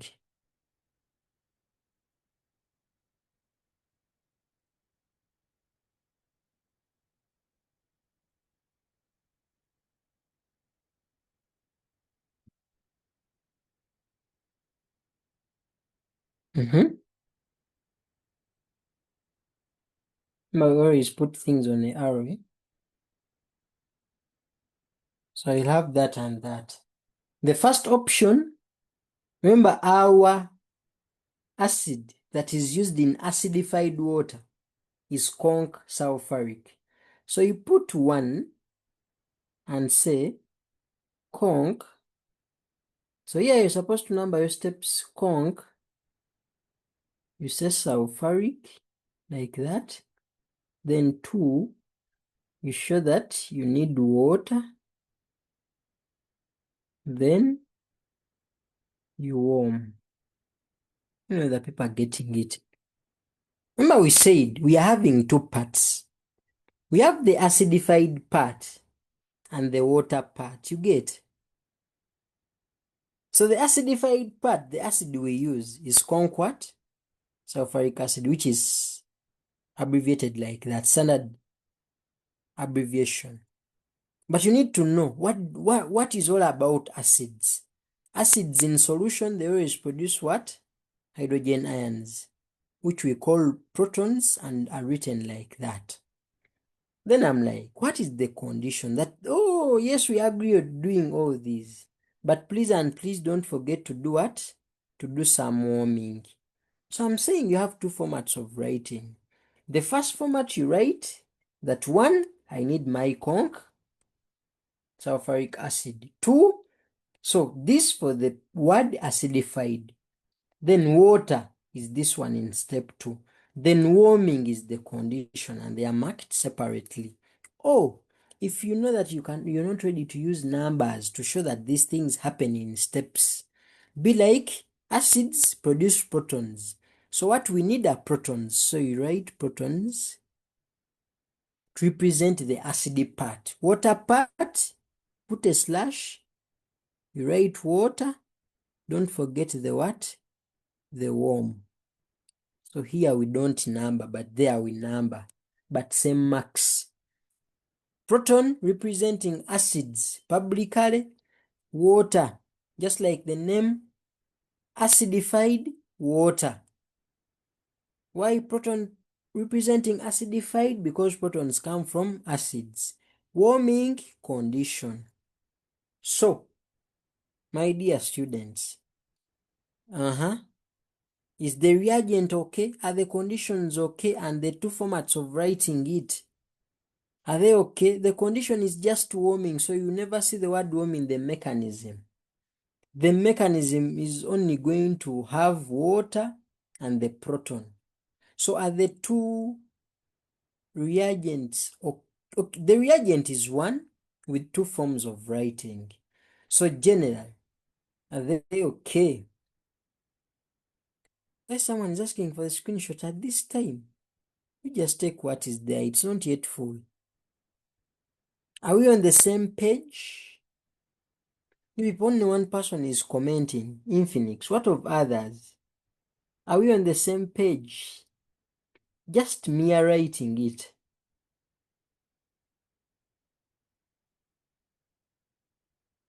At least 5 people, okay. Yeah, those are 8. That is good. Even have my namesake, Pauline. Okay. Now,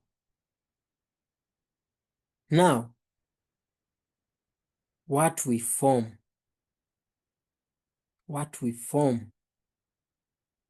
is what will give people the time. But I'll put for you a note.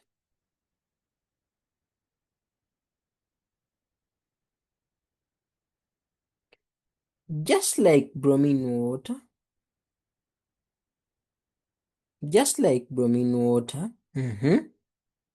if it is acid water or acidified water, the acid, which is the proton,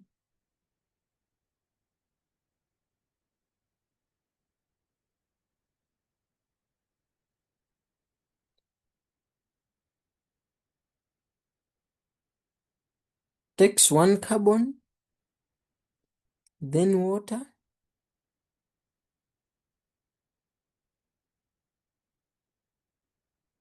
takes the other. But you don't need to forget, don't forget that in most cases, or for reasons that you know, water is added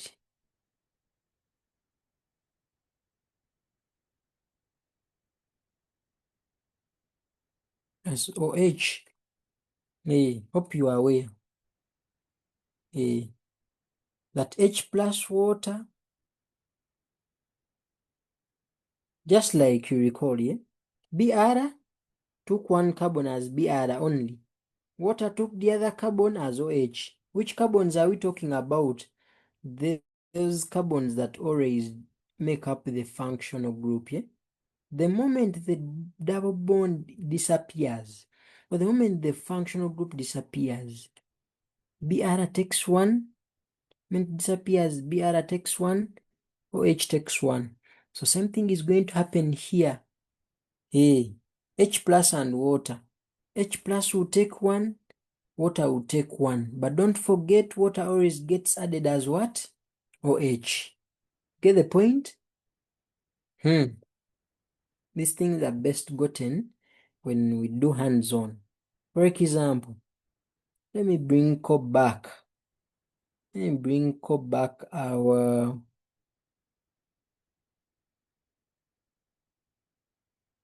Let me do this mechanism with this kind of a thing. We agreed those bonds are not supposed to touch H, but it is okay. But most people render it as risky, but it is not right. Because it is okay. Now,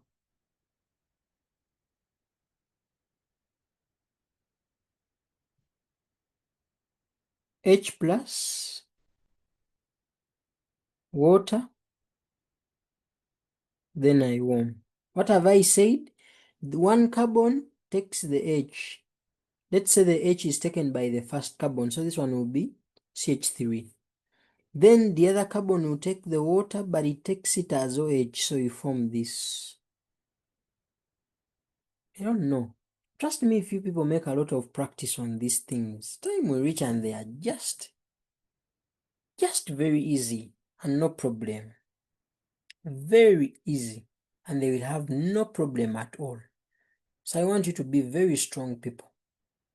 You see, for me, I'm just using simple principles. H took 1, became CH3. Water took 1, but it is added as OH. I put it there. Period. Mechanism is something we have been doing. No problem at all.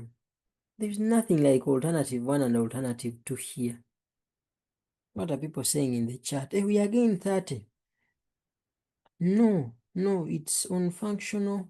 Good, there's no hydrogen. But doctor, I thought it's supposed to be carbon to carbon double bond. Oh, you people are getting confused. I'm like, you may find your teachers, or you may find it somewhere and it is like that. You see, that thing is not wrong. I told you it is risky not to expose. But what if you come across it? So I don't want you to look at it as something very weird. So it's like I'm exposing you. Because that format is okay, provided those double bonds don't touch the hydrogen. I don't know if people are getting it. I'm the same person who told you, and I'm the same person doing this. I just want you to be diverse as far as content is concerned. Is it okay, Pauline? Okay. But the other one is better. I'm doing this, but it is risky. Hey. But get exposed, yeah? Okay, now I will say, put this here. You people, they will bring facilitators to your schools. And you know facilitators, they are very old men. They don't have that excitement of us, the junior teachers.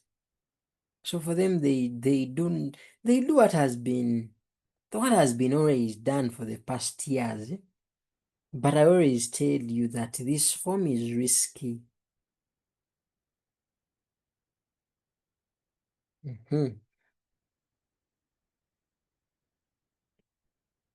So we shall have an attack of H plus alone without anything. H plus, so this time round, I don't want you to ask for other things. You all know a positive is a destination of electrons and a double bond is a source of electrons. So the arrow is very okay, both where it's coming from and where it's going. I don't expect that to be a problem. So when I put the arrow, I will have, maybe it goes to the first carbon CH3, bond disappears because it has participated. CH2, I'll have a plus here. Now, just like in bromine water, I'll bring my water here. Now here there is no other product because this one has been H plus alone. So I'll come put this here.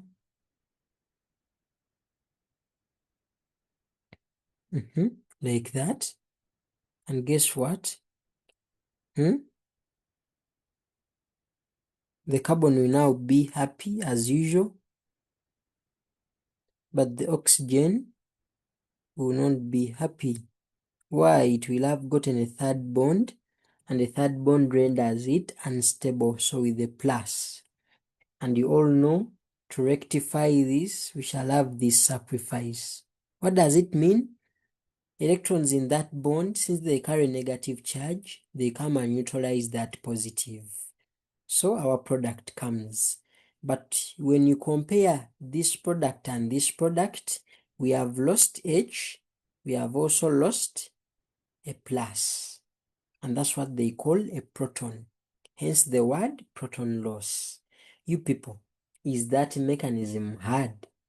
This mark for this attack, mark for the carbocation, mark for the proton loss, mark for that intermediate. You people, even when we have used the RISC format, but what if UNEB uses it? You don't need to say that UNEB is wrong. So, don't you see that this is the easiest mechanism among all? And thank you for being 30 at 1 a.m. It's really nice, and it's happening for the first time in history for people to be more than 30 at 1 a.m. There is an imaginary line there. Alkenes is generally carbon to carbon. I'm tired of talking about that. So you people, do you see that this car mechanism is very easy? Remember, this one had no Markovnikov because the bond was between two carbons. You get having the same number of hydrogens. So it is literally no problem. So let me hope people have now appreciated that whatever we began with is what is enabling us for these things to be obvious. Yeah. Okay. Now, I'm going to use weird Markovnikov. The Markovnikov I'm going to use, it is coming at a very weird hour, but I want my people to learn. I want you to be competent students of chemistry. And you people, do you have news about what the Minister of Education and Sports, Janet Museveni, said? Are you aware? Are you aware and are you updated about what she said as far as your curriculum is concerned? Well, I should give you the news. But they are shocking.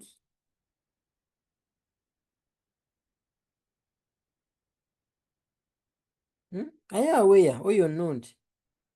Not really. A screenshot. Thank you very much. Let me first teach you, because when I tell you, you may not understand what I want to teach. You take that screenshot. Thanks for the reminder.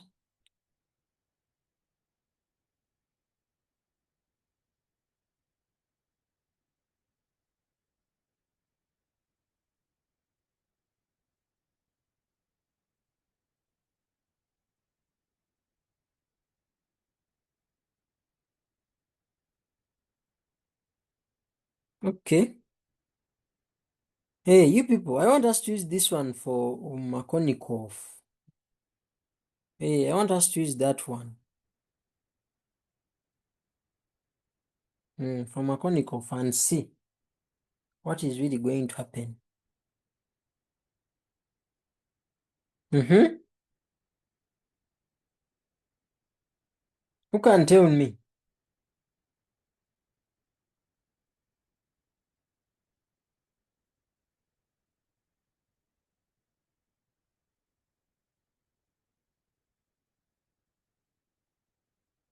People, remember we are adding acidified water and we are concentrating on this carbon in red and this carbon in blue because there are those carbons that are joining that are joining the functional group or that are part of the functional group. Where is the water going to sit? Who can tell us? You people, where is the water? Sorry, the OH. Of course, it is water, but water comes as OH. Yeah, Sentongo. But Sentongo, you have been so active. I don't know why I don't know why something is telling me I give you free classes. You have been active for some good time. Where is Sentongo? You unmute and talk. Sentongo Hassan. You have been active. Hmm? The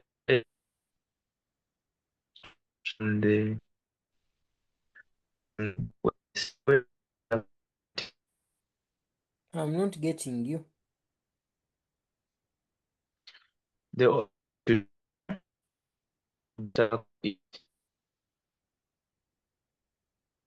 I don't know. Is it my network? I'm not getting you clearly. should be put where blue line is.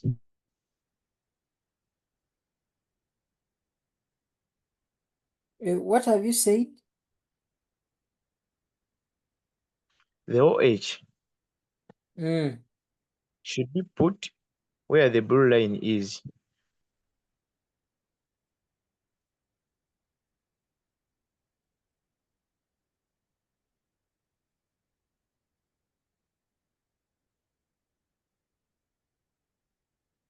Are you sure?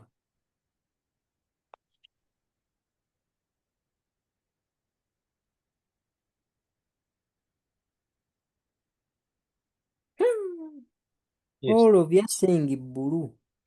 And you people, let me shock you. And you people in the chat, you are the one who are misleading our friend. Someone who put that yellow line, I don't want to stop sharing. You first remove it so that I write my serious things. The person who put the yellow line, remove it. And you be fast. Eh? Remove your line.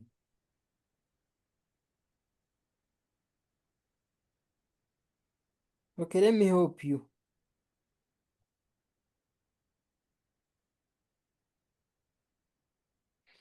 Okay, there is the other format of the mechanism, but I think you do that as research. I don't want you people to see a lot of new things. The good thing we are still together.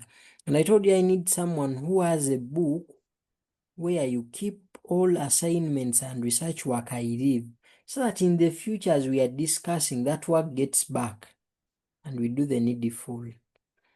So what I'm doing right now,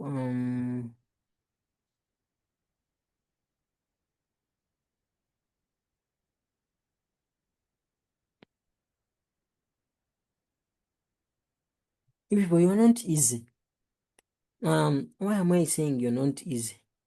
When I do this thing, because most of you are saying Iburu, why you recall, why all of you are saying Iburu is because of this. Remember, BR was here and OH was here. So you are cramming, and that doesn't work in chemistry, unfortunately. So we are having a double bond here. We are having CH3 here. So this carbon is already having 4 bonds, but this carbon is the one that is having some hydrogen. You understand? I don't know whether people are seeing that.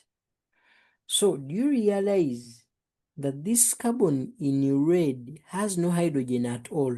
But this one has at least 1 hydrogen, which is this. But that one in red, because of the methyl group, it has no hydrogen at all. So so you like it or not, as we are writing the mechanism, hey, are you seeing how Markovnikov becomes hard when things involve these alicyclic compounds, but don't worry, shall handle this.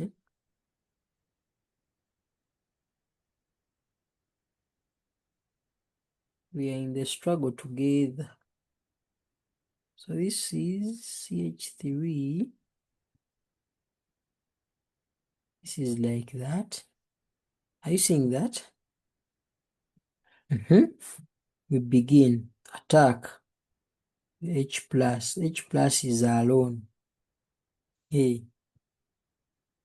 because of Markovnikov, the paper following. Because of Markovnikov, this one will remain as CH3, and because of Markovnikov, that hydrogen is going to go to this carbon, this one, you like it or not. That's where it will go. And when that happens, like this is what has happened, that this other hydrogen, the proton, has been added here, and the bond has disappeared. Now when the bond disappeared, just like there, when it disappears, now this carbon is okay, because it is now having 4 of them. You get? It's now having 4 bonds. Sorry, yes, it's having 4 bonds, if you can look at it very well. But again, this one is not okay, so it's the one that gets a plus. So you like it or not, the plus will be here. I don't know.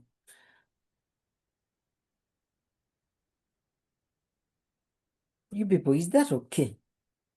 Why am I thinking it is not okay? Someone is like, they are not seeing the screen. How true is that? Is it true the screen is not visible, or they are possessed? Okay, let me show you again. Let me show you the transition. Transition will be better. Let me even create more space for myself. So this has been acidified water like that. This is what I'm meaning. There is a carbon there. There is a carbon here. There is this. There is this methyl. There is this. So this carbon has the hydrogen to make a total of 4. And that is our only focus. We don't need other carbons. Those are the carbons we need, because they are the ones that have been participating in everything. You understand? So this carbon in red is very okay. You get the point? And it has no hydrogen.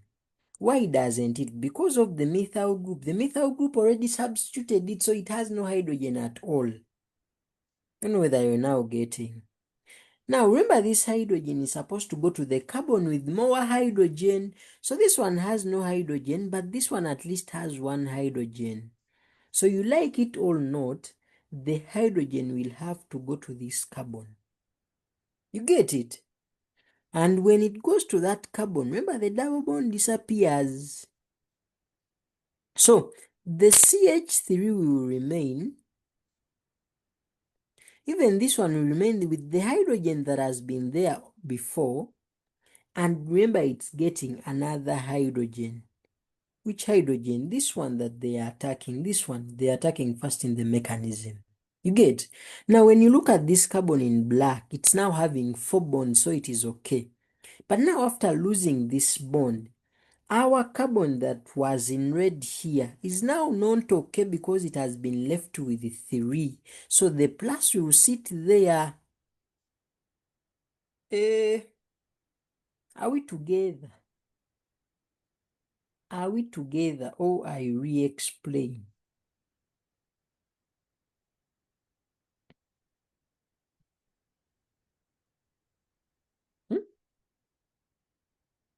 People, I think that thing is clear. Do you see that you are going to easily forget it if you don't revise it after? Trust me, there are things you're going to forget afterwards if you don't give them time and practice. Trust me. if you don't give them time and practice, you forget them. Yeah. So do the needful. So you people have told me to proceed. And I'll go on. Now, when you bring your water, do you see where the water is going to go?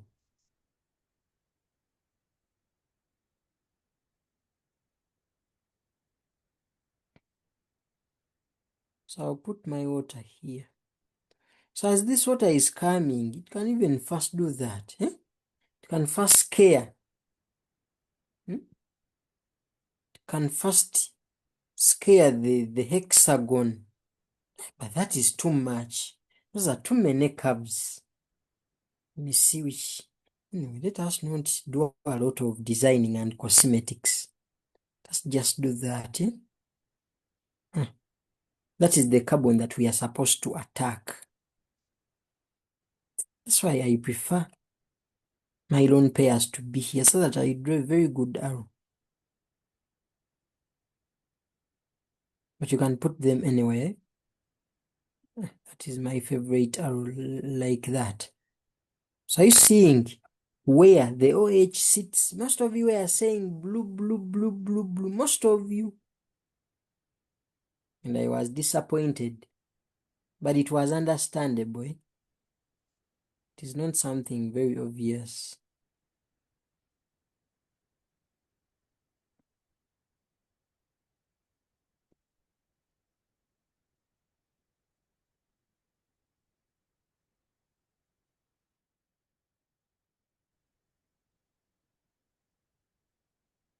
So the moment the carbon is happy, again the oxygen turns out to be what? Unhappy. So I want to teach something. I want to teach people something here that you'll be taught. So they will tell you that even if you don't expose the water as we have been doing, so you can literally come, put your O and the H2 without exposing it. After all, we now know the trick. But at least you're sure that the O will have a plus for reasons I explained. You get? Then after that step, you know that here we lose two things, or we simply lose a proton. Put minus and the proton. But you know that we lose the H, we also lose a plus. So you see, you can literally leave it like this, provided you put it there. Those of you who have been following well the marking have been putting the mark here on proton loss, but have not been giving the mark here for the for what actually happens. But as a student who has gone through my hands, I prefer you knowing what exactly happens. So this attack is a mark. This is intermediate is a mark. This attack is a mark. This intermediate is a mark, and the proton loss. Then you come out with the product. So you see, chemistry is not crammed. Hey, you're supposed to know things.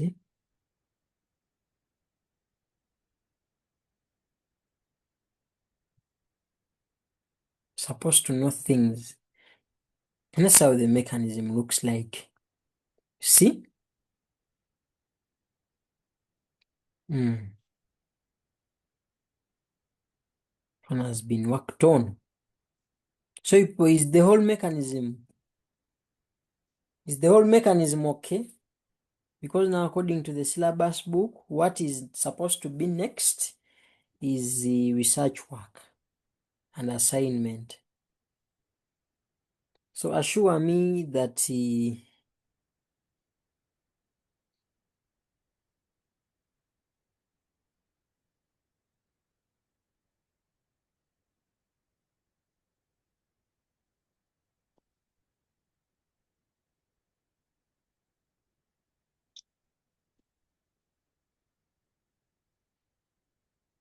okay. Now when we go back to our syllabus book, even acidified water, I'll come and put what? A line. So whatever the syllabus book put in brackets, we are done. So let me guide you on how you're going to handle polymerization, where you're going to find oxidation, and the different applications of alkenes in daily life. So as I conclude, Your very first assignment.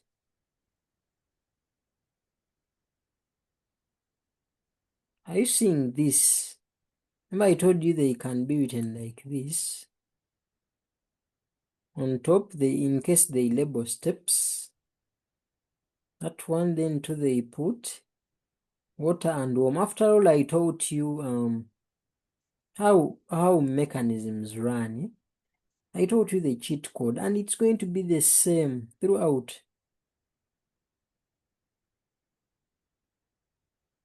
So we're going to find out how the mechanism proceeds.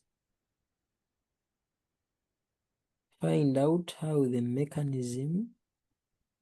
So we're going to find out how the mechanism proceeds. Find out how the mechanism proceeds. That is assignment. This is 1, yeah? Then 2, repeat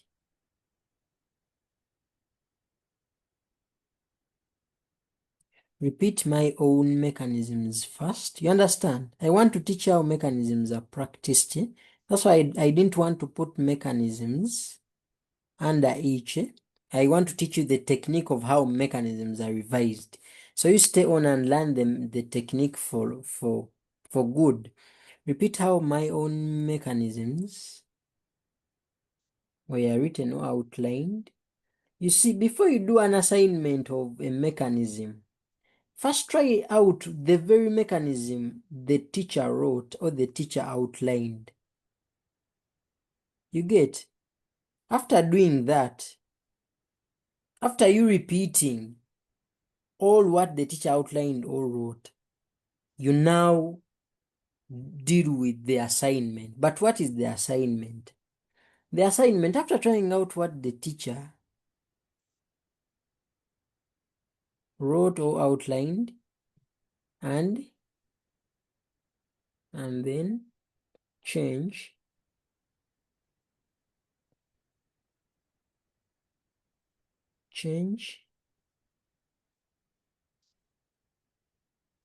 reactants,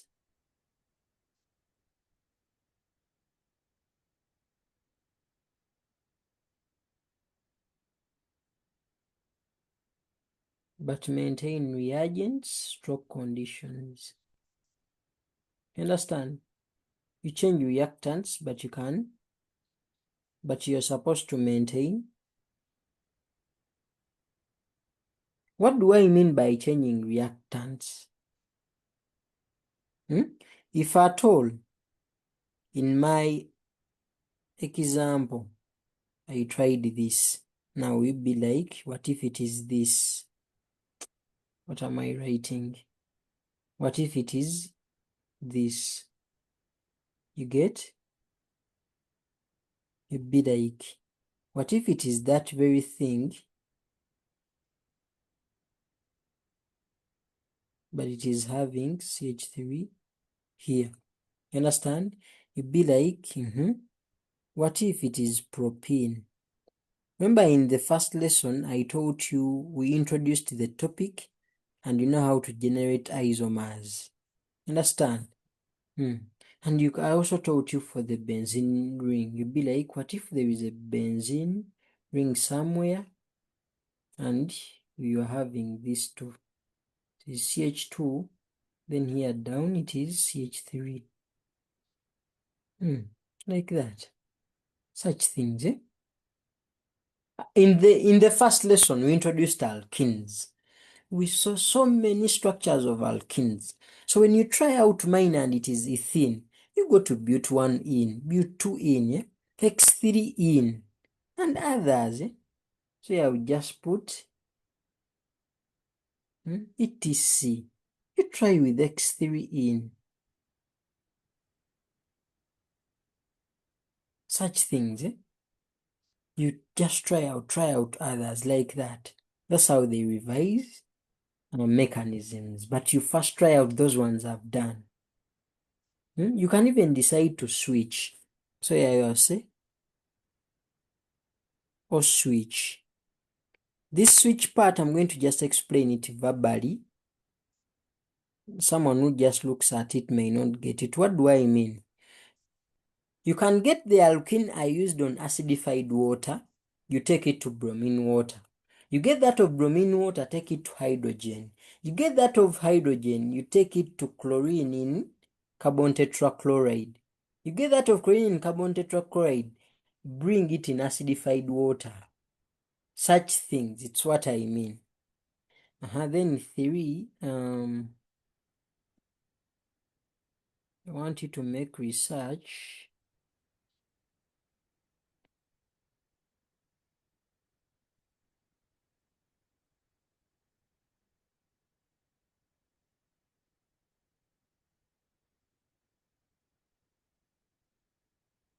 I want you to make research about polymerization of alkenes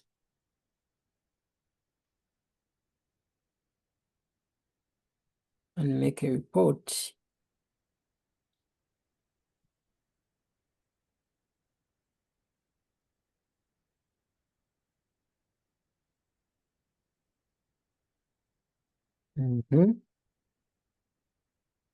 Then 4,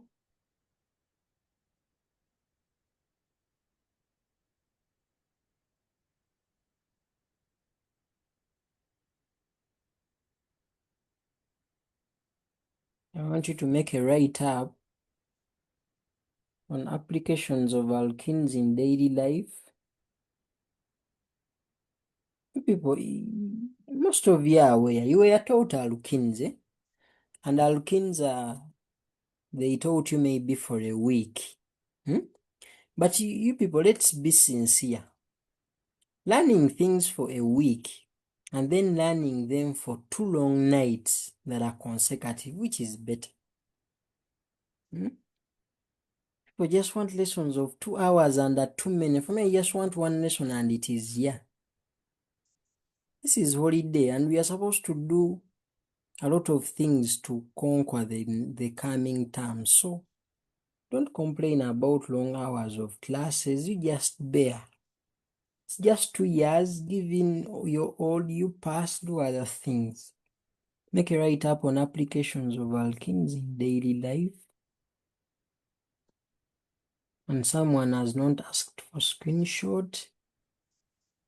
You people safe. Then lastly, that is 5.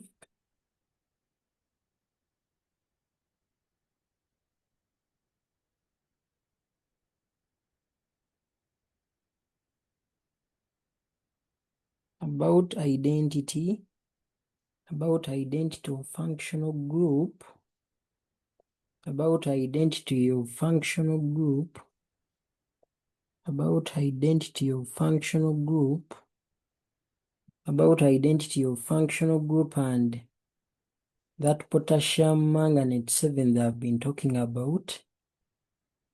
Shall simply refer to senior 5 chemistry folder.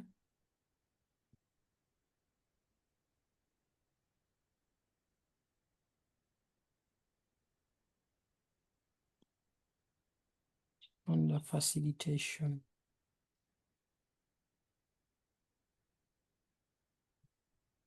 Under facilitation of organic chemistry. You know, the folder is for only the premium students. So briefly back to the syllabus book very fast. We are supposed to start, so even the polymerization I can put a cross, I've talked about it. You need to make research. Oxidation using potassium manganate 7. I've given you the reference. Consider your name identifying the double bond. Applications, you need the write-up. These ones we are all done. So the topic of alkenes is 100% what? Done. I know there is someone who wants to join me and we just disorganize the screen. So, because all that has been talked about and all things have been hit, I will sign out. But before you look at this, let me show you where you're supposed to find that work I've just talked about. So you look at the screen. It is here. Are you seeing these things? Are you seeing where you're seeing the word organic chemistry facilitation? Are you seeing that word? It is the third word, organic chemistry facilitation. When I press there, are you seeing the word that is there? The word says organic chemistry facilitation and identifying functional groups. Let's even try to play it. It was 3 hours and 30 minutes. Let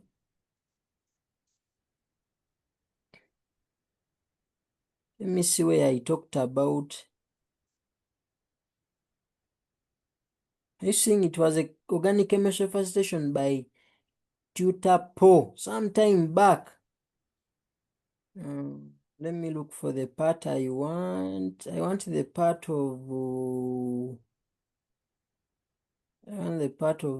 alkenes. I really thank God I kept this work. Otherwise, I would be struggling. So this is the part.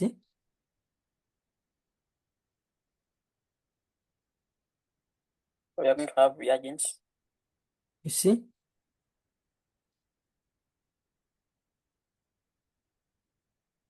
This is where of course, I'm going to skip alkenes because they don't have a functional group. I will start with alkenes.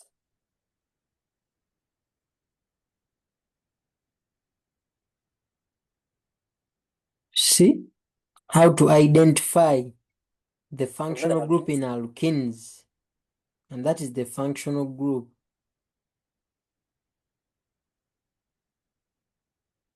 And you need this work, very correct work with no error. So we want to know which reagent is going to identify that these are. I say that equation with unless other. You find time and watch. You see how I wrote the thing? You see the reagent is there, bromine water. Observation, we said it. We had the general equation, if I'm not mistaken. Mark allocation. See? Specific equation, general equation. These are things we have just done. So you saw ozonolysis. You saw that ozonolysis will break that double bond and it will disappear. Those of you. So that is the thing I really want you to watch. You will need it very much. So when you check here, your syllabus book, where is your syllabus book? This one. That bromine water you've been seeing, it is here. I rubbed it off. But are you seeing it here? In purple. Bromine water, it's what you've been watching. So literally, to access that drive, it has all the things. I showed you what I mean by the moment I complete the next 3 alkynes, alkyl halides, benzene and methyl benzene, the syllabus will be done as far as organic is concerned. Those of you who have been attending math, you know probability, we are done. And that's how I'll be saying things. Integration, those who are with me, you know, we got it done. Trust me, the syllabus will get done next holiday. Yes. I don't know what you will do for me. So as I listen to these people, Wilson and Bruce, yes, Wilson and Bruce, you unmute and speak. At the timetable. The timetable, I'm going to work on it after here because I will sleep on Tuesday because I slept yesterday. So I'm going to be sober until Tuesday. So I will post it. Don't worry. It's okay. So you people, those who have been following recordings, you know our website. You go there and see our library. It is that one. Go there, It's create my an account. Yes? Sir, it's my first time. I don't know how to access The what? the library and so on. Oh, are you seeing this? Are you seeing this thing? Yes. mmathonline.com. You're going to go and press it in your Google. Then they will bring for your website. You will see our logo. It will be blue in color. Mm, You first take a screenshot and have my number. But this number I'm of done, mine sir. is for only WhatsApp calls. Because messages are mean to get too many and I may not be in position to respond to all of them. Because we have a lot of work to cover. So you're going to go to Google. You first take that screenshot. Very fast. The website I'm and done. the number of WhatsApp calls. You first I'm see done, this. sir. So you see something like this. Hope you can see the screen. That is our website. So somewhere it has e-library. So the e-library has all books that you need. So you go and access everything. Have you heard? Okay, sir. You see? Simosi Books e-library, physics, chemistry, biology, and math. You press there, get ebooks. So when you press get ebooks, things are there in details.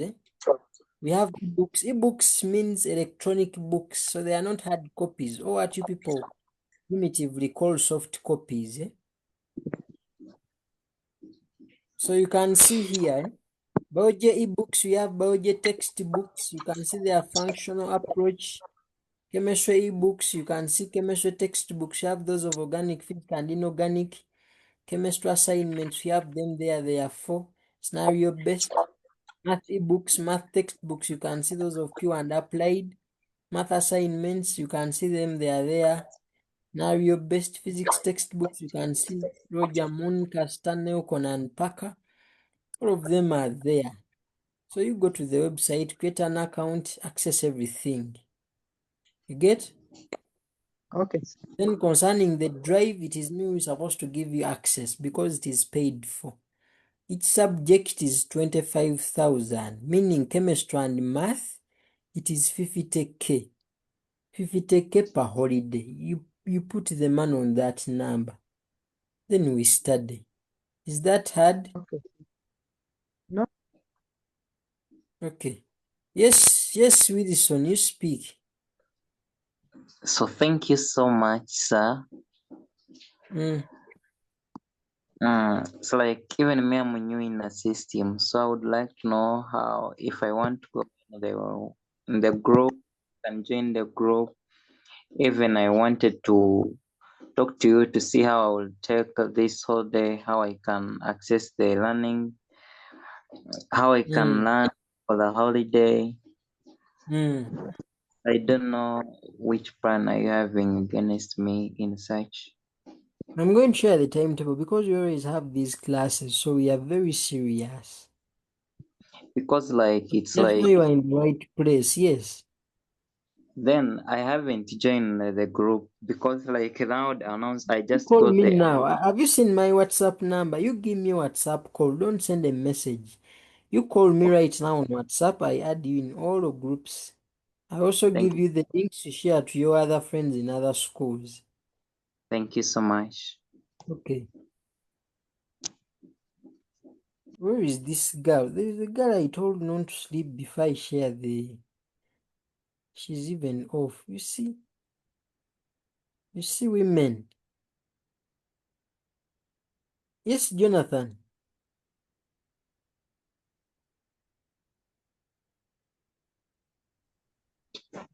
Yes, thank you, Doctor.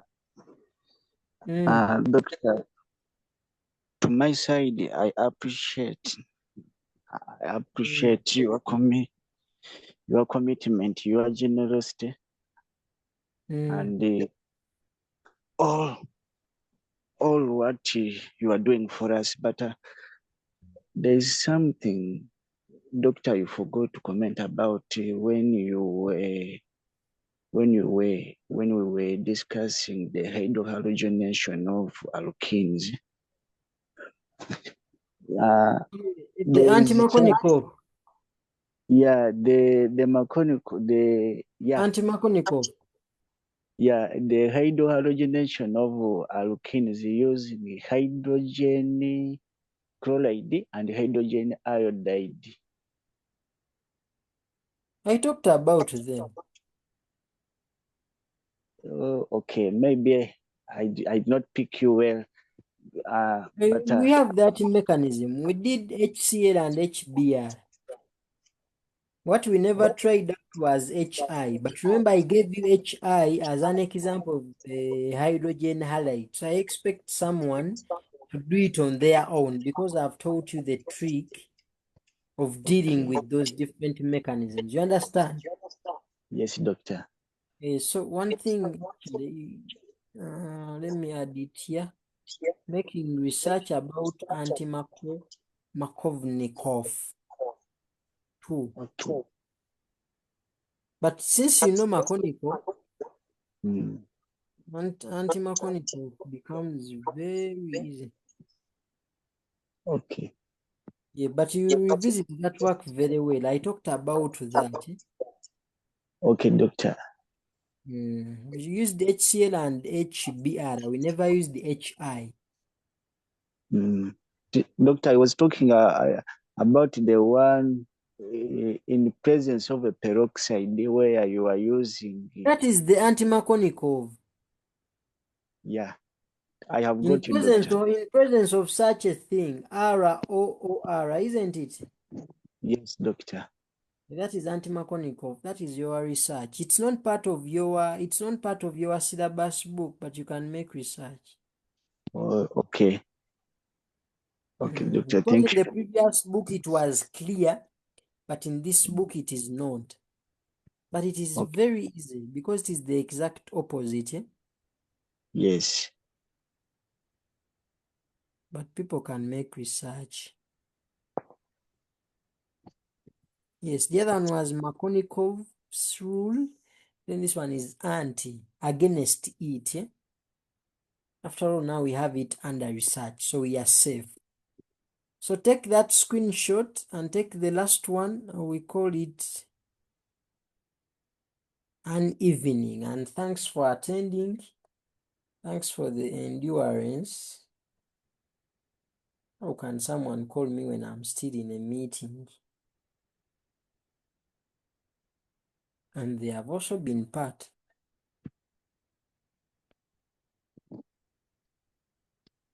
So you people, any other? I know 10 people are dozing. You see, the other people logged off and they have made you miss the free classes.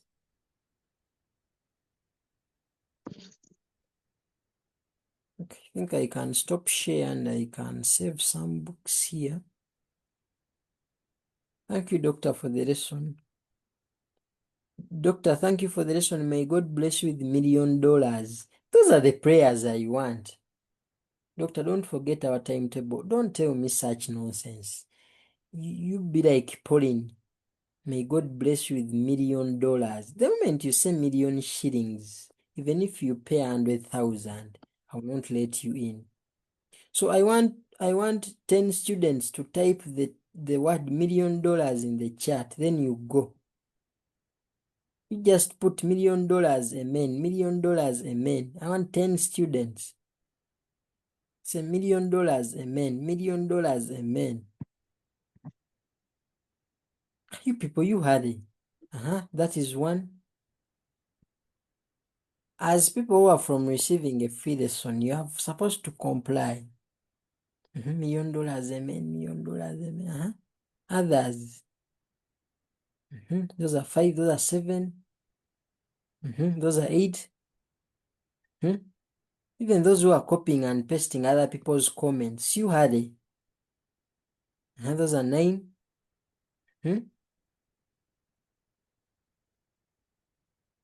Those are 10. You people buy. About what Janet said, we shall talk tomorrow. Okay, Peter, come on WhatsApp.